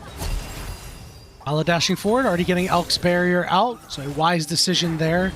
And all that cozy campfire healing can just easily erase everything that the Hank did. I mean, Vampire was half HP when we last checked in. You head back over, he's full HP. So none of that damage is really able to stick against Emilio. And having had to play against Emilio lanes a lot lately in competitive, very frustrating. Look, he takes a wayward turret shot, which could become problematic at some point soon. Yeah, he should be fine. This is another lane, kind of similar to game number 1, where you wouldn't theoretically assume that one of them is going to be able to get a gigantic lead over the other, but as we saw in game 1, Xiaohu has kind of showed up over the past couple of weeks. Talked about this a bit in the pre-show, but for me personally, he was my player of the week for week number 6 previously. He really has been essential towards this team's success and being able to reclimb a lot of these standings and leaderboards after a pretty bad start to the split. He was massive on the Casio in game 1. Gonna have to be big again here on the Azir in game 2. He really is the scaling threat that ends up punishing this early JDG comp. If he can get a lead, things get a lot easier for that team. Junjo moving in here to get a ward down near those chickens. Doesn't have much more to do at the moment. He's got his own respawn raptors coming up as Xiaohu takes this time to get aggressive. Junjo walking in, just making sure that his mid laner will be okay, although he is certainly taking a lot of damage after immediately returning to lane. Yeah, Hongyu just taking some really bad trades here. Xiaohu looking so comfortable on the Azir, just punishing over and over again. Just a really clinical play as we get a look on the top side. Zika about to go Mega, so shouldn't be in too much trouble, but decently good start here for Renekton. This lane is often very difficult for the Renekton to play out, so credit to Xiaohu for looking so good on his signature champion early on in this laning phase. Junjia lying in wait again. There's a gold card, but only going to be able to tag a minion with that Sonic Wave. So, a lot of early dueling in this mid lane, which honestly was a little unexpected, has not yielded anything other than a couple of fun times talking about Xiaohu's dominance as he cancels Honkyu's recall. So that's so big. I was gonna say that's actually really important here. That's a really bad mistake for Hongyu. He just wasn't in the right spot to try and find that recall, and now he's gonna be super delayed. He doesn't have that teleport available. He's gonna miss an entire wave crashing into his tower for that. So pretty big punish here, and Xiaohu just doing a great job in both of these games to get massive leads in the mid lane. Again, this Azir is consequential towards this comp overall, especially if you're going to be hitting that level 6 first to dissuade a lot of that pressure coming from TF. If you get back to lane and can chunk him out before he can use that ultimate, it kind of takes away a lot of those plays that JDG want to make at level 6. It's really funny how you mentioned that, like, yeah, Xiaohu's got, like, a huge lead, and he was up 6 gold just because by virtue of what Twisted Fate does for his passive. Like, yeah, this man had a kill's worth of a CS lead, and it's just completely negated by the TF passive, but that does also mean that TF doesn't have nearly as much damage in the kit later on. So as long as Xiaohu is left pretty much unperturbed in this early game, Weibo Gaming will find themselves in a really good spot. With JDG's early strength, they're going to go start up this first dragon of the game. JJ is going to show up at the top side, clear out a ward, not really be able to find an angle, but we'll wait for him to hit level 6 before he starts looking around. Junja utilizing that Lee Sin pressure, but not having a gank yet is, definitely not ideal for Lee Sin with this comp. Once Pantheon hits level 6, this game does become a little bit more difficult for the Lee Sin. Not impossible, but certainly a lot more counterplay tools available for Weibo. So Junja kind of being on the same timer, same pacing, even about, a quarter of a level down on Jeje because of that Dragon take is relevant. That level 6 power spike has been achieved, and we're likely going to see that Grand Starfall come in as a potential answer to the Twisted Fate, who also has their macro ability unlocked. That's where the real fireworks start to happen. Can JJ do it again? He matched Junja band for band in the first game. See if he can match Hongq here in game 2 as Gala getting rifled down with the Rangers focus auto attacks here. Didn't have to burn his barrier, so up on summoners, but losing out on a little bit of pressure. I think that's fine. You already took the Drake, and so if there was ever a time for you to take a really aggressive trade, probably then. Azika just continuing to try and actually survive in this laning phase. Again, Xiaoshu doing a great job. You typically look at this Gnar matchup as very favored for the Gnar, or at least kind of neutral overall, for this Renekton to consistently be pushing in. It's really important as the Lee Sin continues to be on the top side here. Grubs are spawning in just over a minute. This top lane pressure continues. Lee Sin is once again going to have the inside track there, and especially with TF, in the mid lane. Despite the fact that he's down so much CS, it's still going to be a pretty easy take, so really nicely played from Xiaoshu, and so far it's a much better laning phase than game 1. And if you're Weibo Gaming, you really want these grubs, because grubs for a Gnar, for an Azir, yes, please sign me up every single time. So we'll see if they want to make the move for it. Elk is level 6. The Hank is getting close to level 6. You could stay for a couple of minions and then just decide to drop whatever you're doing bottom lane and move up if that's really what you want to do. Looks like they're not going to rotate the bot lanes just yet. I think that's kind of the meta that we've seen, is that they actually kind of want to look for some of these bot lane plays instead, and Elk and the Hank can be in danger. Well, here comes Hongq. The timing not quite there from the Hank. Woo! The Enchanted Crystal Arrow goes down, doesn't mean anything, and it's a Hongq first blood. Lee Sin was waiting in the wings. They didn't even need him. That's the power of TF. I don't really care if that guy's down resources. He is going to lose a lot for this, as the push obviously comes through from Xiaohu in the mid lane, but that's what I'm talking about. If you utilize that TF ult proactively, you're just going to be up in tempo. Jeje really has to be the one to react to that. Him not being there for that play does create an advantage for the bot side. Once again, just like in game number 1, Gala and Vampire in a good spot on a good lane, so they're definitely going to be the focal point here, and we'll see now if with that kill they want to spend this back and potentially rotate a mid. Looks like it's just going to be a trade, that kill on the bot side for these grubs.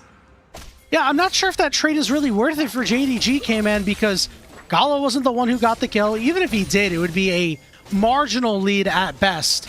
Given the fact that it's on Hongq, I mean, you're getting a little bit more accelerated, right? You're getting closer to that rod, which means you're getting closer to that rapid fire cannon, which does open up some playmaking for you.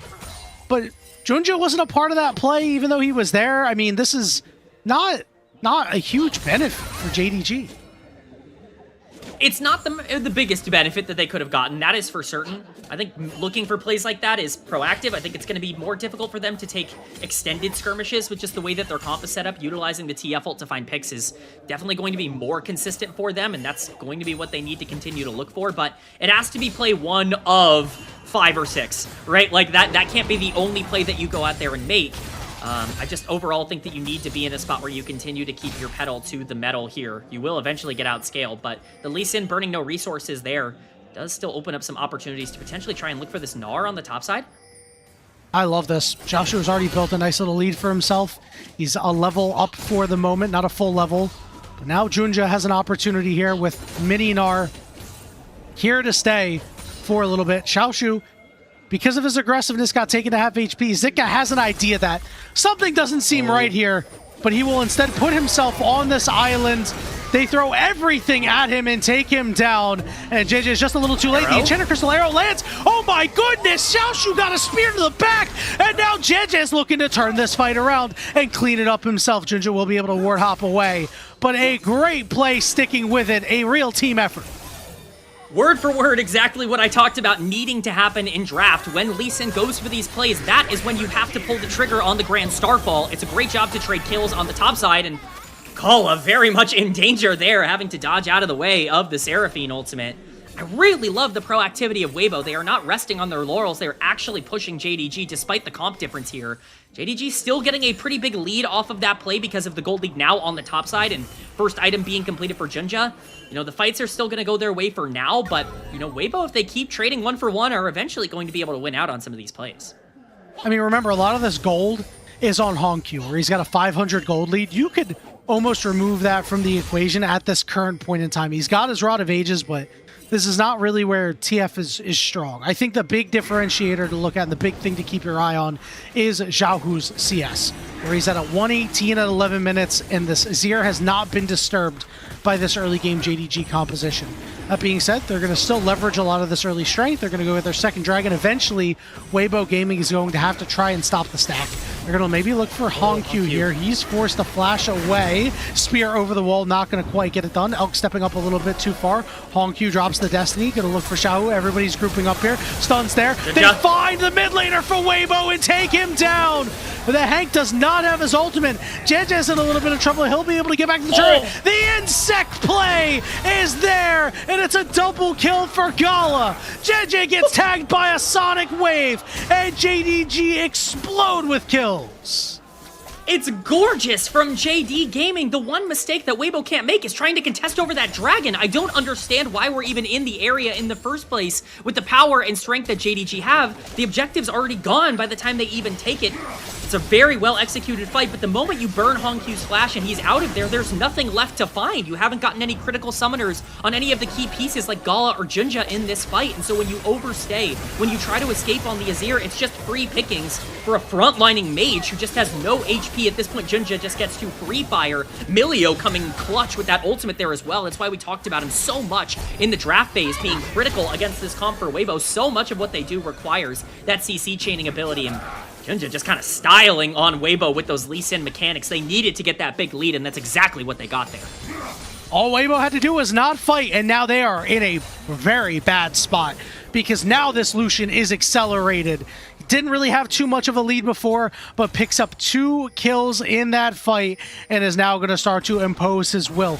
The extra range you get from the Cozy Campfire means that you are able to get a couple of wayward auto attacks onto Xiaohu and cause problems. Gold leads for everybody over on JDG, a now 3,000 gold lead. As long as they can keep the pedal to the metal, Weibo Gaming ain't going to see a late game. Here we go. Shu going all in here, but over the top is that Pantheon ultimate. Looking for a big turnaround here in the 2v1. It's going to be hard to win, trying to dodge out all the spears. He slices. He doesn't have the dice right now. He's got the flash, gets the stun, gets stunned himself, and gets speared once more. Oh, that was a very close play. Zika narrowly trading 1-for-1 with his life on the top side. Luckily, they're able to make that play happen. Even Honkyu making his, or Xiaohu, I should say, making his way up to make that play work.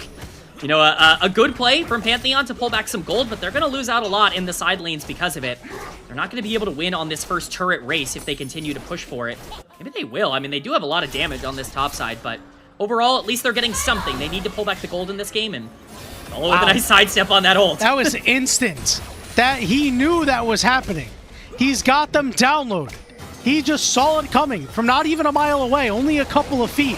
Here's a calling getting put down here. This is why Lucian's mid-game is so strong. You clear out the wave, you drop the culling, and you can never get pressure on the other side. This is exactly what JDG want to be doing, pushing their side lanes, creating action across the map, and utilizing what is a big macro advantage for them right now. They can win basically any isolated fight, so you might as well take as many as you want at this point in the game. Certainly, this is when Gala and Vampire are going to be at their strongest. Lucian continues to get a lot of plates as well in the mid lane. If he can start to get accelerated, that does solve a bit of your scaling problems because he can be that assassin for someone like Xiaohu in the later part of the game. Really like the way that JDG are playing this, but they have to keep up the pressure in side lanes. They have a lot of ways to pick and find, you know, good plays across the map. They need to make sure that they're in a position to allow Lee Sin to play as aggressive as he wants to. The one thing to note is because you have Lucian Melio and you really want them in the mid lane, while you are getting a lot of advantages there, Honkyu's ability to use his ultimate is now a little bit more limited. since he would need to recall, deploy on mid to see if you want to even consider using it top. Right now, you're pretty much locked to the bottom side of the map. That is true, but I think you're actually more than fine with him just taking a little bit of time to continue to grow that gold lead. At least for now, Rift Herald has spawned, and he can get to that play relatively easily, certainly easier than Zika can, who would have to burn the teleport, so still a bit of an advantage for Hongq in that regard, so long as he stays close enough to be able to make that transition happen, and it looks like that's going to be the call here. Rift Herald started up by Junja, Hongq shadowing. Let's see if JDG can continue to pour it on with objectives here. 6,000 HP. Hongq has showed up. Zika is still down in the bottom lane. It appears that Weibo Gaming have no interest in contesting. And with Dragon coming up in 20 seconds, we'll see if JDG want to use that Herald to leverage a third Dragon Hongq teleporting bot, because that's where the next objective is. Yeah, I mean, he essentially loses nothing for that play. Gets to roam up, get that Herald for free, and now is back bot lane. 1,500 gold ahead. I get it, TF gold lead is a bit fake, but that gold is real. He definitely has it in his inventory and in his pocket, so he will be accelerated in terms of buying a lot of those major items. We're actually seeing a much more AP-focused build than we normally do from TF in this game, which I think could be relevant. Rift Herald just gonna get dropped. Not sure if that was intentional, but Weibo have started up on this Drake. It's kind of gone already. All right, let's see if Junja can get in and get the steal. Flash kick, but he can't secure it. That is big for Weibo Gaming to break the Dragon stack. But now, JDG have the inside track and a Herald barreling down on this mid lane tier 2. Yeah, they're looking to stop some of these backs here. They are trying to get this tier 2. The pings are coming down. They're not going to be able to stop enough of the backs. Only 2 people remain. Can they find a pick on the bottom side with no turret here? Let's see. They know that Zika is near Mega, and with the ability of the Hank to try to keep him sustained and have the Encore, means that JDG are not going to look for anything more. Good damage on this turret, but it still stands. Very narrowly still stands, and if that went down, that would have been massive for JDG. A huge gold influx for Gala, which could have been big for the next fight. You can see his inventory is very close to that second item, and that's when you start to get a little concerned about the Lucian. You know, obviously still a big lead for JDG, but eventually these plays are going to have to start working out for them. Junja utilizing that flash to try and get into that dragon fight, and having it not work out does create a situation where now there are fewer tools for JDG to be able to capitalize on some of these picks, and they do need some of these picks because these front-to-back team fights have a lot of, you know, opportunity for CC chaining if Milio can only use that ultimate once. This is exactly what I'm looking for. Yep, the Hank stepping up into an onboarded brush, but will be able to survive notwithstanding. Pantheon and Azir really loving flashless targets, and while Xiaoshu's is coming up soon, the mid-jungle duo of JDG do not have them. We'll see if they elect to try to force a fight on one of these timers, K-Man, to take advantage. Yeah, JDG are looking for this. They want to fight now. Jed. Right. Playing Just safe enough. Trying to keep Xiaoshu off for the moment, but we're here in the LPL. We certainly will throw a couple of jabs over a Scuttle Crab, but there will not be a full-fledged fight. We'll just go over to Junja without much of a problem, but and I guess it looks like Weibo Gaming is like, hey, you know, we know that their flashes are down. We're not really too interested in trying to fight them over it unless they're going to try it when this Baron comes up. I mean, that's the thing, is you really only want to fight around objectives right now if you're Weibo. Xiaohu can collect a lot of this gold for free in a side lane, but he has to be super careful. Everyone's making their way up topside. Might not be that free. Junja here clearing out the ward. You saw Gala and Vampire move over for the moment, but JDG will pull out as they send everybody to protect the legendary Azir out of the mid lane for Weibo Gaming. You can very clearly see where their priorities as a team lie. They are definitely attempting to play for Elk Elk is in danger. Oh yeah, that arrow ain't gonna help you out that much, buddy, because Lee Sin's right over the wall. Mid lane tier 2 down as well. You send Pantheon to protect your Azir, well, I guess we'll just take your Ashe instead. I think that was the call there. Tier 2 as well going down is massive in terms of opening up the map for JDG. Again, a huge gold influx onto this Lucian, who is now 1,000 gold up on Elk on this Ashe. This is a very dangerous team comp, and these are the kinds of things that JDG need to keep doing. The pressure needs to stay on the map. If they full commit to one area, well, you just take advantage of the other. That's what Twisted Fate can do. The reason he's so valuable as a mid laner is he can afford to build a little bit more greedy. He's got that Lich Bane completed alongside the Roa, so definitely a TF that might do a little bit more damage than maybe you're expecting in some of these fights, and certainly than maybe some of these top lane TFs have been doing over the past couple of games. And I want to shout you out, K-Man, because you said the answer into Ashe Seraphine Lucian Melio, and it's been so good. And in this particular game, you've seen it on full display. Not only having a couple of kills on the side of Gala and Vampire, but making sure that Elk and the Hank don't have anything right now. Oh, Zika. Speaking of people who might not have anything, it's Zika, because you don't have Mega yet. You get kicked, and the burst damage is far too strong. It is another JDG pick. Xiaohu has been so good in this game on the Renekton. I know that it's more Zika just overextending side lane problems, but he really has looked fantastic throughout the laning phase, and now Hongq just dodging out of the way of the arrow gets them pressure over this turret. You're not able to make plays like that happen. It's very difficult to scratch and claw your way back in. It is a 5,000 gold deficit for Weibo Gaming. They've been here before. They were here in game one. The circumstances do feel at least a little bit different this time. But as we know, and as Xiaohu has shown, if you can hold out and get to the late game, he can provide. We'll see if Weibo Gaming managed to get there. See if they can. And Xiaohu's had some big moments, has already shown some good plays on the Azir in this game, just has not had a lot of opportunity to actually make those plays happen. Has completed the Rocket Belt second item on Azir. There's a lot of conversation around whether or not that's optimal or if people really like it, but certainly seems to be the direction that a lot of people are going in. Thank you again, Chovy, for getting everybody on that train. But now the question is, can he make those plays happen? Because Dragon is spawning, and there are more tools for Weibo than you would think. These are just the scariest parts of the game. If Weibo lose a big fight here, the game is likely over. They are positioning as though they want to take this. Teleports are getting burnt. Xiaoshu has already landed. Meanwhile, we have a Meganar that's already coming through. That's about to run out of time. I'm not sure if this is the fight that you want. Hongq going to use that Destiny. Looking for an angle. Culling going to force Gala away. He's at half HP. Big damage onto Xiaohu, down to about half HP himself, as the Dragon is being done here by JDG, keeping Weibo at arm's length, and it will be secured by JDG. No fights occurring. I mean, just a very mistimed Gnar. There's not really a ton else to talk about there. You have one real easy way to find engages, and it's Mega Gnar, and Zika joins the fight with basically no bar left, and that's a massive mistake. That basically means they cannot contest at all. There's a 6k gold lead for JDG. It's everywhere across the map. You are just constantly losing. Soul Point has been acquired. It's Cloud Soul. This is going to be one of the most dangerous to play into. It's Lucian Lee Sin Twisted Fate with Cloud Soul. I mean, this is terrifying. This is a prospect I would not want to be staring down. We talk about the scaling, but you know, the reason I liked this comp so much for JDG in draft and hyped it up as the better draft is because they have so many more tools to control the game, and they've done exactly that so far across the first 23 minutes.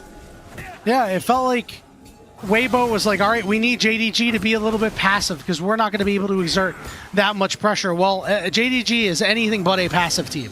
They will fight you all the time. They will get those early advantages and carry it into a victory. And right now they are well on track to do so. Hovering around this top side here, Baron could always be on the menu at any point in time now. That's the thing, is like this comp does take Baron. Like, it's not like you can't just sit there and be not scared of it. Lichbane, you know, on TF does give you more options there. Rapid Fire now completed as well to make him, you know, effective in those team fights. We talked about that extra range on Gold Card. It's going to matter. Rapid Fire also available for Gala, so he's not even an easy target for the Pantheon to jump onto. And even if the Pantheon does get that lockdown onto Gala, you've got the Milio ultimate to be able to cleanse it. So there are so many different options here for JDG. As long as they don't make egregious errors, they could be in a spot where they're finding even more picks.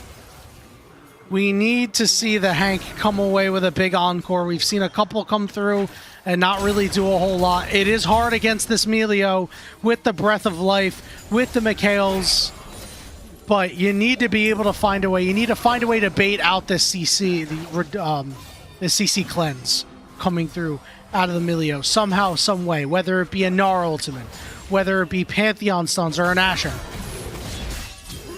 I mean, the problem is, it's not even just one CC at this point. You've got Mikhails, so you've got so many different ways to keep everybody on your team as safe as possible. He understands his one role, keep his carries alive.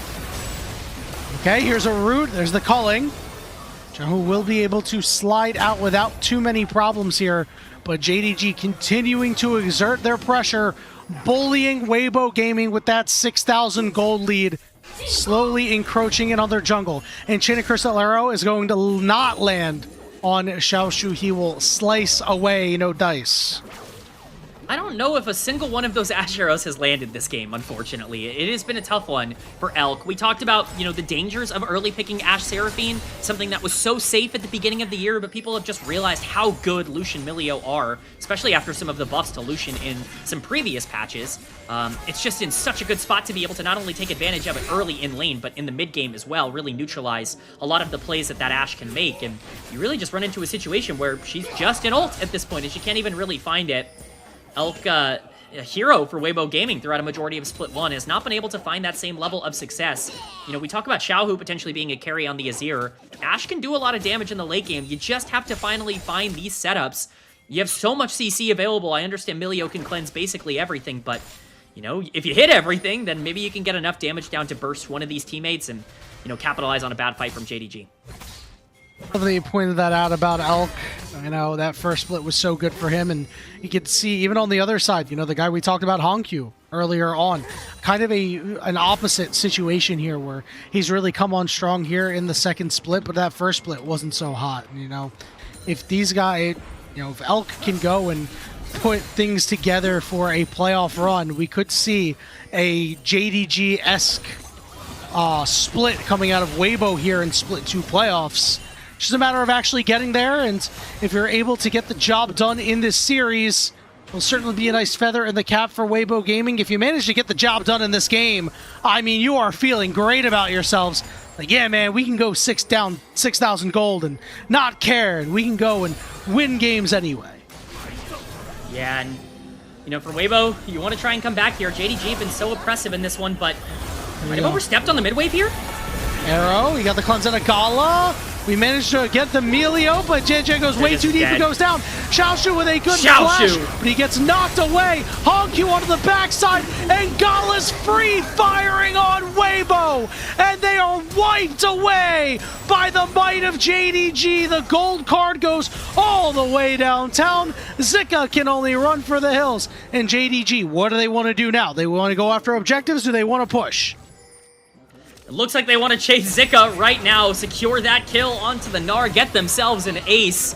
And Dragon's going to be next up on the menu. Baron on the map as well if they want to make the transition over there, but with the bottom side, it's likely going to be this objective and then a back. What a massive fight. Xiaoshu for All-Pro. If you ever needed a good selling point, that fight was a great selling point. He gets in the middle of 3 members of the enemy team for that Q. He's massive on this Renekton. He's in a counter pick matchup this entire game, and he's never been down in gold. It's just an incredible effort from everybody on JDG, especially this top laner as we see in this fight. Once again, it's Weibo looking for a desperation play as this Dragon ends up spawning, but we just get a little bit too over-eager once that Grand Starfall comes in. Jeja gets kicked, and it is over. You can only knock the Renekton out for so long. You got a TF on your back lane. You got a Lee Sin jumping around everywhere. You have Lucian free-firing. Vampire is cleansing every bit of CC. Everyone on JD Gaming are stepping up right now, and if we had any questions about this team after game number 1, a lot of them are getting answered here in game 2, as it looks like they'll secure the Baron as well. Never in a good spot when an enemy Lucian is on your backline ripping your team apart. Generally speaking, that means the game has gone horribly, horribly wrong. And it has for Weibo and will continue to do so until JDG elect to put this one away. A lot of jockeying around this Baron. They did get the Cloud Soul, which, as you mentioned, going to be a big boon for them and a good way for them to try to end this game. And maybe, just maybe, they'll find the angle here in the mid lane. Look at the Xiaoshu flank. He's on the back line, causing a ruckus. And Xiaohu cannot survive the onslaught. He goes down. Honkyu will find the Hank. Zika doing what he can on the backside, but finally knocked down. That is an ace for JDG. They will shove it down mid lane, and they will call it a game. Game, set, match for game number 2. JDG get a comp that they can control everything on the map with, and they do not look back. Lee Sin looks incredible. The early game dominance looks incredible, and it looks like JDG have found their comfort once again. This guy's Renekton is just so insane, man. Xiaoshu, listen, when people have one tricks, typically you pull them out every once in a while, but what happens when your one trick is meta enough that it's picked all the time, but not meta enough to constantly get banned? Eventually, you have to spend a ban on it against this guy.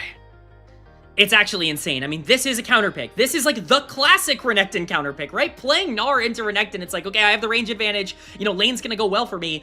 Xiaoshu's just built different. That guy is not the same Renekton as everybody else. I'm so glad we popped up the All-Pro graphic because truly, his development over the course of this year has contributed so heavily towards why JDG are in the spot that they're in. He wasn't the only player to play well in this game, but him getting that lead on the top side was so relevant and being able to open up the map even more. Lucian Milio is expected to win. The Twisted Fate is expected to get out on the map even with the bad laning phase. Renekton winning on the top side just completely strangleholds any lane pressure from Weibo Gaming at all. Yeah, and when that happens, that means you kind of get to run wild as the Lee Sin, and didn't have to do a whole lot in that early game, but with all the leads that you have, it just makes life so much harder. You don't get to move first as the Weibo Gaming top laner. You don't get to show up to fights first. You have to wait and go and collect your wave, and then it messes with your Narbar, or you just drop the wave, which doesn't really seem that great. So you're kind of in a catch-22 there. It is a wonderful performance by Xiaoshu, and a wonderful performance by JDG as a whole. They really cleaned up a lot of the issues they had in Game 1 and made this one look fairly easy.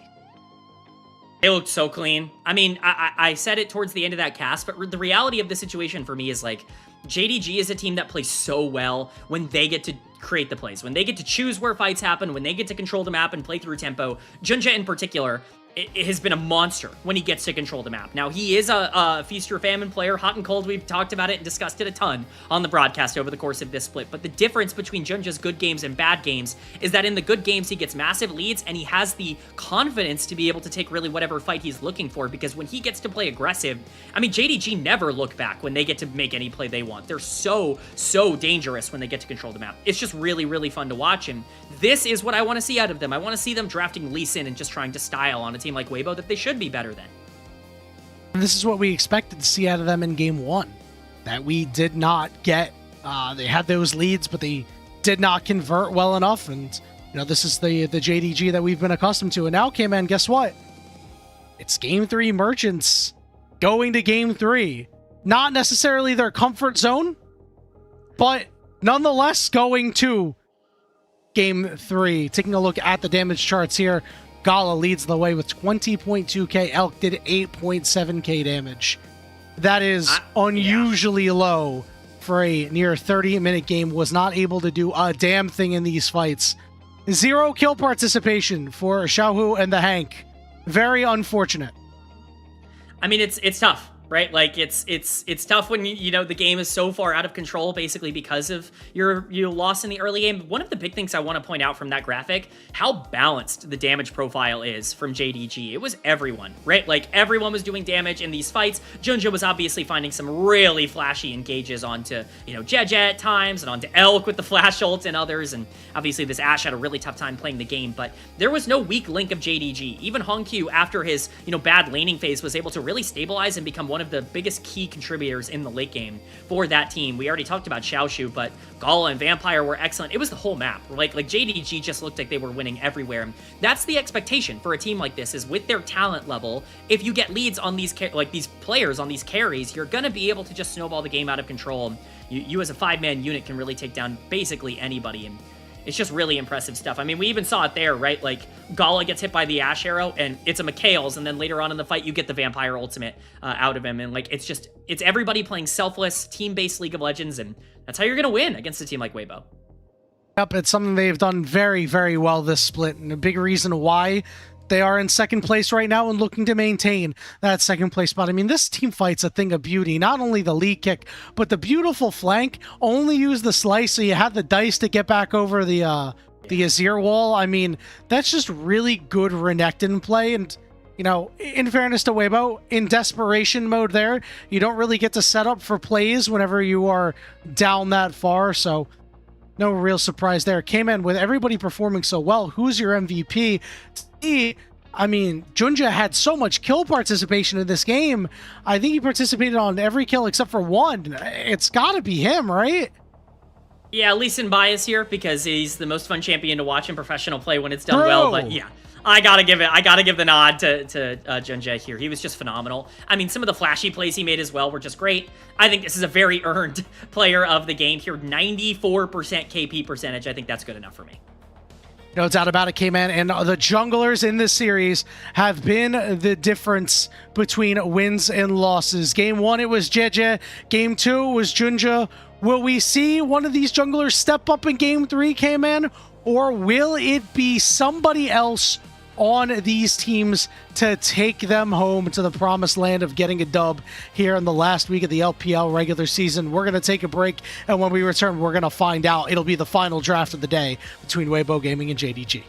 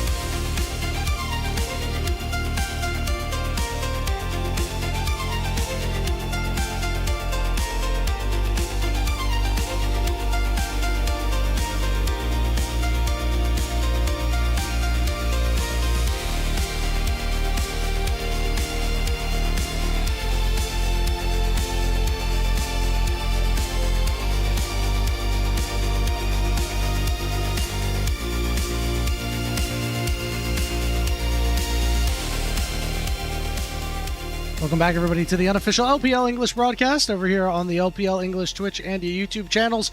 Weibo Gaming, we're not able to get the job done against JDG. The early aggression versus the late game scaling. Well, K-Man, most of the time the early aggression will get there.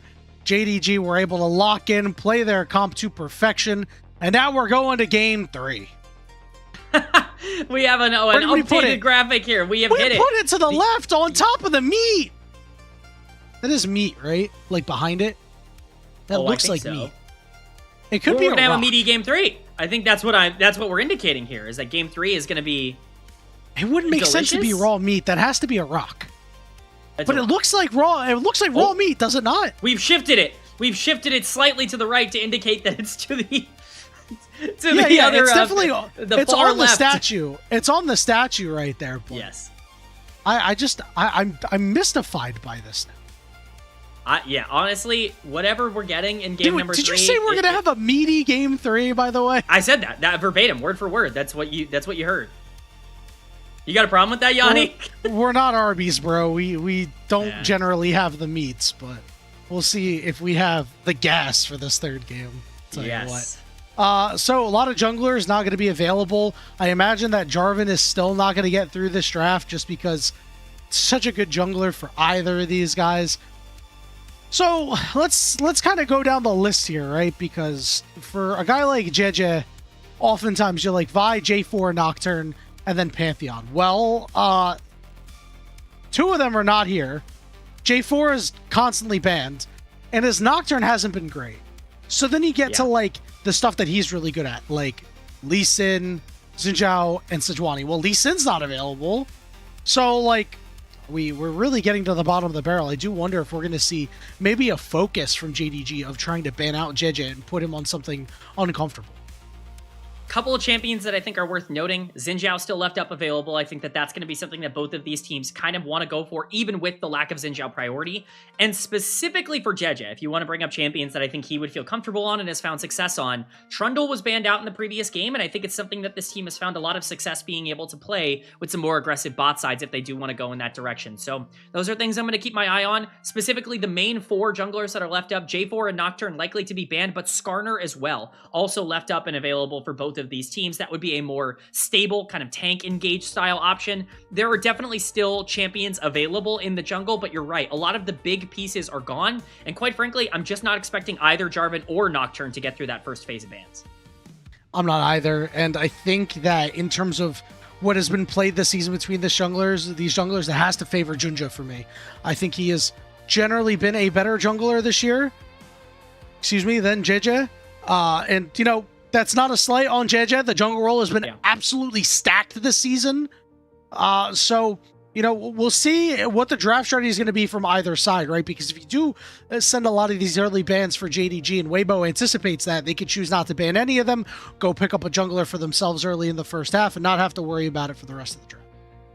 That's the thing, right? It's just we've seen consistent priority over the bot lane throughout a lot of this series, and even the mid lane as well. Like, we've really seen jungle get pushed towards the back of the line for a lot of these drafts up until this point. It's going to be curious to see that now if the pool is pinched a bit more. Do you just feel like you have to take something early? Do you feel like you have to invest a lot more into that position? Or do you still want to try and grab some bot lanes that, you know, if we're spending priority bans on jungle in first rotation, I mean, Yunara Lulu is still available. You know, Ezreal is still available. Caitlyn is still available. So there are plenty of bot lanes that are going to be really... Varus has been banned out basically every game and is still available. So there are plenty of different bot lanes that could still be a heavy priority. And, you know, if you're not letting the junglers through, then you're now letting those bot lanes that are really powerful through. And you know that Zeka is always liable to pull out a Varus or the Vayne in the top lane.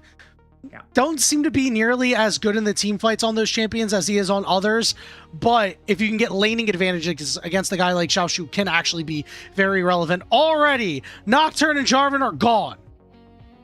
No shocker, no surprises there. Annie and a lot of other mid laners were really heavily prioritized. Orianna, obviously. Ryze was taken off the board in game number 2 as well. You can maybe expect to see even more mid lane bans in that direction just to continue to pinch the pool as much as possible. Again, you're just really hoping to try and narrow down the options as much as possible, as we get a bit of a fan there here for Jaja in the crowd. Okay, man, I want to ask you something. It's going to detract from this Game 3 a little bit. Out of the entire LPL English staff, who do you think is the most likely to say nothing, and then while somebody's casting, they just see them in the crowd because the camera goes to them? Just show up without any sort of Yeah. prep? I think Alk has a good chance of just kind of being there. That's what I'm Although Alk thinking. would tell us, I think. I think Alk would tell us. Yeah, Maybe, I think Alk maybe would Jack, tell maybe us. Javetto. Jay Beto would say nothing and be like, "Hi guys, I'm here, LPL English." Or, sorry, Yeah, the here accent at the coming out LPL, there. At the LPL here in China. Yeah. Anivia also taken off the board. Couple of mid laners focused at Hong Q here, who again, has done a really fantastic job this split. His pool has been expanded a little bit as well. He's got a lot of really good options. Varus going to be the final ban coming through. Look at the mid lane bans, and Ryze is not among them. In fact, the Anivia kind of signaling, hey, yeah, we're picking the Ryze. We are going for it for Xiaohu. This has been both of these mid laners' most played champion across this split, and so they are very, very comfortable in that matchup. Getting that early for Xiaohu to give them a macro presence when things like Pantheon and Twisted Fate and a lot of these other, typical macro counters are off the board is definitely a big turn of events. But as we talked about, bot lanes are available. Yunara Lulu could just be a slam here if you wanted to go for something strong in the 2v2. Bard, also something that's been banned out basically the whole series. One of Vampire's signature picks. Might not be quite as strong from a duo perspective, but certainly a good playmaker to have to counter the Ryze. He has looked at times like carrier on that champion, so we'll see if he can slam it one more time. The Ezreal available. They could always opt into that. Never want to give a guy like Gala Ezreal make a very large impact. Honku may opt into this Aurora that he's been so good on.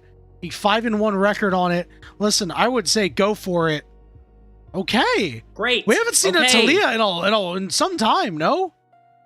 It's starting to pop back up a little bit, but honestly, I've been begging for it to pop up more. This champion got buffed on this most recent patch, and it feels like nobody has realized that yet, that this champion has actually gotten really strong again with some of the changes to her kit and some of the buffs that she received. I've really been stunned that she's not completely returned to the meta. I think she's a fantastic answer to something like Ryze to open up the map, and I think Hongq on another macro threat that has a semi-global ultimate to open up the map, that's what he does at an elite level. Getting that as comfort to pair with the Bard is great. Ezreal as a safe champion on the bottom side to allow for their own playmaker to come through. The Hank has obviously been more of an enchanter player, but we have seen the Nico as well out of the Hank, and didn't look very good in that first game, but we're going to get a second shot at it here.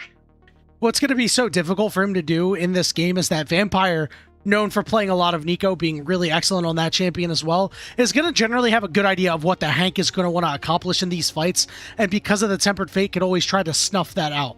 Let's see what JDG pick up for AD carry. They don't wait too long. They'll pick up the Caitlyn with the Bard, which I think is an interesting choice. Lane power is certainly there, but Caitlyn is not an AD carry that I always feel comfortable about leaving alone. Yeah, Caitlyn just puts so much pressure onto Ezreal in the early game that I do kind of understand where you're coming from. Ezreal can't really poke off that lane at all because of the lack of range advantage in his favor, so it's really difficult for him to play aggressive. It basically forces these supports out of lane, and basically what you're saying with this pick is that utilizing the pressure from the jungle, from whatever we pick, we're going to utilize that to win the early game rather than try to play towards bot side, because Caitlyn's just going to have that full pressure anyways. I kind of like this idea in isolation, especially considering that Gala has been so much better in lane than Elk. Kind of takes away a lot of options to be able to turn that around in the bot lane. But now I'm really expecting an aggressive jungler from JDG, something that's going to be very carry-oriented. That opens up some very interesting possibilities. We haven't seen a ton of other carries outside of Nefiri for Jinja throughout this split, but I think it almost necessitates it with this draft. You can't pick it, though. It's gone. So what do we... Yeah, you're right. Where are our carry options? Like, I don't know, man. I don't know who's going to be carry Potter, carry Underwood in this game. You got to figure out who is going to be the jungler to opt into. We'll see how many junglers are going to be left, right? Because Trundle is, a champion that you don't often see flexed, mostly a jungler, getting taken off the table. And Bessa, a champion that you could flex, could also take into the jungle, is a carry, fits that description. They say, get that out of here. I mean, I don't know at this point. We're looking at hey man, let's go pull out a Viego, or let's go pull out a Lilia even. You can carry on that. I think for me, honestly, the two champions that first come to mind, if you want to take away that can be aggressive, Olaf is on the board. Jed just played it a couple of times, and would be really good for this comp. Kiana is also Zin's still on the available. table. Junja played it more last year than this year. I think Kiana would make the most amount of sense for this comp if you feel comfortable playing it. But again, Junja's just not really shown a lot of proficiency on other carries this year in particular. So going to be really fascinating to see where he goes for. Yeah, I mean, the Skarner would be more setup, but you have plenty of setup. You need damage on this comp. I think you especially need proactivity out of the jungle. I would really, really not like the Skarner as much. It is a takeaway, and it's one of the stronger junglers that is left available. I just think from a comp perspective, you need something more aggressive to pair with this Taliyah, and I don't know if Skarner is that. Well, now what are we going to get top lane for JDG? Because you are setting up Xiaoshu to be the guy who's going to carry you through the game. Perhaps if they lock in Jace, maybe, just maybe, JDG go back to the Tryndamere top lane. I mean, it would be something that they've shown that they can play. It would be very risky in this comp, but I honestly would like it. Again, it gives them a win condition. It's just not necessarily the win condition that I would love to play out. Gives them a huge side lane presence because you have that Bard that can roam everywhere. Taliyah, obviously with that semi-global, gives them options. But the Jace already is basically putting them on, you know, on notice. Like, what are you going to do to counter this? What are you going to do to stop Zika from getting this massive lead and being able to be a bigger pressure point than whatever you pick on the top side, especially if you lock in the Xin Zhao. Xin Zhao Rise is one of the scariest duos. Oh, Jace Jungle. We're going back this to is Jace Jungle. Yeah, we're going back to the Jace Jungle. Okay, this is something that we saw a lot in the early goings of the year that has essentially disappeared from the meta, but now with the return, we're seeing a lot of hovers. Zehen was a Xiaoshu special. Maybe, just maybe, this is the move here.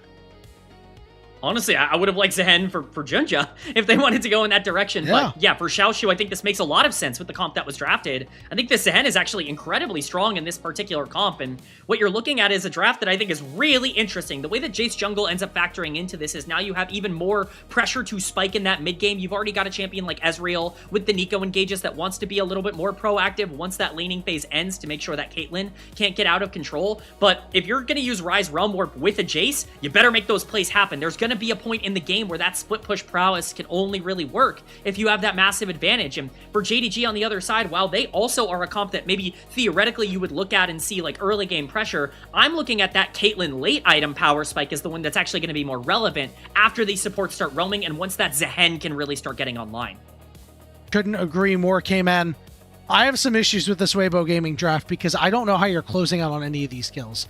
RCC is Rune Prison, Pop Blossom with Tangle Barbs, and, you know, whatever the heck Casante's doing to people, right? I just don't know how in the early game you are expected to convert on some kills. It feels like you're just priced into Shock Blast ganks, and that's it. And sure, you'll get some advantages off of that, but I don't know if they'll be enough to put Weibo Gaming over the top. It's certainly going to be an interesting composition to see them try and pilot here in this final game as they look to improve to 6 and 8 and try to improve themselves in the standings, trying to get up to that 5th place spot. It's going to take a little bit of a miracle, but it is still possible. They need a miracle, but we already saw in Game 1 that even when they're down, they are never out of any of these games, certainly of any of these series. They are the Game 3 masters for a reason, and they get the chance to prove it here in this one. Summoner's Rift for the final game of the day. JDG Weibo, let's do it.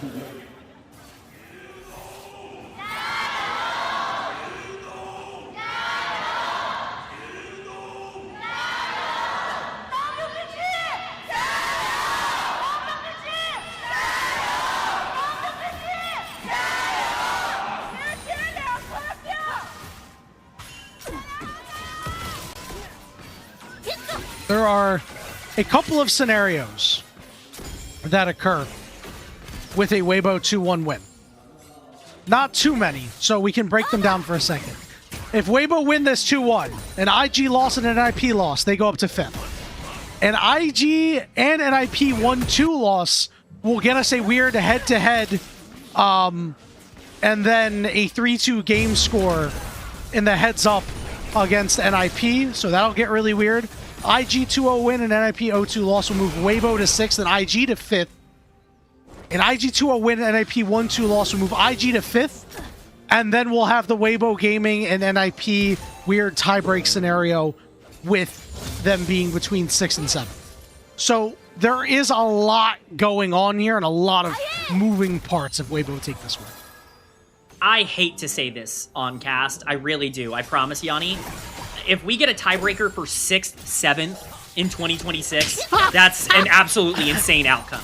That is Bro, truly you wouldn't be able to the make it most- up.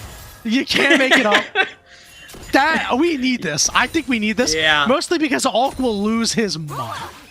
Very true. Very true. And now we're kind of hoping for that outcome, but it's not just Weibo who have something on the line in terms of standings here. JDG win this series. They're in a great spot to get second in this split as well. And like I said earlier, that's a pretty big advantage for them. They get to choose their opponent right after BLG of the 4 teams that'll be, down, coming through the play-ins. And they'll also get to avoid the same side as BLG, which could theoretically be possible if they lose this series going down to 4th place. So kind of an important one for both of these teams to go out and win for playoff hopes. Yeah, you want to try to avoid BLG for as long as you can, given the fact that they've played so well. If you have any hopes of trying to make it to the finals and make it to internationals, you're going to have to cross paths with them at some point. Weibo Gaming and JDG. Let's see what, if anything, we get out of this early game. Because level 6 is when we really start to expect things to pop off, especially with these mid laners, I should say. Xiaoshu trying to put in as much pressure as he can onto Zika. Remember, he's been so good on this champion this year. It kind of fell out of the meta a little bit, but it is a great time to pick it here when you need a win. Definitely the time to dominate and really make your mark. Again, we talked about Xiaoshu. He's been excellent throughout this entire split up until this point, has really evolved and pushed himself forward as one of the best top laners that we have in the LPL and truly one of the best top laners in the world in terms of production so far this year. This can be a big gain for him to really cement that legacy because he's a huge part of this team's damage. Again, Gala is going to be a big carry in the late game eventually on this Caitlyn, but we all know Caitlyn's graph is a U, right? Eventually in the mid game, you're just not going to have that same level of proactivity until you start hitting those 4th, 5th item power spikes. Really starting to get that full 100% crit online, and you can really start to push a lot of that damage through with that Caitlyn. Before you get there, it's going to be a little bit more difficult, and that's where Zehen really needs to step up and make those plays. One of the big things I'm going to be looking at for Weibo, you've got Jason Ezreal that kind of leads your mind into believing this is a, poke comp that has a lot of range and should be able to set up around these objectives. And while that is true, you got to make sure that you get there in the first place. Yep. You got to get your feet set at these objectives. Be the first one there. Going to look out for those recall timers as things start to take shape. One thing that, you did touch upon the Caitlyn graph, the parabola, as we could call it, because it's just a U, is that you're missing a lot of damage in the composition outside of Xiaoshu at that mid-game point. Hongq is not really going to be providing damage at that point in the game. That being said, as the game goes on, if you are able to front to back, Taliyah does get pretty potent. Oh, hang on. First Weaver's engage. wall down. JJ forced a flash away. Really nice move there by JDG, moving everybody over to go and get position on this dragon. Absolutely love that play from Hongq, mostly just because you hit level 6 first. You might as well take advantage of it. Ryze is going to be able to Realm Warp, and it's better to use your ability proactively than have to react to a Ryze. One of the things I will say about Taliyah moving forward, to touch upon your point, is that Taliyah can do a lot of damage. It's just a little bit more difficult for Taliyah to do a lot of damage, especially into a comp that has the range of Jason Ezreal. It's definitely going to be much harder for her to position. But after the buffs, again, I want to reiterate, this is not the same champion that we've seen throughout a majority of the spring split so far.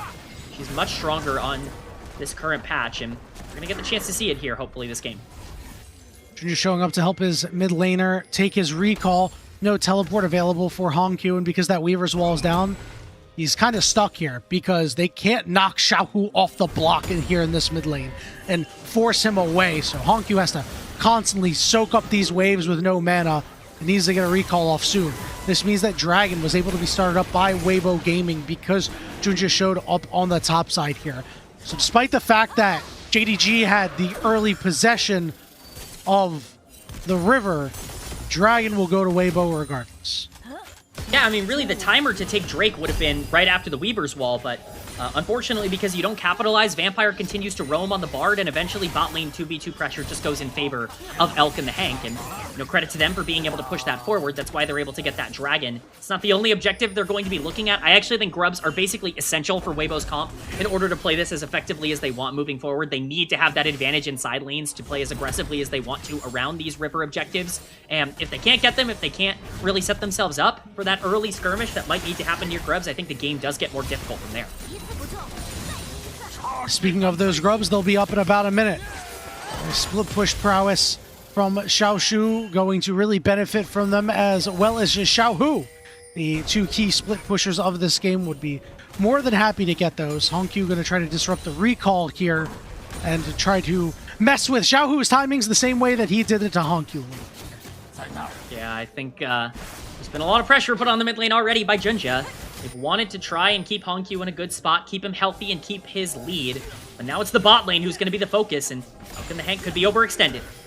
Uh-oh. Well, they've spotted out Junja. The Hank gonna try and use the clone, but they were not fooled. The Impale is there, and first blood to go. Perfectly played by Junja. You got to make that first Impale count, and he absolutely did. That's the big advantage that you have over Jace, is that your ganks are going to be significantly more efficient. You really don't have a lot of great ganks set up throughout both of these lanes unless Nico has a Pop Blossom available, but at level 5, there's just not a lot of easy ways to make that happen. A gold lead now generated once again for the third game in a row. When it comes to Gala, he has been huge for JDG throughout this series, and in this game, he's once again going to have to be pretty important on the Caitlyn. And now Honkyu has that Weaver's Wall available, so you can go and make another play if you wanted to and really start to put the screws to Weibo Gaming. Gala has a pickaxe, 2 long swords as well. His auto attacks are hurting at this early point in the game. They are definitely a problem.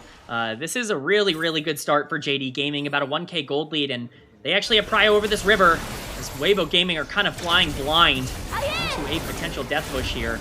Remember, they need Grubs, so it's really important for them to set up around this objective. All right, Honkyu stopped his recall.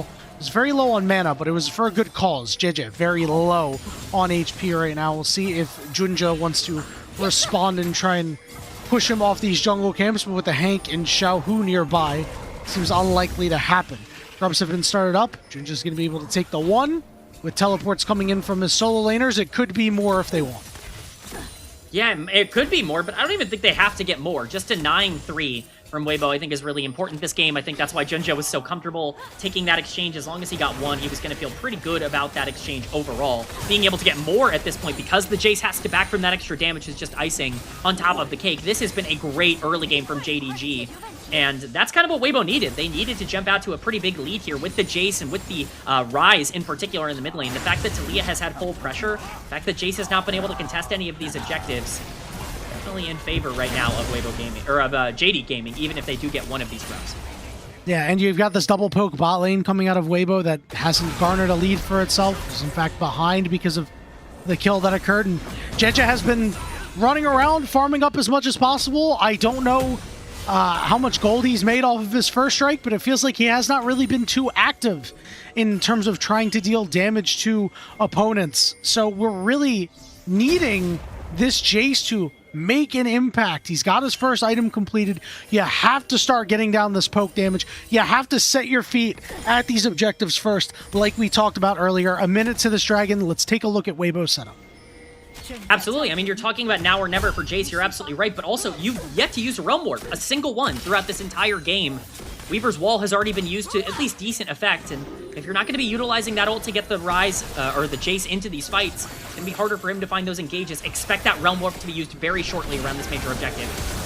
All right, here we go. A flash. Pop Blossom lands onto 2. Gala down to half HP. Temper Fate does not land, but the Impale onto the Hank. He's dead. Xiaohu looking to run down Vampire and Gala as they're stuck in the back of the pit, and they're starting to run out of space, but they have ways of getting out. Put in Rune Prison and taken down. Vampire forced to flash over the wall. Ends up being a 1-for-1 when the dust settles. 1-for-1 is a good trade here for Weibo. It looked like it was going to be a bit disastrous for them at the start, but so much was burned, killing the Nico before this fight because she is obviously the very consistent engage. Even Gala, you know, stepping forward a little bit too far there, getting stuck in the pit, not having the net to be able to get himself over the wall. Definitely a bit of a problem, and a 1-for-1 trade that actually ends up very gold positive for Weibo. You've got about a 1k gold lead now on Jace. He's going to be, like you said, the most crucial member of the team.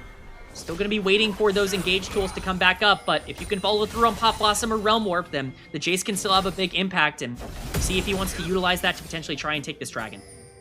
He's got a pickaxe in his inventory, and this early in the game can really move the needle. So we'll see what the Weibo Gaming jungler is able to do when objectives are not up. The thing is, though, the objectives are still up because this dragon was not started up.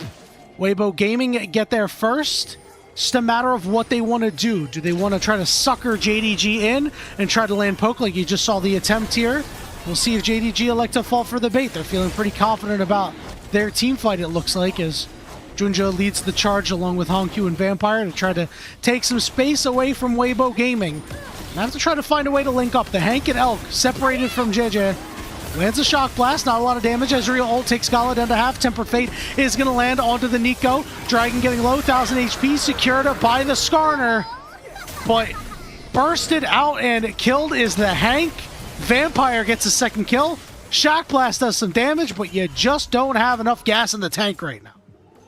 I mean, this is what I'm talking about in terms of plays that I just don't agree with. Weibo are in a place where they can set up and kind of plant their flag in the river, but instead they bait JDG to essentially do the same and, you know, take that river pressure back so that they can poke them out. But that poke is so much less effective when you are the one that has to go in to the enemy team. I just don't really like that mentality. The Hank is so squishy at this point. Didn't even get a Pop Blossom off in that fight, just instantly died after being CC chained down with the Tempered Fate coming out from the Bard. It's just a lot of mental misplays here from Weibo Gaming, and it does seem like some of their inexperience in these late game situations, or even early game situations, is coming back to bite them because they don't feel comfortable right now playing around this playmaker in the support position. Yeah, it's very tough. There's a lot of desync there, and you know, this is what happens when you swap out your supports pretty consistently. They're on their third support of this year. We're not even done Split 2 regular season, and you have to wonder, if this continues, what's the plan for Weibo moving forward? If the Hank continues to struggle, are you going to keep him, right? He's a young kid, 19 years old, you know, gonna get valuable experience out of this, and I'm sure will be able to hopefully have a nice career for himself. But you know, Weibo Gaming, based on their team and the way they've built this team, it kind of feels like they're a win now type of team. Yeah, I think the biggest problem for Weibo, it's not just, oh, is the Hank good enough, or oh, was Hong good enough? You can't develop good macro if you're constantly swapping out your support. You just can't. Yeah. Support is one of the most important positions to link up with the rest of your team on the map, and having 4 or 5 games for a player before you judge whether or not they are synergistic enough, it's just going to put you at such a massive disadvantage over every other team in the league. We're seeing it with teams like DN Supers over in the LCK as well, where you're just constantly swapping these macro positions in and out. You can never find consistency in your macro. I think the swaps have hurt Weibo more than anything. It doesn't even really matter who the player is. You just need to get that consistency and that synergy in, because right now, it feels like the team is constantly trying to find different playstyles every 2 weeks and reverting back to basically what every team was at the start of the year, trying to find their own playstyle. I couldn't have said it better myself, K-Man. I think you absolutely hit the nail on the head on what the issues with Weibo Gaming have been. Rift Herald is up and ready for any team to start it, and with all this pressure being exerted by JDG, it's only a matter of time before they're the ones to do it. Honkyu, finally a CS lead over Xiaohu, has struggled a little bit in the first 2 games in lane, but this game never really had that much of a problem. Is off and running, hasn't really made too many plays with the Weaver's Wall, but has still made more plays with the Weaver's Wall than Xiaohu has made with the Realm Warp. Which is staggering to me, because that's like the entire identity of the comp. Jeja needs to be able to get into these fights and to be able to find the backline. Yes, you want to poke down before these fights start, but at some point you have to play these side lanes. Junja, though, a little far forward, is still very tanky on the Skarner, though, so it might not even matter in the end here. Yeah, that's what I was about to say. I mean, he took damage from Ezreal, he took damage from Jace, he took damage from Nico, and he's like half HP. And because he's a jungler, he gets to go farm his wolves and then go heal up a little bit, and then he's okay. look at this top wave while this is all happening, right? Like, Honky is pushing this in. There's only one plate left up on the top side. They are doing a great job of pressuring that down and getting Honky a 300 gold lead, even if Zika is pushing in on the bottom side here. They just have full lane priority, and they're likely going to use it to try and fight somewhere soon. Next dragon coming up in about a minute. The third dragon of the game with one apiece to each of these teams. And looking at the slate of champions, it is likely we may get a lot of dragons in this game, as we might have a lot of back and forth and keeping the game close until some of our champions like our Ryze and our Caitlyn on either side can hit critical mass. Herald has been started up here by JDG as they are all well in position. JJ gonna just try to do what he can with some shock blasts over the wall. Doesn't really have a whole lot of damage to actually deal anything to Junja. Now, doing stuff to Gala and Hankyu, certainly fine. Hank is able to dodge out on a Tempered Fate, but he gets caught here. Half HP, flashes in, goes for Hankyu, but gets taken down himself. And now it's JDG's time to turn around. Junja trying to drive around and maybe make a play happen here. Elk will shift over the wall. Xiaohu is on the wrong side of the track, separated from this team. It's a 4v3 with a Rift Herald down in the mid lane. Could use that to convert on a dragon. And this means it's time for Zika to go all out on Xiaoshu, trying to force him away. No flash. Yeah, Xiaohu is actually trying to collapse on this, but there's no Realm Warp. He's not going to get here in time, so they're just going to try and pull this wave. They're basically racing for this first tower as Dragon is spawned, but this is the biggest problem. Your entire gold lead, or at least gold neutrality right now for Weibo, is on Jace, and Jace is doing 0 damage in any of these fights. He has found no way to get onto any primary members of the backline, and Skarner is running the Rift. Once Hank goes in for a lot of these engages, he just dies instantly because there's no follow-up on the rest of this team. You can, criticize him for, getting bursted down, but he's at least trying to find proactive plays. The rest of this team is playing so scared and so passive, and they're just letting JDG take whatever fight they want. Now they get full control over this dragon, and once again, as a poke comp, you are giving control of the river over to the enemy team. It's just such a mishmash of what they want to be doing, right? Because they've got two champions that really want to poke in this Ezreal and this Jace, and then you got a Ryze who wants to wait until you get 2 items and then start causing havoc in some of these team fights. We haven't even seen an attempt of a Realm Warp Pop Blossom combo, which is one of the stronger combos that you can have with an eco. I mean, it's insane, right? Like, there's not a ton you can even really talk about here. It just feels like Weibo are on the back foot. This is not a comp that they can justify staying really passive, not necessarily pushing their leads or advantages. This doesn't get easier in the game for them. You're going to eventually have to find your engage, and while, again, the gold lead isn't insurmountable just yet, all of it is on the Jace, who has yet to find any consistent fight or engage just yet. It's gonna have to be soon. Gala getting close to that Infinity Edge. He's got Gluttonous Greaves in the back pocket as well, trying to sustain through a lot of this poke. You're starting to see that the damage is there. Voltaic Cyclosorb is completed by JJ. He's on that 2-item spike. You've gotten a lot of gold for yourself with this poke. Now is the time to actually do something with it. Gonna steal away a blue bar from JDG. That's a good start, but can we start converting on kills? There we go. Big poke coming through. Poke is what really matters here. If you can continue to pressure these guys out of the mid lane and be able to start pushing this tower down, that is your way back in. The gold needs to go elsewhere on the map. It's all well and good for Jace to have a 1.5k gold lead. You need to start spreading that around to the Ryze, to the Ezreal. That's going to be their avenue back into this game to win some team fights. For now, they're doing a good job of pressuring their advantage, but again, they have to keep doing it. This is the part of the game where JDG are unquestionably at their weakest. They have to take advantage of it. Not going to have a dragon for quite some time, about 3 minutes and 20 seconds, so this does allow time for Xiaohu specifically to try and get this scaling up a little bit. You'll have, 8 stacks of the Rod of Ages. Maybe if you could delay a little bit longer, you could get to the full 10 stacks. Your tier items should be completed. Then you'll get to work on your actualizer. That's what I'm really expecting Xiaohu to come alive play. I still would have expected some earlier Realm Warp plays happening. It feels like he's just kind of playing his own game and really has been doing so most of this series.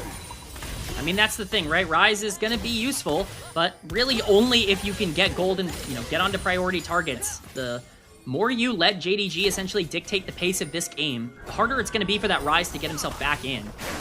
And we're seeing that here onto Elk, as maybe not the target, as the Ezreal is maybe the most safe champion on the other side of the Rift. Both of the AD carries taking a bit of poke as we continue to fight over the mid wave here.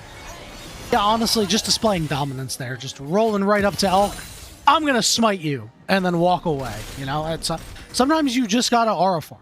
And Junja has been aura farming at least in one game this series. In the battle of these junglers who have each earned a player of the game apiece, it is a 1.5k gold lead for JJ, as it's been mentioned, but again, we're still not seeing much proactivity. The gold lead for Weibo, it doesn't feel very real right now. It doesn't, mostly because it's on Jace, but I do want to point out, again, to give them a little bit of, you know, the benefit of the doubt here, this is the part of the game that they still win in, right? Like, you're expecting these fights to still be very positive for the Jace with 2 items. Xiaohu has now completed that Seraphs. That is a massive spike for the Rise in terms of being able to get out on the map and play more aggressive with some of those engages. It's going to be pretty difficult right now, specifically, for JDG to actually win some fights. I just need to see Weibo do something about it. One of the things I've been the most frustrated by in this game is they're not really controlling any of the fights that are taken. JDG is setting up around these objectives, and if Weibo gets anything in return, it's, you know, them being able to counter-punch JDG. I want to see Weibo on the front foot because we know they're good enough to actually find ways to start these exchanges with some of their playmaking tools. Whatever algorithm is used to determine game win rates, say JDG about a 56% chance of winning from this point onward. But have they ever heard of the 2-item power spike that we talked about earlier after the draft was completed? JJ has it. He's had it for a little bit, but Elk has now completed his, and he's looking to build a 2nd-tier item on top of it as well. So he'll have an even later spike going on. Gala has his 2 items, now has some attack speed in the build as well. So this next dragon fight is really where the sparks and the fireworks are going to fly, K-Man. That's exactly it. 40 seconds on this Drake fight, and when you look at the bottom of your screen, do you see any sort of gray around any of the summoner spells? Because I don't. I think all of them are up throughout the entire game, and so this could be a very chaotic dragon fight if both teams want to commit to it. We'll see how much pressure both want to put in. It is so important for Weibo to get control over this river. I've been pushing that so much with this poke comp, but if ever is the time, now is the time for them to set up and get that vision control. Big poke onto Gala. He doesn't have that much healing on the Golden Greaves yet. Elk is forced to shift away. Junja unable to get closer. Gala still below half HP. Teleport coming in. It's Zika joining and getting this big shield as this dragon is now up. If Weibo Gaming win this fight, they could have the entire game in their hands moving forward. Teleport's going to be coming in. Xiao Shu is going to look to join. JDG looking to worm their way in. Ace in the hole. Elk is not even close. Zika's shield is getting ripped down, but is finally down. They haven't actually stuck that much damage on him. Dragon, 1500 and lower, secured by JJ. What's the rest of the fight going to look like? Xiao Hu taken very low. He's going to look to realm warp his way out of there. Gets his top laner out as well. JDG unable to close out on any kills.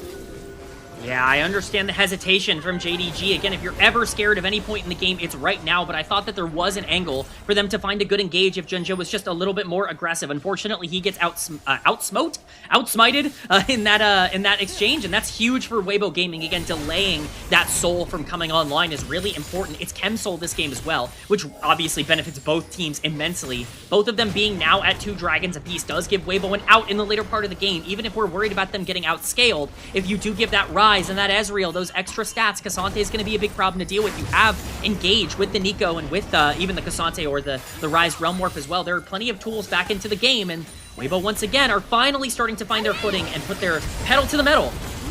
And they're so strong right now, too. JJ was forced to flash away, but now this poke is really starting to land and stick.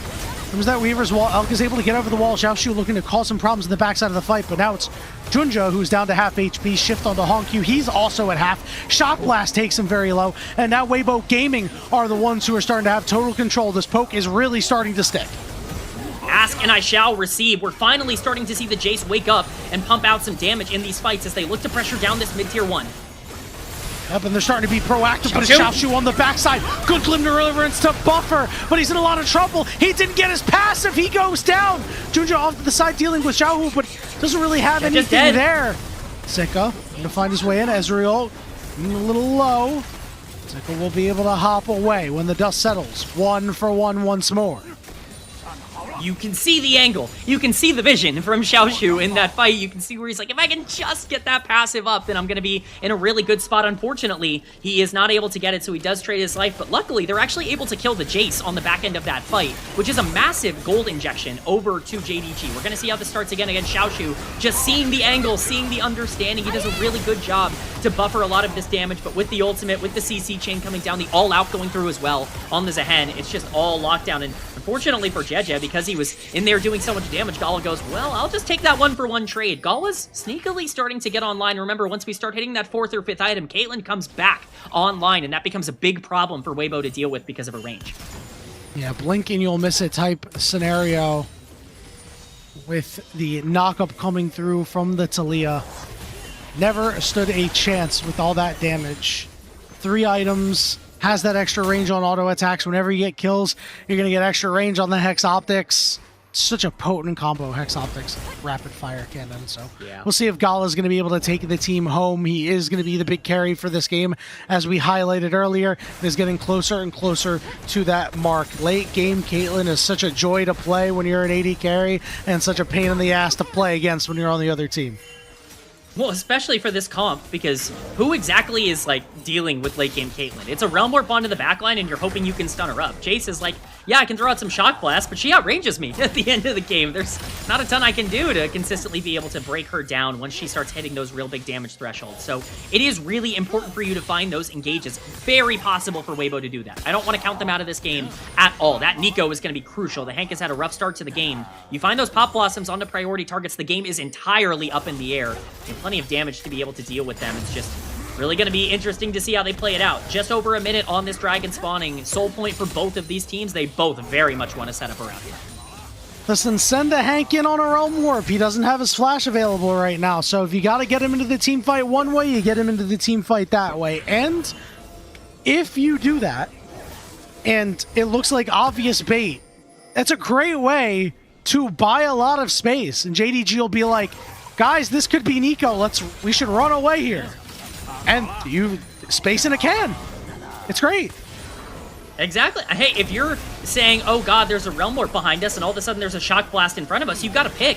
Pick your poison as JDG. Here's that Realm Warp. We're in danger. It's not going to have the Nico in it, but it's going to cut off Gala. Zik has gotten to this backline, but they're looking to do a lot of damage to him.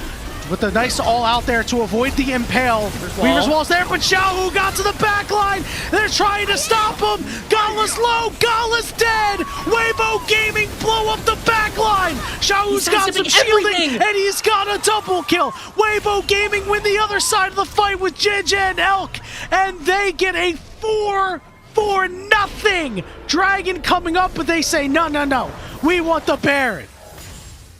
The Spring Tiger has awoken. Xiaohu has been so dominant over the past couple of series. He was my player of the week for week 6, and he is stepping up again here. We were wondering, when is that Realm Warp going to be used aggressively? When are they going to be able to get things on the map for it? Well, here is your answer. This looks like an okay fight for Weibo Gaming to start off. Gala is completely isolated, but Vampire with a phenomenal portal to get Gala right to the rest of his team. The Flash keeps him safe as well, and now it looks like it's actually the Cassante who was overextended, but keep an eye on Xiaohu and the flank that he has in this fight. The flash, the damage, it all comes down on top of the primary carry for JDG. Once he takes down the Caitlyn, the one auto attack threat, watch the happy feet, watch the dancing that goes on.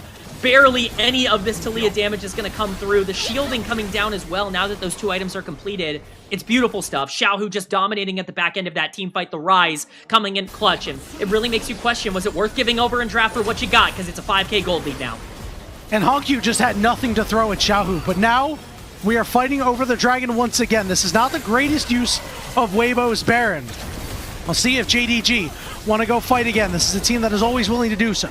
Gala took a big Shock Blast to the mouth, so he's down to about half HP. Still not on his 4th item yet. JDG will back off. Weibo Gaming go to Soul Point.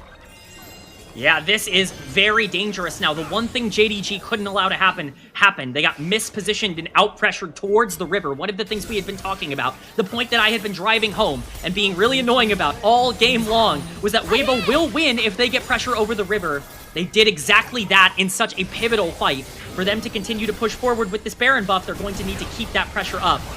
The Leo wall is going to get dropped to at least stop some of the pressure for now, but you still have a minute and a half on this Baron buff. How much can they get? And this gold lead is 6,000 and growing. Xiaohu, not a very large gold lead in the mid lane, but is doing very well for himself. 3 items, has that actualizer. You saw that damage that he did in the last team fight. He's going to continue to deal large amounts of damage. Shock Blast landing on priority targets. Xiaoshu down to half HP, and he knows that he can't stick around. This Baron Siege is so impossible to play against. It's really tough to be able to deal with the range now. The problem for Gala is that you needed to wait for him to get online. He's been so excellent throughout the series, but he no longer has the ability to have that range advantage because of just the fact that you're going to get pressured out so much from the poke. That damage is really coming through. Zika taking that mid lane tier 2. They are utilizing this Baron buff incredibly efficiently. I imagine they will look for this inhibitor turret and then back off after that. 45 seconds left on the Baron buff. Still getting lower. Nice buffer there with the flash out of Elk. Tempered Fate lands onto the Hank. They got a lot of damage on him. He's forced to flash away, but they cannot take him down.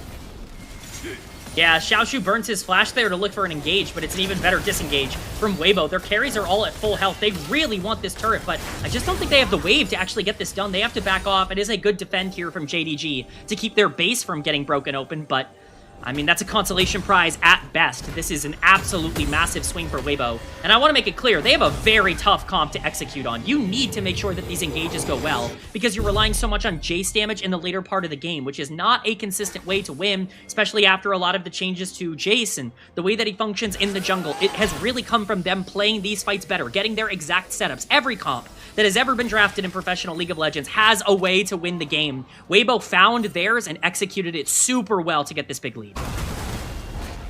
The game is not over yet because Gala may have something to say about it. Starting to get closer and closer. This 4th item should be completed on his recall. His jungler picked up Bandle Pipes for him. He actually doesn't have his item completed. He should very soon, and he's going to need it for one of these next 2 fights, whether it be at the Dragon or the Baron.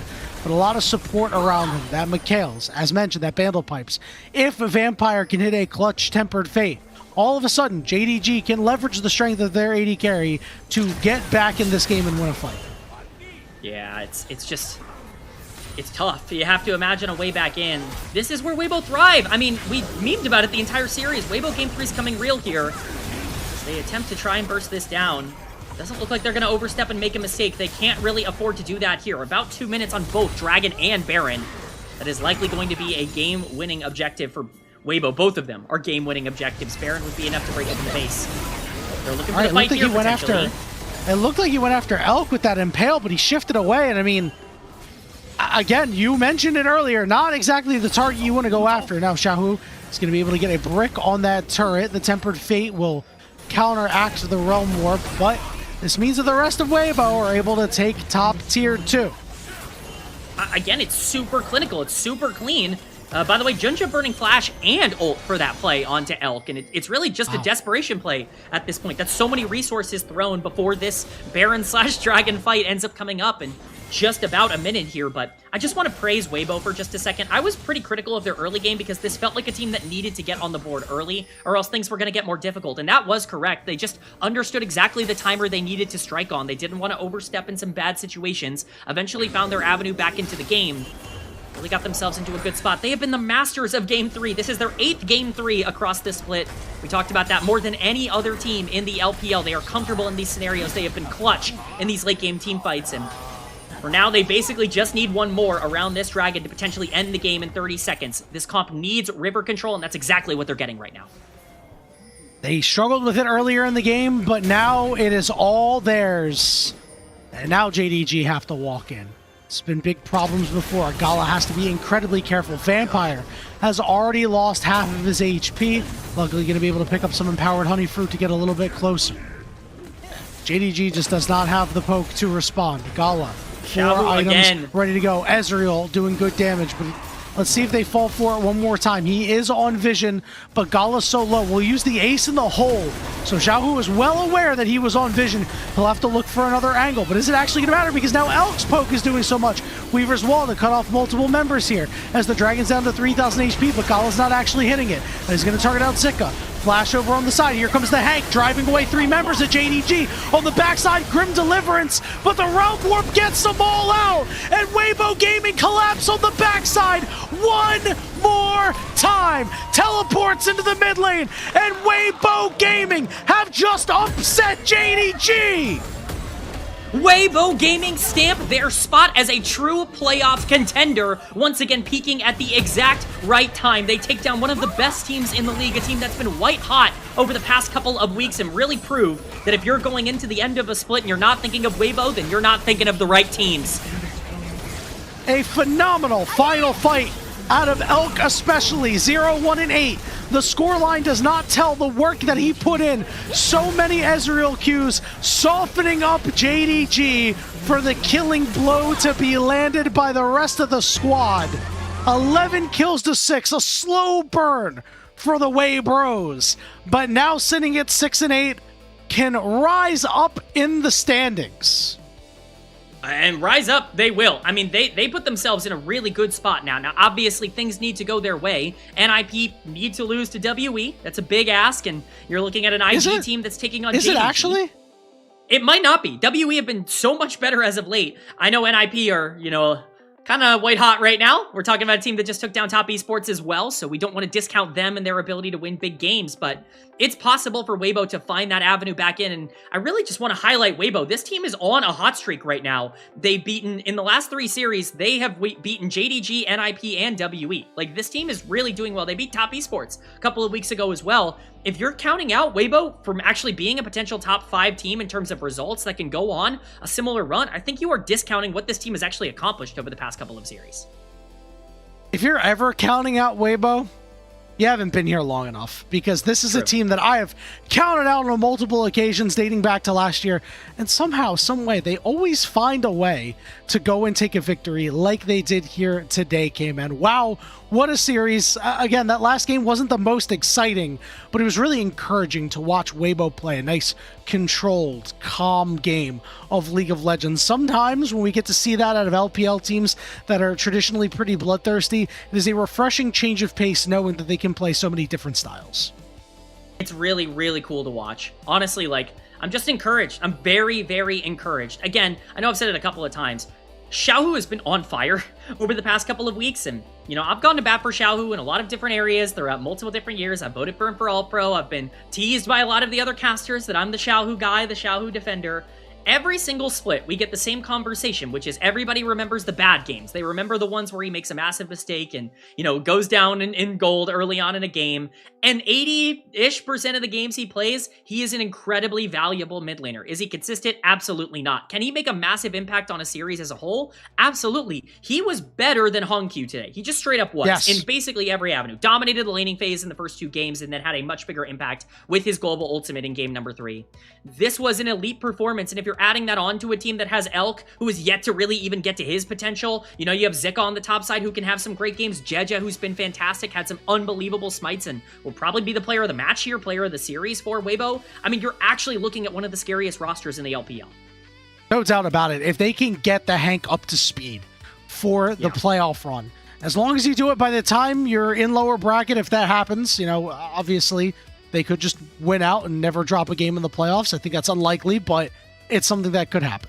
But if you're able to get them up to speed by that time and really hit your stride and get Elk back to that split 1 form, all of a sudden, a lot of danger coming out of Weibo. And that's why Weibo has been so dangerous as a whole, just because they have really good players that can pop off at any time, even if they're not playing to their peak, right? Even if it's like, they're mired in a slump, like Split 2 Elk, Keck W. He can still pop off every now and again. Xiaohu hasn't been on an all-pro team since 2023. Xiaohu showed the young buck what was up.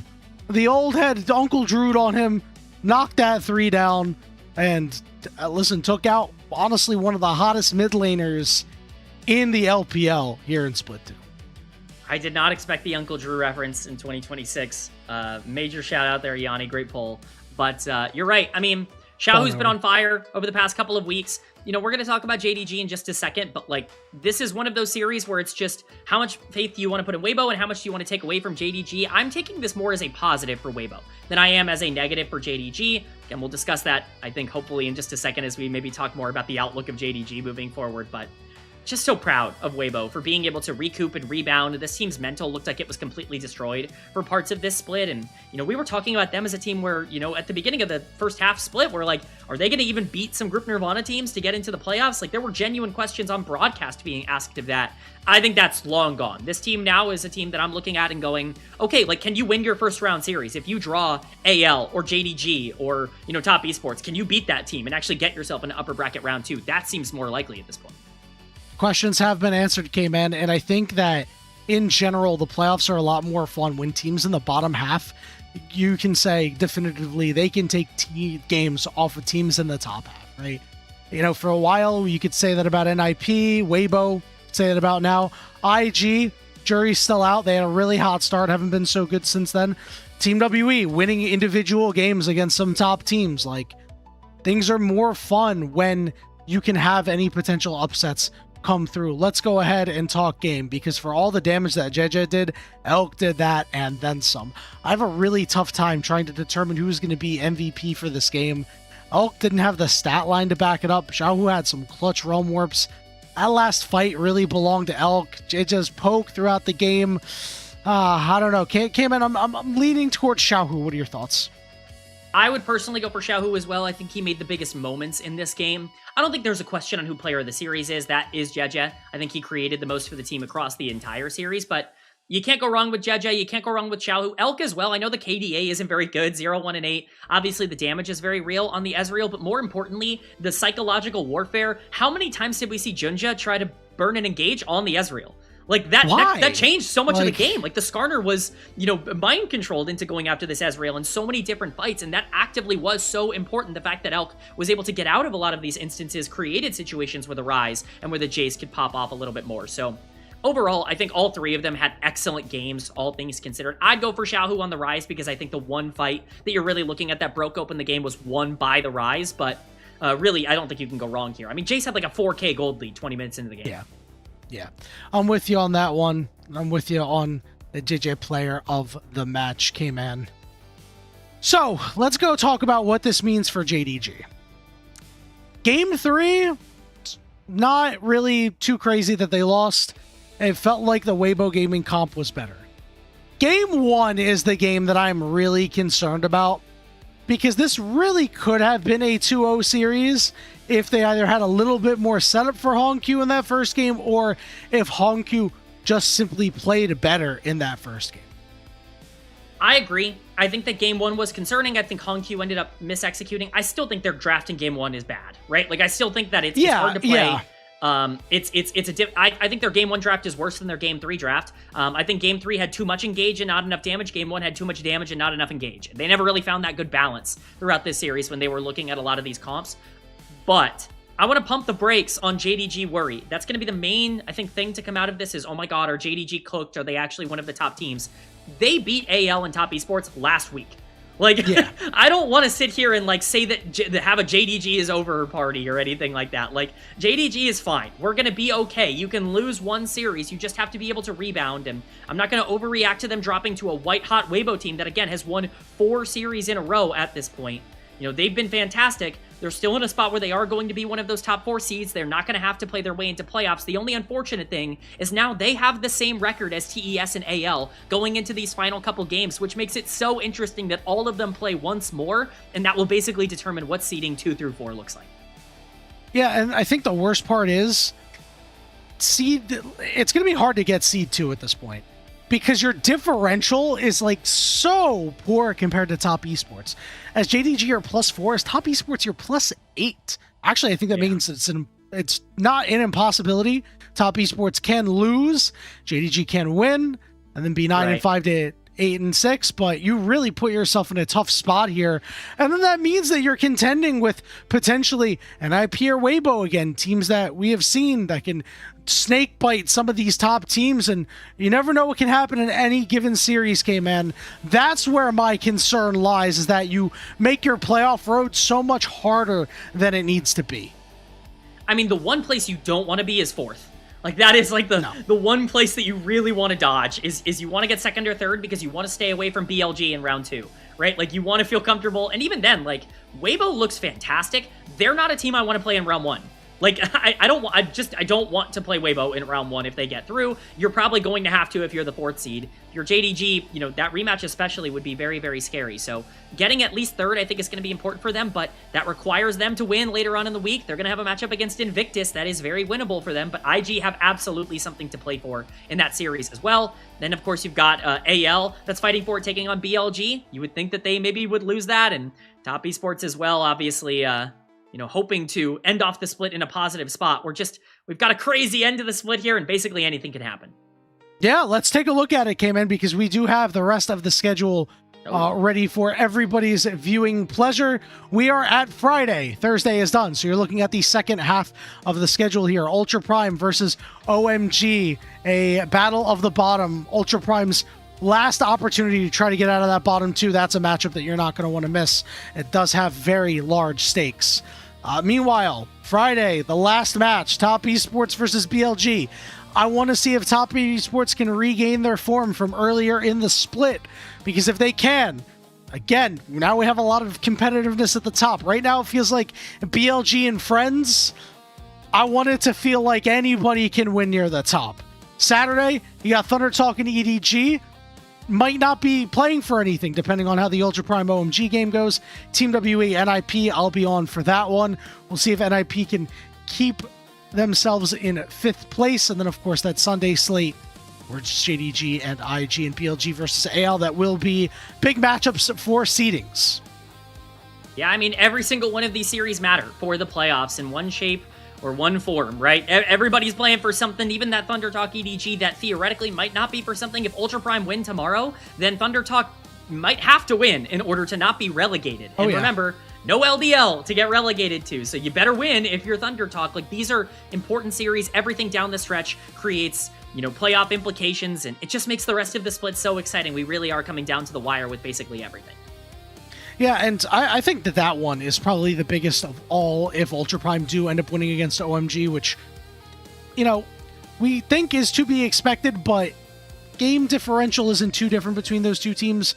But it would be a really sad story for Thunder Talk if they were the ones to get relegated, because you go and you grab these rookie solo laners in Keshi and Haru, and you have them in group perseverance for Split 1, and it's not great, but as the split goes through, you can see them getting better and better. And they had an okay start to this split in Nirvana, are clearly a cut below some of the better teams like LGD, EDG, and LNG, but I don't want to see them go because there's still growth for these guys to have. So, like, that's the one that I'm really passionate about. I'm super passionate about that particular game because you never want to see anybody get relegated, but I really want this Thunder Talk squad with these young solo laners to stick around. I mean, that's the thing. You don't want Thunder Talk to get relegated because Keshi's looked so good and the bot lane has looked awesome for them. Haru is starting to make those strides. But for Ultra Prime, they have young players that have also done really well. I think Climber has looked a lot better on Ultra Prime than he ever did on LGD in terms of the leads he's gotten. Saber has been like a true, like, actual threat. He's basically not lost a lane throughout the entirety of this split. He's looked incredible in the mid lane. You said you're voting for him for Nirvana's I certainly team, would consider perhaps. it, depending on what happens against OMG. If he drags them to a win and gets that team into, you know, actual play-in stage, keeps them alive, like, I'm certainly going to be thinking about it. He's certainly up there. Like, there are so many players down in Nirvana that I think deserve to, you know, at least get the chance to play, but unfortunately, you know, one of them's naturally going to get relegated. It's just up to who can't perform in this final week. Always exciting when the games actually matter when you get down the stretch, because too many times you'll just be like, oh yeah, this matchup doesn't actually matter. Like, we're very close to having like Team WE and NIP not actually matter for it, but it does, because, you know, NIP faltered in a couple of games. We've seen Team WE be Team WE, and it's more than just like, oh well, Team WE are trying to, you know, put things together for playoffs, which it looks like maybe they're starting to do. But, you know, when you have seeding involved as well, it's super important. We've got player of the game. It's Xiaohu. We're 1 for 1, K-Man. Will we go 2 for 2? I don't think there's going to be that big of a surprise. You and I both think the player of the match should go over to JJ. Yeah, I think Xiaohu was clearly the difference maker in that main fight here in game number 3, and JJ to me was just so important. The smites in game number 1 that single-handedly won them that game, especially around the Baron, and then some massive... I mean, he had 4K gold lead on the Jace. Like, to me, he's man of the match, and I'm happy that Xiaohu at least got some recognition for how good his Rise was as well. Yeah, definitely deserved it, especially because... You know, we gave him some flack early on. This is a very clear indicator. This is a player of the match indicator. Just how some things are recession indicators, this is a player of the match indicator, with 3 votes going over to JJ. But yeah, we gave Xiaohu a lot of flack for his lack of proactivity on Rise early on, at least trying to make some plays. But he brought it back and had a good game for himself. JJ, the player of the match. No real surprises there. Did okay on the Pantheon, but his impact on the Vi and the Jace could not be understated. Yeah, no, I mean, he truly was the most important player on the Rift. Again, the Pantheon, I could take it or leave it. I think some of those Grand Star falls were good. I think it was just a tough game, but he had to steal the Baron in game 1, and he did so. Obviously got a Dragon steal for his, troubles as well in that game. It wasn't just 1, it was 2 different steals, but the Baron one really secured it. And then that game 3, I mean, the Jace, we were talking about the fictional gold lead. Well, eventually the team caught up and the gold lead became less and less fictional when those shock blasts started to hit. So, very good stuff from JJ, who... Let's not forget, like, this team got top 3 in split number 1 because JJ was outplaying almost everybody during their playoff run. If he's going to play like that, if he's going to step up and be one of the better junglers in the league, like, that's what Weibo needs in order to get themselves back to being one of the best teams in the LPL. Weibo Gaming, JJ has disconnected. EDG, JJ has connected to the server. We'll see if we can get some classic form out of him. We certainly did in this series.